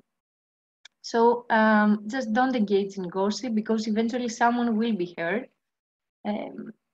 My rule is to not engage even in minor, innocent gossiping about coworkers because it is very, very easy to cross the line and find yourselves being the ones who isolates people from the team. And a nice quote here says that just because it is legal doesn't mean it's also ethical. I think it perfectly fits with gossiping. Now, second rule, I think if we have other coaches here, it's very common sense. It's not listen, really listen, be present. I would translate this rule. Has it ever happened to you that you are talking to someone while they seem to listen, you know that they are mentally somewhere else, or that you argue with someone and they seem to just get prepared to respond to your argument. I think we all been in this situation and we totally understand this stuff when it's happening. It's easy to observe other people's behavior, but it's less easy to observe our own behavior. And it's not easy at all, I think, to change our behavior, but we must, especially if we are leaders or managers. Now, fixing this behavior starts with observing it while we're there, while we are discussing. So I would say that active listening is one of the most important skills we have to master during our career. And I really believe that we should be taught and we should practice it while at school.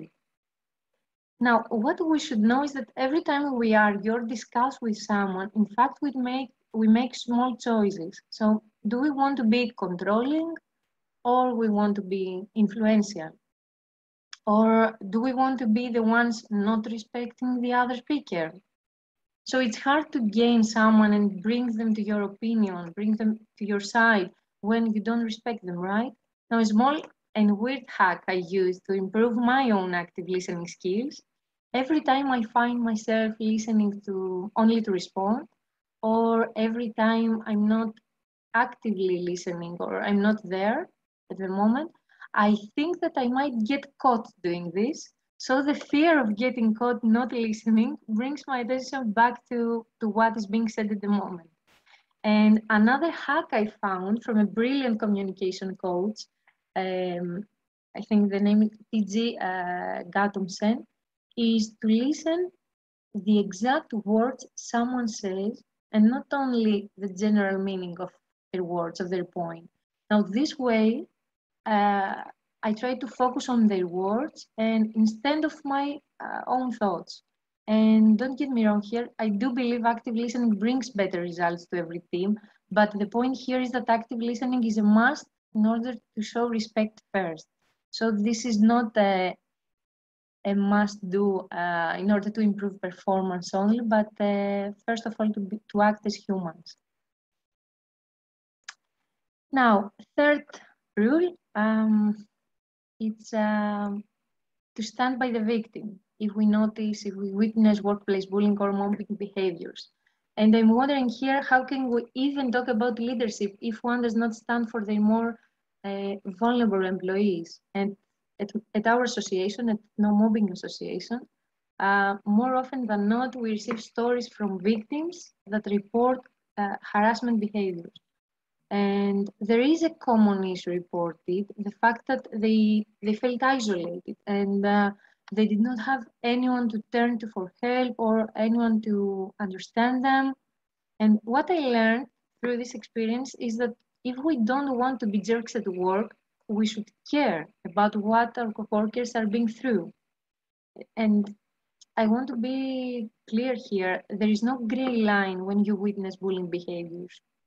I think that either you will stand by the victim or you will be the bully's bystander.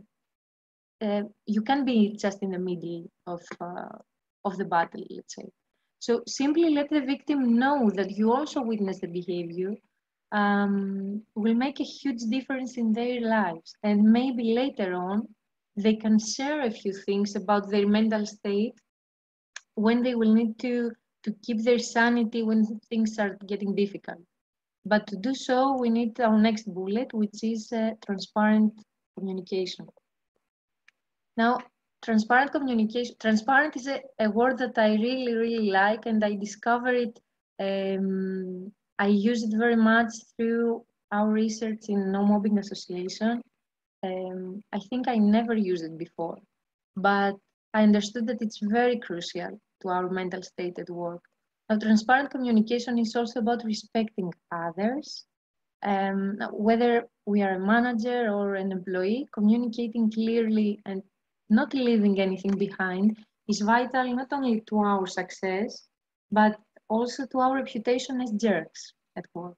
Now, hiding things, omitting important information, not sharing the real deadlines with our coworkers or with our employees, not admitting our mistakes, not giving honest and 360 feedback, but only the parts we want to focus on. Or even worse, telling lies. I think these are all signs we do not communicate transparently. So to lead with empathy, we really need to be aware of the words we speak and what they mean to other people's emotions. And first, we need to make sure that when we talk, the key message is transferred to the receiver indeed. It's our responsibility to transfer the message to the receiver. Now, a tip I try here is to ask the other person to sum up in order to ensure we are on the same page every time. And another benefit of being crystal clear in our communication is that in difficult times, people won't doubt they can trust us. I think that the last note here is about trust. They will always know they can count on us, and they will feel safe to share their thoughts and emotions again when the times are getting difficult. Now, this is a favorite one, inappropriate touching. Now, this is not only about business contact. This is also very related to cultural backgrounds. Some people are more open and used to touch other people or be very close to them. For example, we Greeks have a long tradition of touching people all the time to express our emotions and maybe to connect with them in a human sense. It's just our second nature here in Greece. But it's also about the individual boundaries or even the particular moment when we approach someone too much, but they're not in the mood. So it's not only cultural, it's also a matter of the moment, because we can know the boundaries of every coworker until we test them, of course. Here, the right thing to do is to always respect the personal space of everyone. And when we talk about personal space, we don't only talk about touching. For example, staring at someone's screen while they're working, I think this is also a violation, right? It's like we are intruders in their personal space.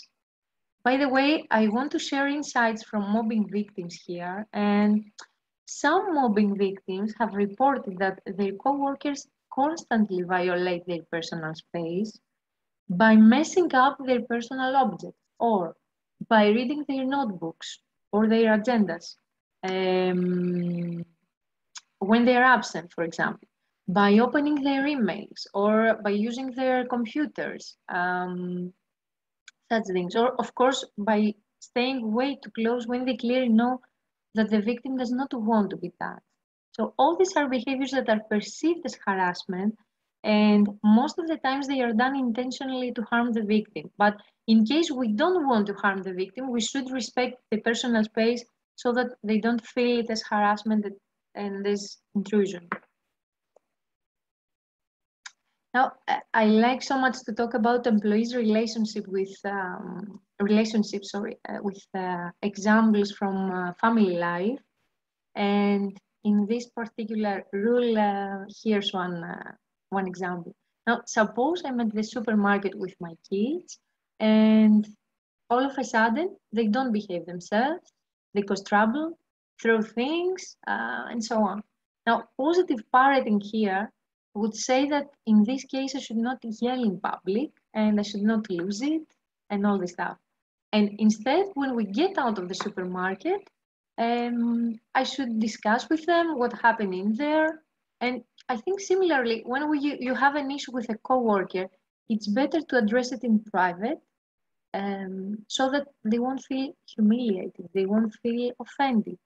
And there is an exception to this rule, I think, that when we can face the bully or the rude guy, this is the moment when we have to share with other colleagues so that we don't feel hopeless and to make bad feelings smoother because other people will be present. Now, in these cases, not telling anyone will only result in our negative emotions being more intense and more overwhelming. I'll share a personal story here of how this rule can push back. Now, some years ago, I was a newly hired marketing manager, and I was the victim of mobbing behaviors from an employee since the first day I arrived, practically. I chose to speak to him in private and immediately to address the issue straight away. And I really feel proud of how I managed my emotions and how I spoke to him in a caring way and to ensure our team result will be the best one. But however, looking back, it was not the right thing to do. And I say this because I had to address this issue in public and I had to ask for help from other managers, from my senior manager, for example, because that person used my own words against me to create even more rumors. Now, to turn back to our point, we need to address any issues immediately, not let time pass to see if problems will be solved themselves. They won't solve for themselves. This is of vital importance because we may care about other people's emotions, but we also care about results. And by acting immediately, we show that we care about our common results. And what's more, if we are managers, acting fast means that these negative behaviors won't have the time to find mimics. They won't replicate. Another short rule here, I think many of you are more experts in inclusion and diversity than me. It's always to include people and never exclude systematically. Now, there are multiple definitions of the term inclusion at work, but I love the one that says inclusion is when no one has to hide any part of who they are. Something like that. I think it was from the book, How to Be an Inclusive Leader at Work, and where every employee has a seat at the table. Now, inclusion leads to higher employee engagement, and higher employee engagement has been linked to less work, work-related stress, and to more productivity, of course. All research tend to prove these results. Now, I know that much is being said about pointless meetings and the famous quote, this meeting should have been an email, but I totally agree on this mindset. But if you have to choose between including more people than necessary and exclude people vital for the scope, I always include. At least this is my rule. Now, having that said, all the previous points are magnified when we are managers or leaders, because then the visibility of our behavior tends to be higher. And guess what? If we are the jerks, this behavior will find mimics very soon. So to be the role model, we just have to own our behavior. And another good point here is that we may be an excellent manager, but if we don't address bad behavior fast, eventually the workplace will be a hostile place. Thank you very much. By now, you may have realized that the discussion about jerks at work is practically the same discussion as how we can be decent human beings at work, how to show respect at work, and how to be civil in our conduct. And this is, I think, only the baseline to create a mentally safe working environment.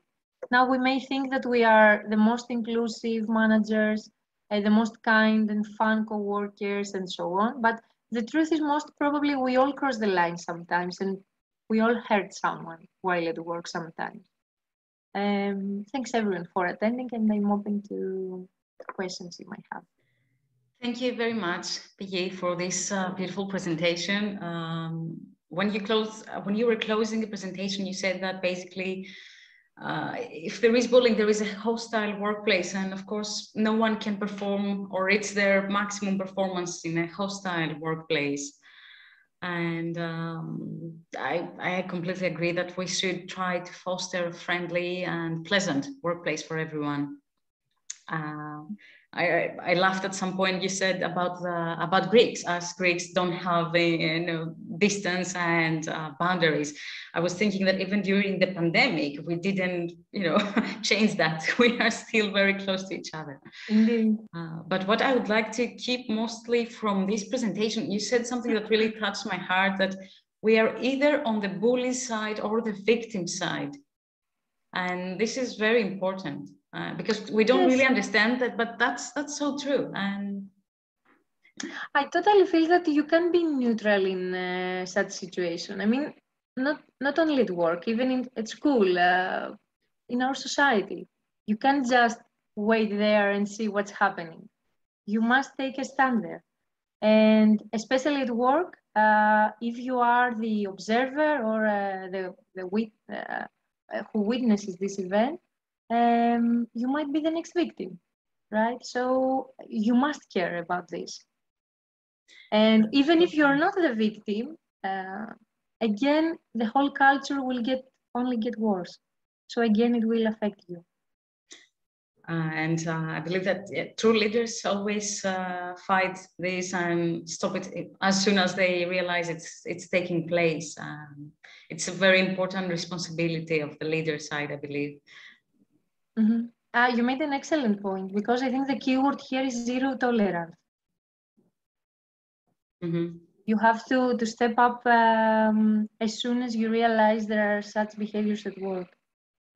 Yeah, and also another note here, sorry, Evie, is that also the victims of mobbing and bullying report that they had no one to talk to at work, and this also affects their mental health.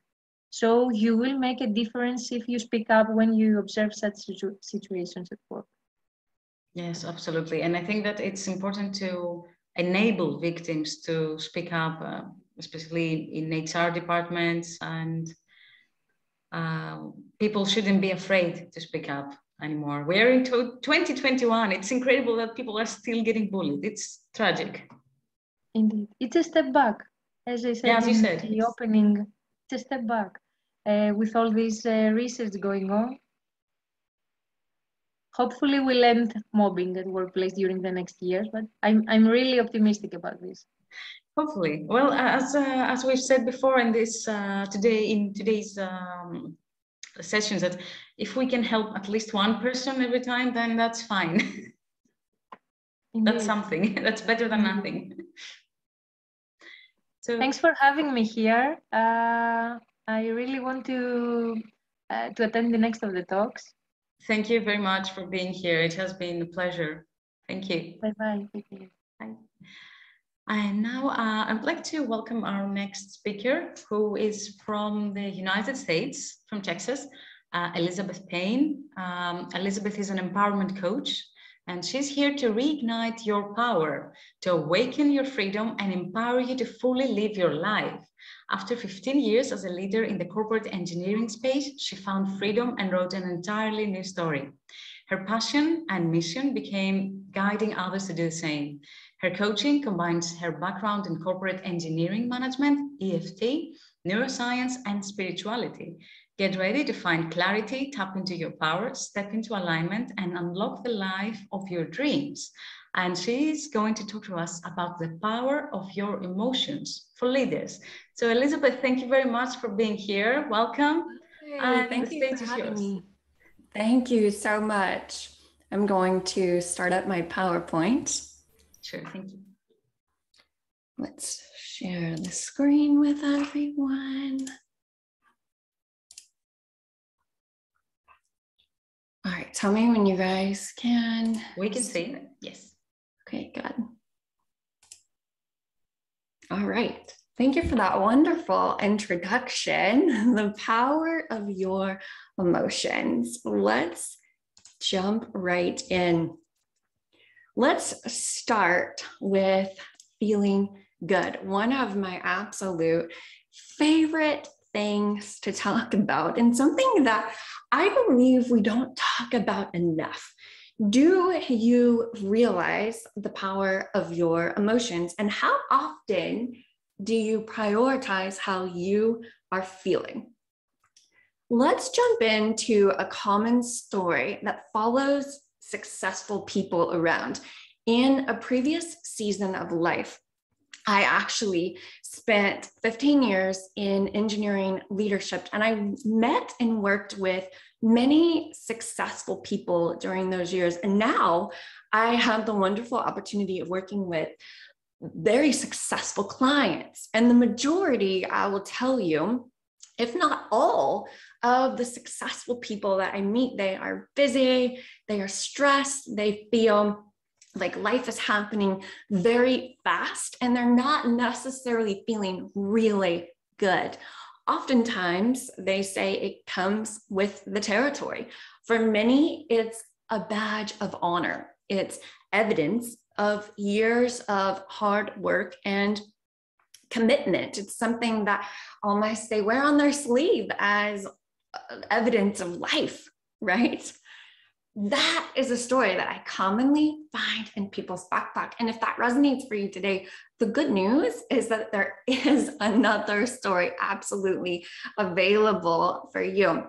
You may be wondering, because it's the question I get often, why does feeling good matter? Why should I care? Why does it matter? Besides the fact that it feels good, right? To feel good, I want to give you some reasons why it is so important, especially now more than ever. First, conscious awareness of how you are feeling is absolutely your superpower. When you are disconnected from how you are feeling, you're disconnected from your power. Throughout your day, throughout your week, throughout your month, throughout your life, you are making decisions. You are making choices, sometimes very important ones, and sometimes very quickly. Sometimes you don't have a lot of time to make the decision and make the choice. When you are disconnected from how you are feeling, you're disconnected from your inner source of guidance. You have no access to your intuition. Instead of feeling confident and certain and clear, you are frazzled and stressed and uncertain. So first, conscious awareness of how you are feeling is absolutely your superpower. Second, feeling good is actually your natural state. And for many people, this comes as a relief, but sometimes it can be confusing. If it's my natural state, why don't I feel good? Well, we'll get there, but let's start with the fact that underneath it all, you, in your most aligned, authentic self, you feel really good. Now, life and the rest of the world will oftentimes tell you otherwise. It's like that story that I told you that comes along. It comes along with the territory. In many ways, life and the world tells you otherwise, but I am telling you today that feeling good is absolutely for you. And the best part, there doesn't have to be any compromise. It's not if I can feel good if I don't have the success that I desire, I don't have the life I desire, if I don't, go after my dreams. There is no compromise. The last one, when it comes to why does feeling good matter? When you are feeling good, you give the people around you permission to feel good as well. As an empowered human being, you are absolutely setting the example. I love to say you set the tone. Your clients, your team, everyone around you, everyone that is in your space, that's in your energy, they will absolutely calibrate to you. They will follow your lead. Your energy precedes you always. I love to say that your energy speaks volumes even before you open your mouth. Your energy speaks much louder than your words. I love all three of these, but the last one is beautiful because when you are feeling good and you give some other people something to calibrate to, you begin to build collective momentum. Imagine if we built collective momentum of a whole bunch of people feeling really good.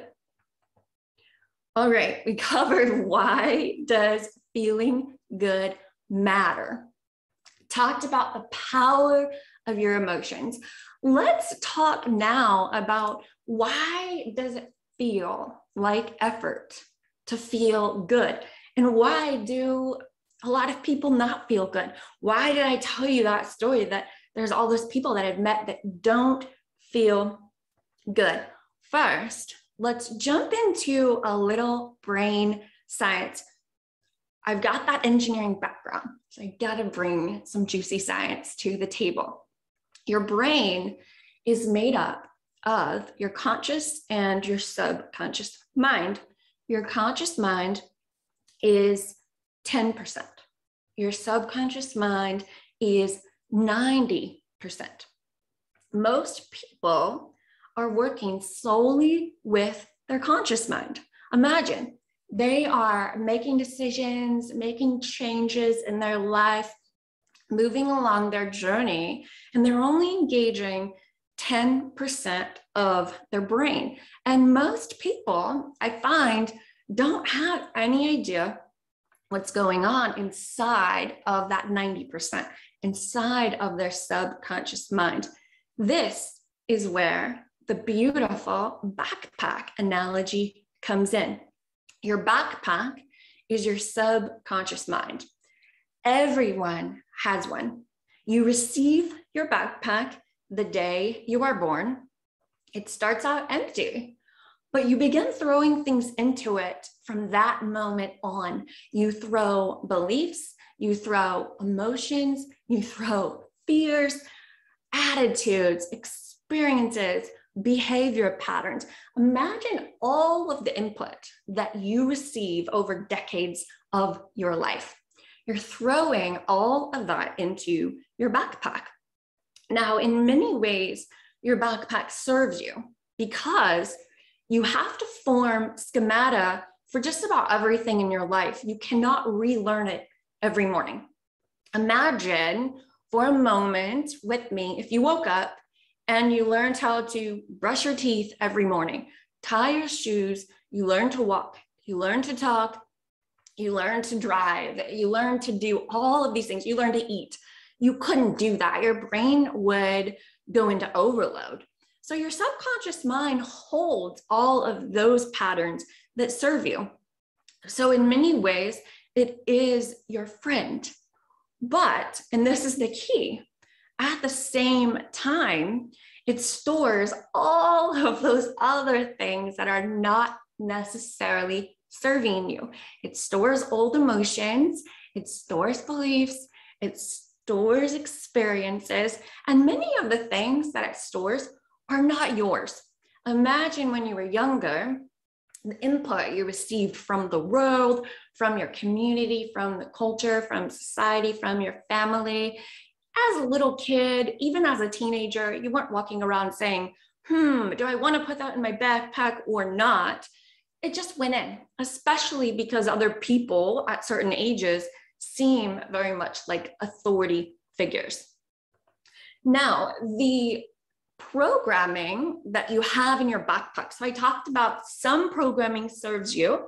It's like tying your shoe, brushing your teeth, eating. That programming serves you.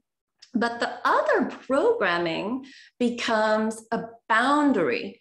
In a sense, your subconscious mind sets the parameter for how you experience your life. Imagine the barrel of a cannon. You are shot out of the cannon with a specific boundary established by the direction and the power of the cannon. Your backpack, your subconscious mind, is very much similar to that. The things that are in there set the parameter for how you experience life. Let's look at a visual together. I love visuals for really solidifying this in the brain. Here's a backpack. On the left is unaware of the backpack. It's a disempowered state. You see the experiences and the emotions that are inside.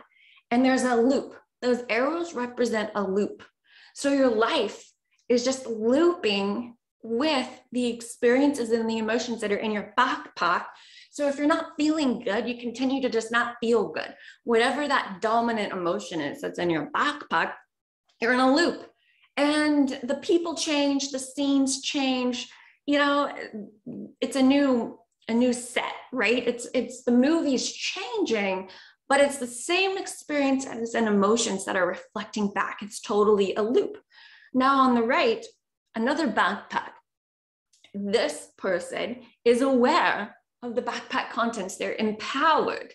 So they're not looping inside the backpack. They're able to move out of the confines of the backpack. And the loop that is shown represents the experiences and the emotions in your backpack turn into wisdom. They turn into new perspectives, new ways of understanding life. It's a constant journey of evolution and change and growth. And it's very empowered. Let's talk now about one more key tip, and then I have one more beautiful visual to share with you. Your subconscious mind loves consistency. It loves to follow the programming. So I told you, it loves to wake up in the morning and remember all these things that you do throughout your day. It loves it. It's like a computer. When you boot up your computer, you have the screen that you see, and you have all kinds of programming in the background, and your computer loves it. I mean, unless it's having a weird, wacky, haywire day, it loves to follow its normal programming. Your subconscious mind is the same way. I tell you that because when you begin to look into your backpack, your brain is going to scream, no, I don't want to look in there. I love this stuff. Even if it doesn't feel good, it doesn't matter. Your brain is going to say, I love it. I love those emotions that don't feel good. I love those experiences that don't feel good. I love those beliefs that are not serving me. It sounds silly, but it's a powerful, powerful truth. And if you remember that, when you begin to lean in, it helps because you can fight back. You can battle with your brain because you have that knowledge. Let's jump into another beautiful visual. We'll talk about your will and your power versus actual willpower. Change really gets a bad rap. Most people, they cringe when they think of change. You have people doing New Year's resolutions, and a few weeks in, it's done, it's over. People talk about changing their habits. Change overall gets a bad rap. And I'll tell you why. Your subconscious mind is your power. And I told you earlier that your subconscious mind is 90%. So you'll see the blue little Pac-Man on here. That's your subconscious mind. That is your power. Your conscious mind is 10%, and that is your will. Most people, when they're making a change, when they're making a decision, when they're creating a new habit, when they want to feel better, right? They don't feel good and they want to feel better. They're doing it with their will. They're doing it with their 10% conscious mind. So what happens? That little blue Pac-Man swallows them up whole. Their subconscious mind, their power absolutely takes them under, and they give in. They fall back into that old programming. The key is getting your subconscious mind on board. Once you get your backpack on board with the change that you're making with your new habit, you get it moving in the direction you desire to go. And look at that beautiful purple galaxy colored circle. It's willpower. You have your entire brain on board. And that's when change becomes exciting and, dare I say, easy. And you no longer feel like you're constantly banging your head on the wall. You have your will, you have your power, put it together, and you get willpower. We talked about feeling good. Why does it matter? The backpack, the power of your conscious awareness of your backpack. Let's talk now about really taking things to the next level. Leadership and success, I would say for sure, looks very different today than it did even a decade ago. As we collectively move into New Earth, feeling good and staying connected to your inner guidance becomes more important than ever before. At this point, your next question is probably, okay, great, what is the step? What's the first step? I'm gonna feel good, I'm gonna clear up my backpack. What is my first step? Well, I wanna tell you first that when you understand the power of your emotions, you step into a new kind of power. That's the good news. The next thing that is good news is that the first step to shifting anything is always awareness, conscious awareness. And the beautiful thing is that you're here with me today. So now you have awareness of your backpack. That is a huge step. You should already feel more empowered. Now, the next thing is becoming aware of the contents of your backpack. If you know about the backpack, great, that's one step. But if you don't take that next step and lean in, then it's staying there. All that stuff is staying there in your backpack. I will leave you today with the backpack challenge if you choose to accept it. The challenge is 1 week, and you really only need a journal or maybe even just the notes app in your phone somewhere that you can take some notes. Spend 1 week, a full 7 days, tracking how you are feeling. Do check-ins throughout the day from the time you wake up till the time you go to bed. Become an outside observer.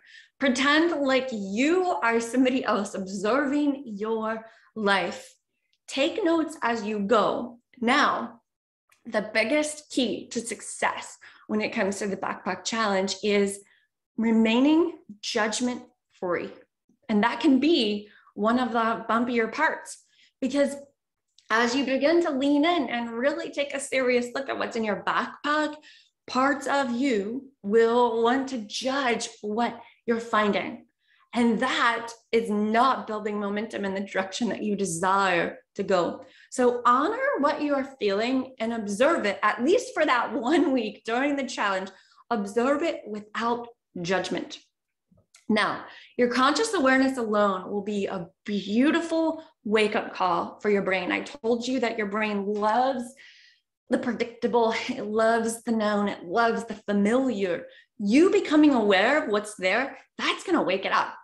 That's going to let it know that something's changing, that you mean business. But even better, by the end of the week, you should have a pretty good idea of what's in there, and you'll likely find some dominant patterns, some dominant emotions, and some dominant programming. That is the backpack challenge, and that is all that I have for you today. I'd love to open it up for some questions. Thank you for joining me today. I'm going to stop the share so that I can see everyone a bit better. Thank you very much, Elizabeth, for this beautiful presentation. Actually, I have some questions, and of course, if others have some questions, they're more than welcome to write them in the chat box. In the beginning, at some point, I was thinking that, of course, we sometimes think that others should change, and we forget that we need to change as well, because it's easier to ask other people to change and not take control of ourselves. So do you think that, can we empty the backpack, or do we just learn how to manage the backpack? Mm-hmm. Yeah, that's a great question. Over time, once you start the process, you definitely create space. And the beautiful thing is when you're not conscious of it, you're just throwing everything in. And a lot of what you throw in is absolutely not yours. But when you begin to take things out, you put your truth in. That's the beautiful part of it. You begin to fill the empty space that you created with truths that empower you, with truths that are moving you forward. Because a lot of times people in their 30s, their 40s, 50s, 20s, whatever it might be, they began to realize that everyone else's truth that they've always lived by, it isn't actually their truth. And in order for life to reflect something different back to you, you've got to make some space to put something else in. Now, you said, is this an ongoing process? And I will tell you that your soul is absolutely here for that constant evolution and the journey, right? You're always growing and learning and discovering new things, which means as you go, you encounter new things in your backpack. So some people, I find, they're kind of rolling around in the same backpack contents, sometimes for a long time. I mean, I did it in my own life where I just rolled around in the same stuff for a long time. once you begin to put new things in, as you encounter new adventures in life, you will find some new things in your backpack. But the beauty is that the same process kind of repeats itself. And the best thing, if you hear nothing else today, is that it gets easier as you go. The more you lean into your backpack and the more you put new things in and take things out, it gets easier. Wow, that's great to hear. And actually, this makes me ask another question I had in mind regarding the backpack challenge that you talked about. So yeah. I understand that it's kind of like retraining our subconscious.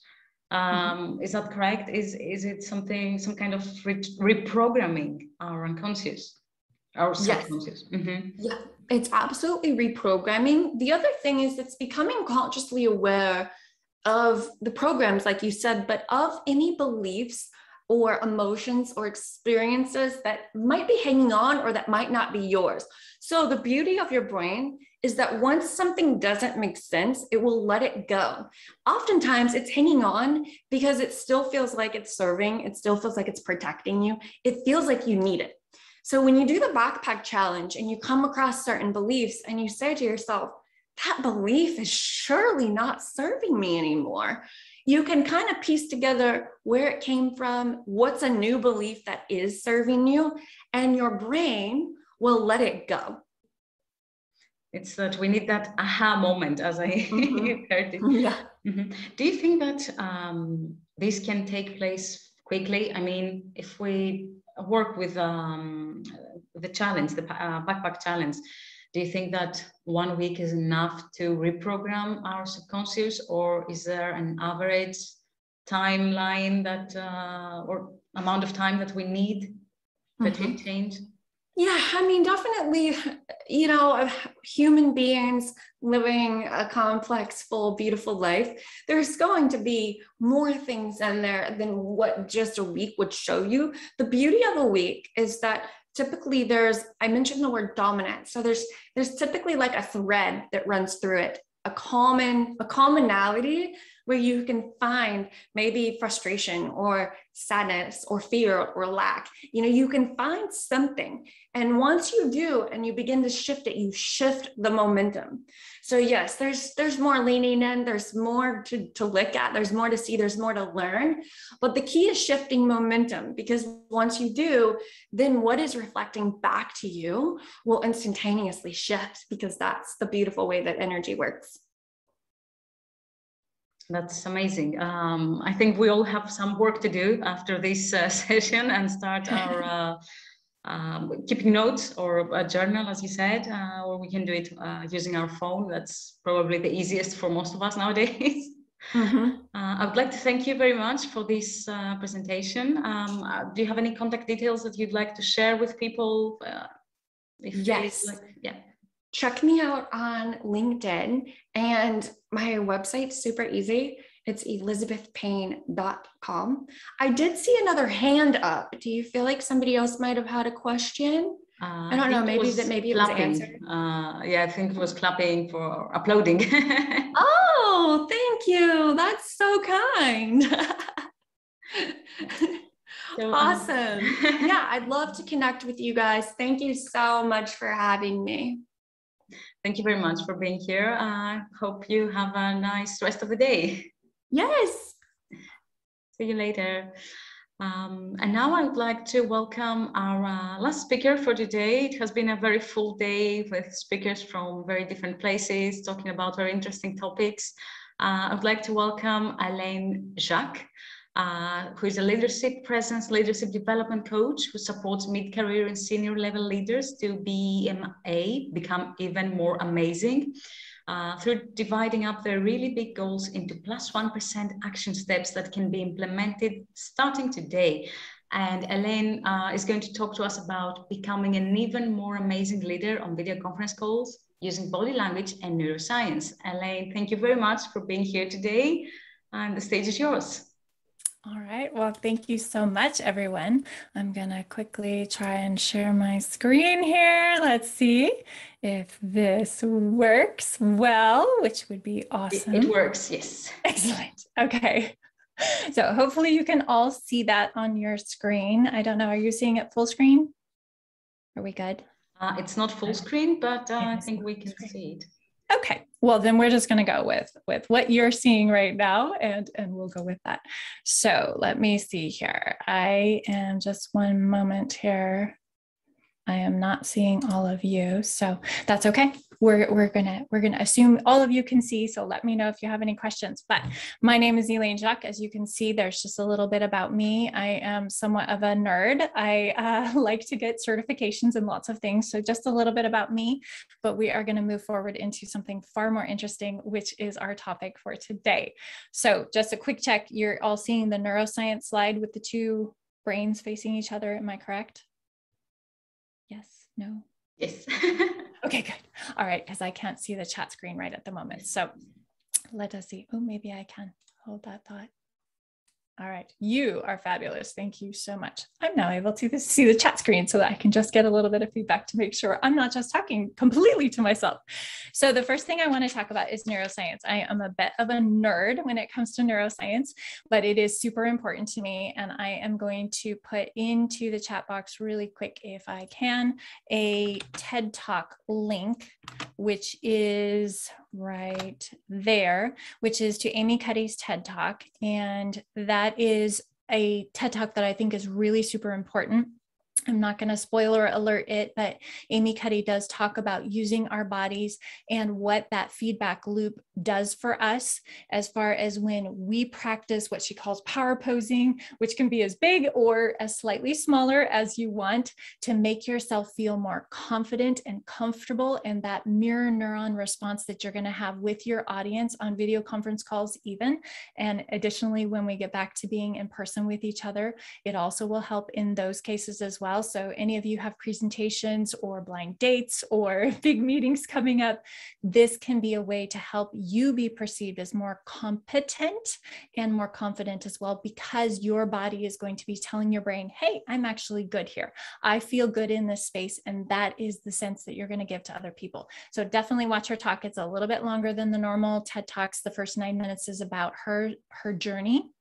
And then the rest is about how you can use the science to help yourself in those ways. So I like to share that little tip, little resource for all of you to make sure that you have that to use going forward. So another thing that they have done, and I don't know that I would volunteer for this particular study, but they have put people into functional MRI machines, and they have shown them various pictures of people's faces doing various kinds of smiles.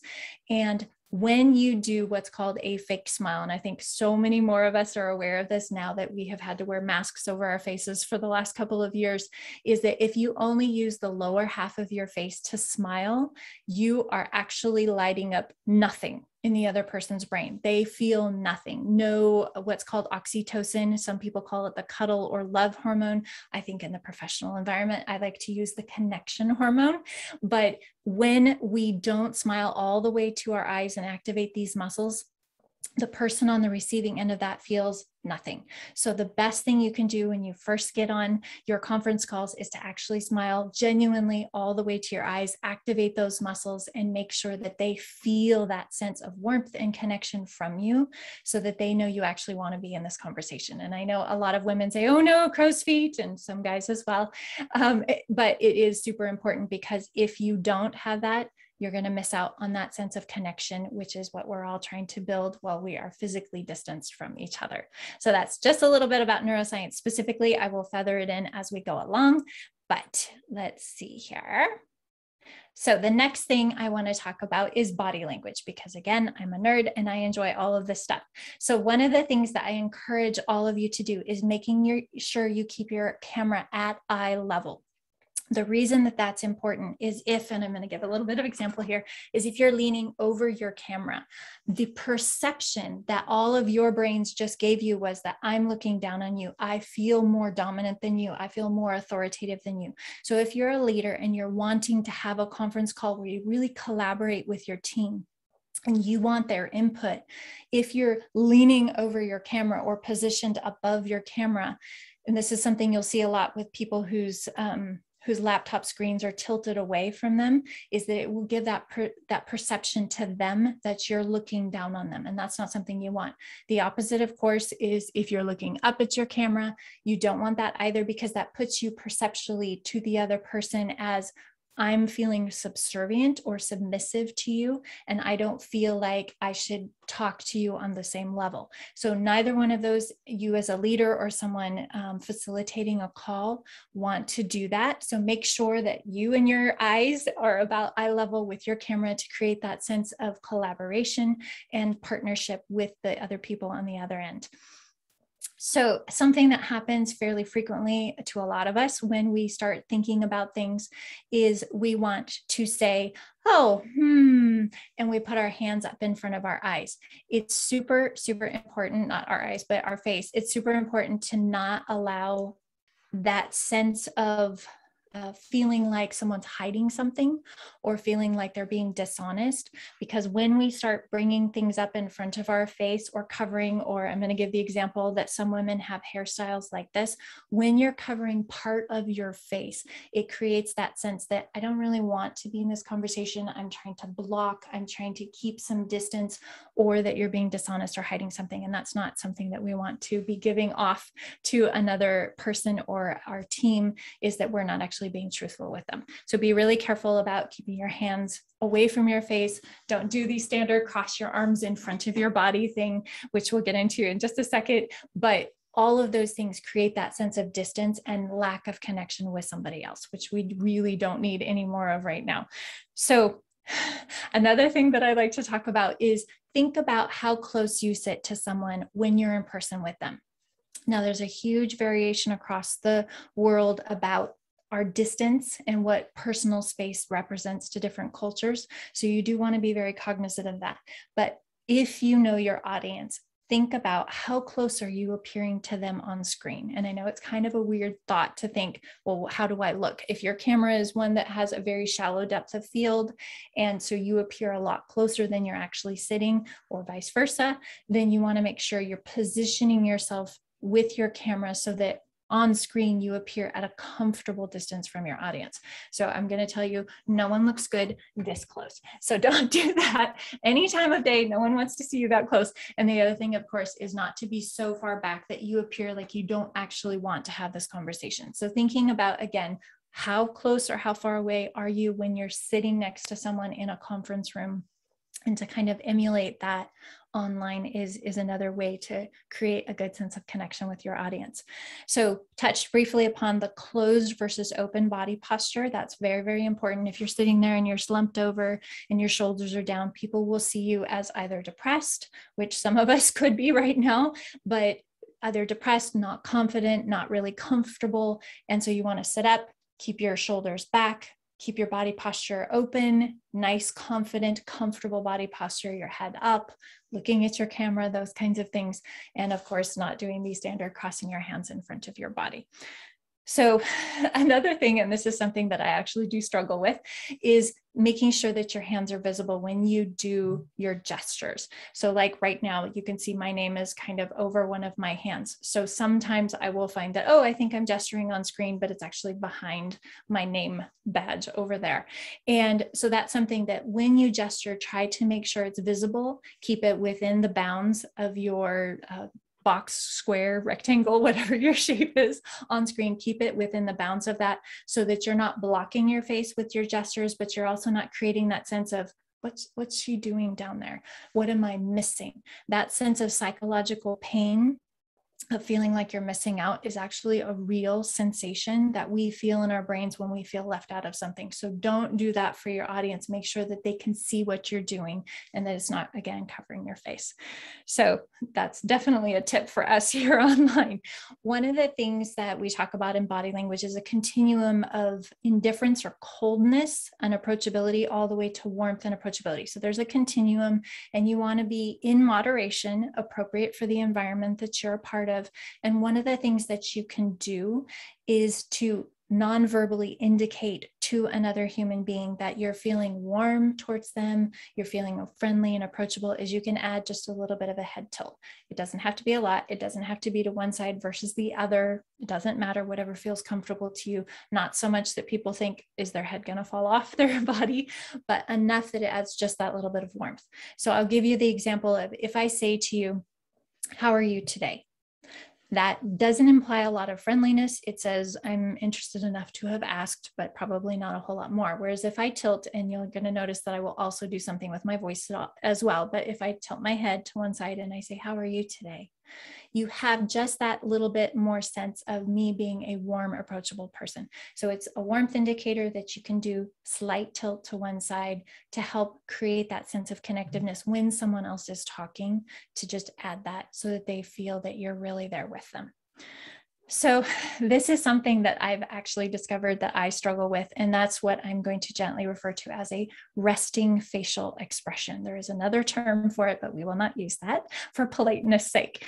And that is that when you are on screen, and I'm going to say when and not if Zoom freezes, then you want to have a lightly pleasant look on your face at all times, if possible. Now, it may not always be appropriate, but for some people, and I struggled with this as well, some of my clients said, you're really intimidating sometimes because I can get a very strong concentrating face.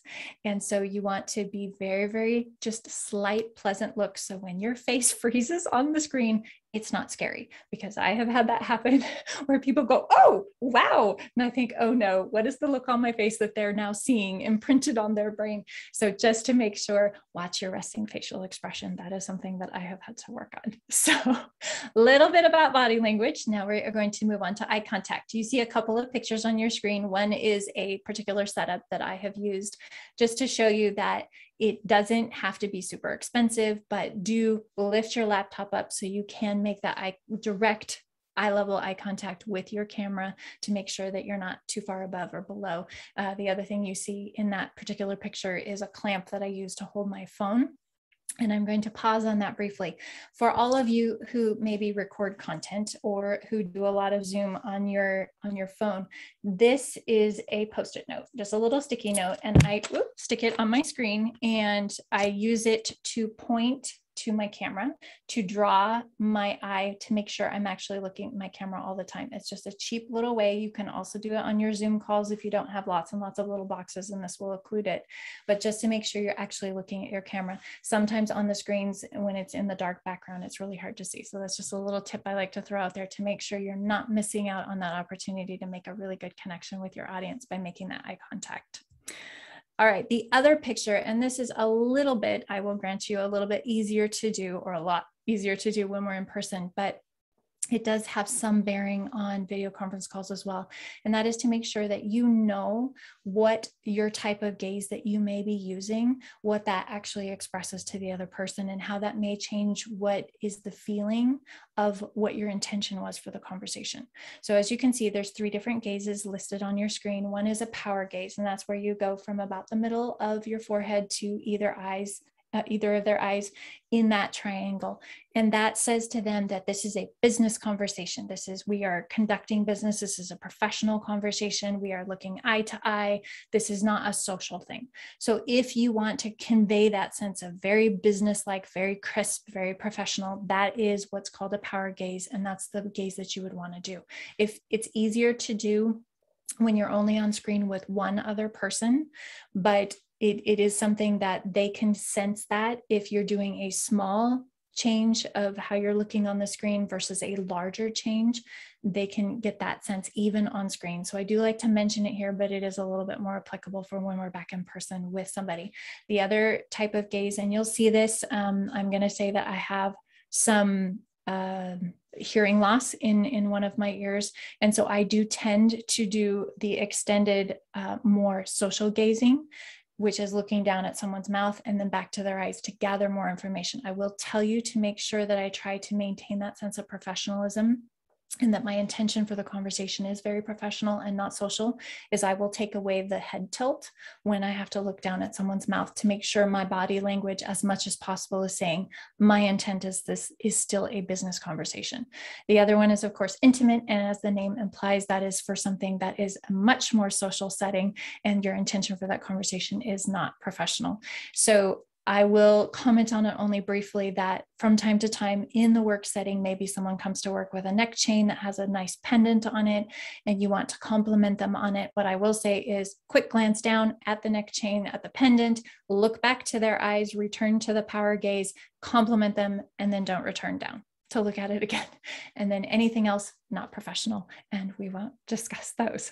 So that's a little bit about eye contact. What I will say that I meant to say earlier is that on screen, if you want a little rule to follow, is when you're talking, look at your camera. When they're talking, it's okay to look down at your screen so that you can benefit from their body language as well.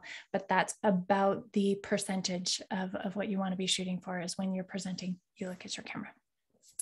Okay, so talking about a little bit about vulnerability, I like to bring this up because it helps us to feel so much more connected with each other. And as leaders, it's a way that we can create that sense of psychological safety with our audiences, because right now, everyone across the globe is going through something.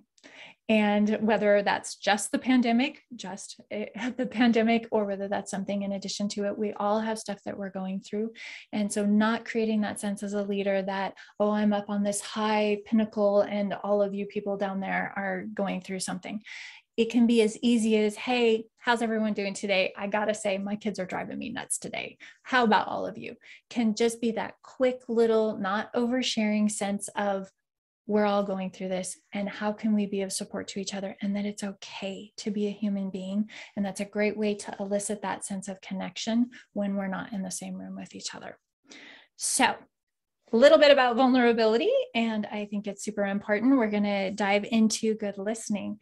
I will give a shout out to Nelson Mandela for this next bit, which is listen first and speak last. Now, I will own the fact that I'm speaking right now and I'm not doing good listening, but you'll forgive me, I hope. So making sure that you're not doing something like popping onto a call and saying, hey, everyone, I have this great idea that I think will be perfect, but I want to hear all of your ideas as well. You have now lost the sense that they will feel like their ideas are really going to be heard. If you want to create that sense of collaboration, to get on and say, hey, everyone, here's the thing that we're going to conquer by the end of this meeting, and I want to hear from every single one of you so we can create the best possible solution. That says to everyone that they matter and that they're going to be a part of it. Now, you may have a great solution in your brain, but if you actually want to hear from everyone else, you need to create that sense of that they do matter, and that you're showing them the respect of the value that maybe you hired them for, or maybe you were hired for, depending on where you are. So listening to understand and not just to respond. I think all of us have had that sense of someone who, when we're talking to them, goes, oh, you know, they're not actually listening to you. They're just waiting for you to pause long enough to breathe, and then they're going to jump in with whatever they have to say. Most of us don't like that. It's something that I think we all do. We get super excited about something and we want to share, but to show respect for your team, for your teammates, to say what you have to say is important enough. And a great way to do that is one of two ways, or to include both of them, is to take a pause. When they're done talking, to pause and show them that you're actually thinking about what they're going to say. This doesn't have to be long, so it gets uncomfortable and people think, did you freeze? But a little bit of a pause to say, I'm really thinking about what you said. And then any clarification that you need, to make sure that you take that moment to say, now, I really appreciate what you just shared, and I want to make sure that I really understand it. So I'll give the small example of, I was doing a webinar at one point, and similar to this, and someone said, well, you're going to do an AMA session at the end. Now, for me, coming from a hospital background as a speech pathologist, I thought against medical advice. And I thought, what does that have to do with my webinar? And so I said, I'm so sorry, what do you mean by AMA? And the gentleman said to me, he goes, an ask me anything session. And I went, oh, for me, that's called a Q&A or a questions and answers session. But I was not familiar with the terminology. So I could have just glazed over it and thought, I don't know what that is. But it gave us a chance for me to become more familiar with some additional terms and to create that sense of greater understanding, which was helpful in that conversation as well, so that I could be aware of that. So making sure that you're doing those kinds of things, to paraphrase gently, to make sure that you understand, is also a nice way to help people feel respected and understood. So a suggestion I think that most of us know and have been on conference calls where it hasn't been the case is to turn off all your distractions, so you're not going and looking like, I'm not really here. I'm not really present. I'm not really listening. I don't think any of us appreciate that. So if we can do our best to not do that to others, I think it's a sign of respect. So last but not least, this is something that I think all of our moms have probably given to us to work on from time to time, but to remember that you have 2 ears and only one mouth, and using them proportionally is probably a great way to show respect for your team. So I know we went through a whole bunch really, really fast, but now AMA or question and answer, depending on what your preference is. If you do have any questions about body language, about leadership, about neuroscience, I'm totally happy to answer them at this point. I know it's near the end of your day, so I do want to be respectful and just say thank you so much for your time. I will stop sharing and let everyone come back where I can see all of you. So feel free to hop on and let me know if you have questions. And if not, I'm going to turn it back over to the lovely Miss Evie. Thank you very much for this entertaining and very informative presentation. I laughed at a few different bits, especially the one with the resting face. It was an abundance of information, and actually I was thinking that there's so many tips here, and so many things that we do subconsciously, and I think it's time that we start working on them consciously and become an even more amazing leader, as you said. Yes. I think we will need to go back to the presentations to watch the recording, because there were so many tips and we could make notes. For all of us. Yes, I'm sorry, that was a lot of information all at once, but I did want to leave it open for questions. And I am very aware that for everyone who's been enjoying today with the Global Coaching Conference, so this is near the end. So this was a quick little. Yeah, it was very, very nice, and very many things that we can actually start applying. I mean, right now I moved my camera because my chair was higher, and I lowered my chair to make sure that I am in the right height. And I will tell you, Evie, if you and I, just as an example for everyone else who's still here, if you and I were the only two on the call, I would probably make an adjustment with my chair to make sure that we're sitting fairly evenly, even on screen to each other. So even if you were sitting, so I'll do it right now. So I would lower my chair down so that you and I are approximately similar. I will tell you that's something that I try to do. I'm a fairly tall woman, so it's something that I try to do for other people is to sit down with them, because I don't want to have that sense of towering over people because I am tall. So that is something I do. Do you think it's best if we, for example, now that you were talking, I was looking at you. I wasn't looking in the camera, but I'm a bit confused between these two modes. When should I look in the camera? When should I look to my speaker, to the person I'm talking to? So it is very hard. And this is one of the weird things, is that like right now I'm looking at you on the screen because that feels most comfortable, is because, I can see your face, I can get, the visual of your smile and all of that. However, for how you feel, I should be looking at my camera right now, so that your sense is that I'm looking into your eyes. And for everyone else who's still here with us, I'm looking into your eyes, even though I can't see you. For some of you, you have your pictures there, but I can't see you. But for you, that is your perception, is I'm actually giving you good eye contact. When you are talking, then it's okay for me to look down at the screen, because then the hope is, of course, that you'll be looking at your camera, and then it feels like you're looking into my eyes. So it is very weird during this time. It's something that I don't well, there are some people who do struggle with this in person as well, not knowing where to look. I will say there are variations for eye contact around the globe as far as culturally what's appropriate. Some cultures, it's not appropriate to look someone in the eye.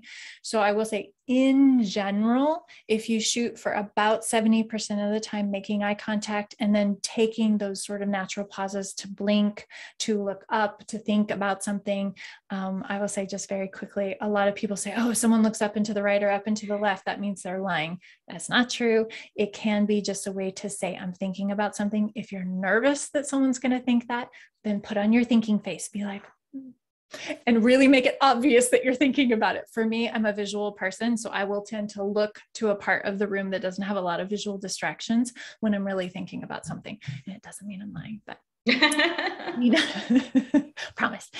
Dina says, and I'm so sorry if I'm pronouncing your name incorrectly, but would be useful for us. Oh, thank you very much, Dina. I appreciate that. Well, you can take it from here. Yeah, definitely. We can start applying the new information right away. Yeah. And that's what I really wanted for today, was not just to talk on theoretical levels, but what are some really specific tips that all of us can use starting today and going forward, because I know for a lot of us, this has been a pretty big learning curve. And some of us still need to work on making sure my hands are up and not behind my little thing here. So yes, but thank you very much. I do appreciate the opportunity to come, and thank you so much, Abby. This has been fun. Thank you very much. It has been a pleasure hearing you today, and thank you for supporting our cause. So, as you said, actually, this was the last presentation for today. Here in Greece, it's almost 9 p.m. Oh my goodness. Wow. Well, if anyone does have any questions about anything, please, I'm sorry, I did actually have a last slide where I had a nice little lovely You can quote. share your screen again and show people. I was going to, and I'm so sorry, I was actually going to give the last slide, which is my LinkedIn. So if any of you are not connected with me and you do have questions and you want to connect with me, I will tell you that is the only place I am. I do have a YouTube channel, but I use it only as a repository for videos. So just real quick, it's, Elaine Jacques, my name. And of course I like to joke, look for the big smile and the red hair and you'll know you have found me. But that is just to end it up. That is one of my favorite quotes about people who say that you need a title in order to be a leader. I think that we are all leaders in our own way.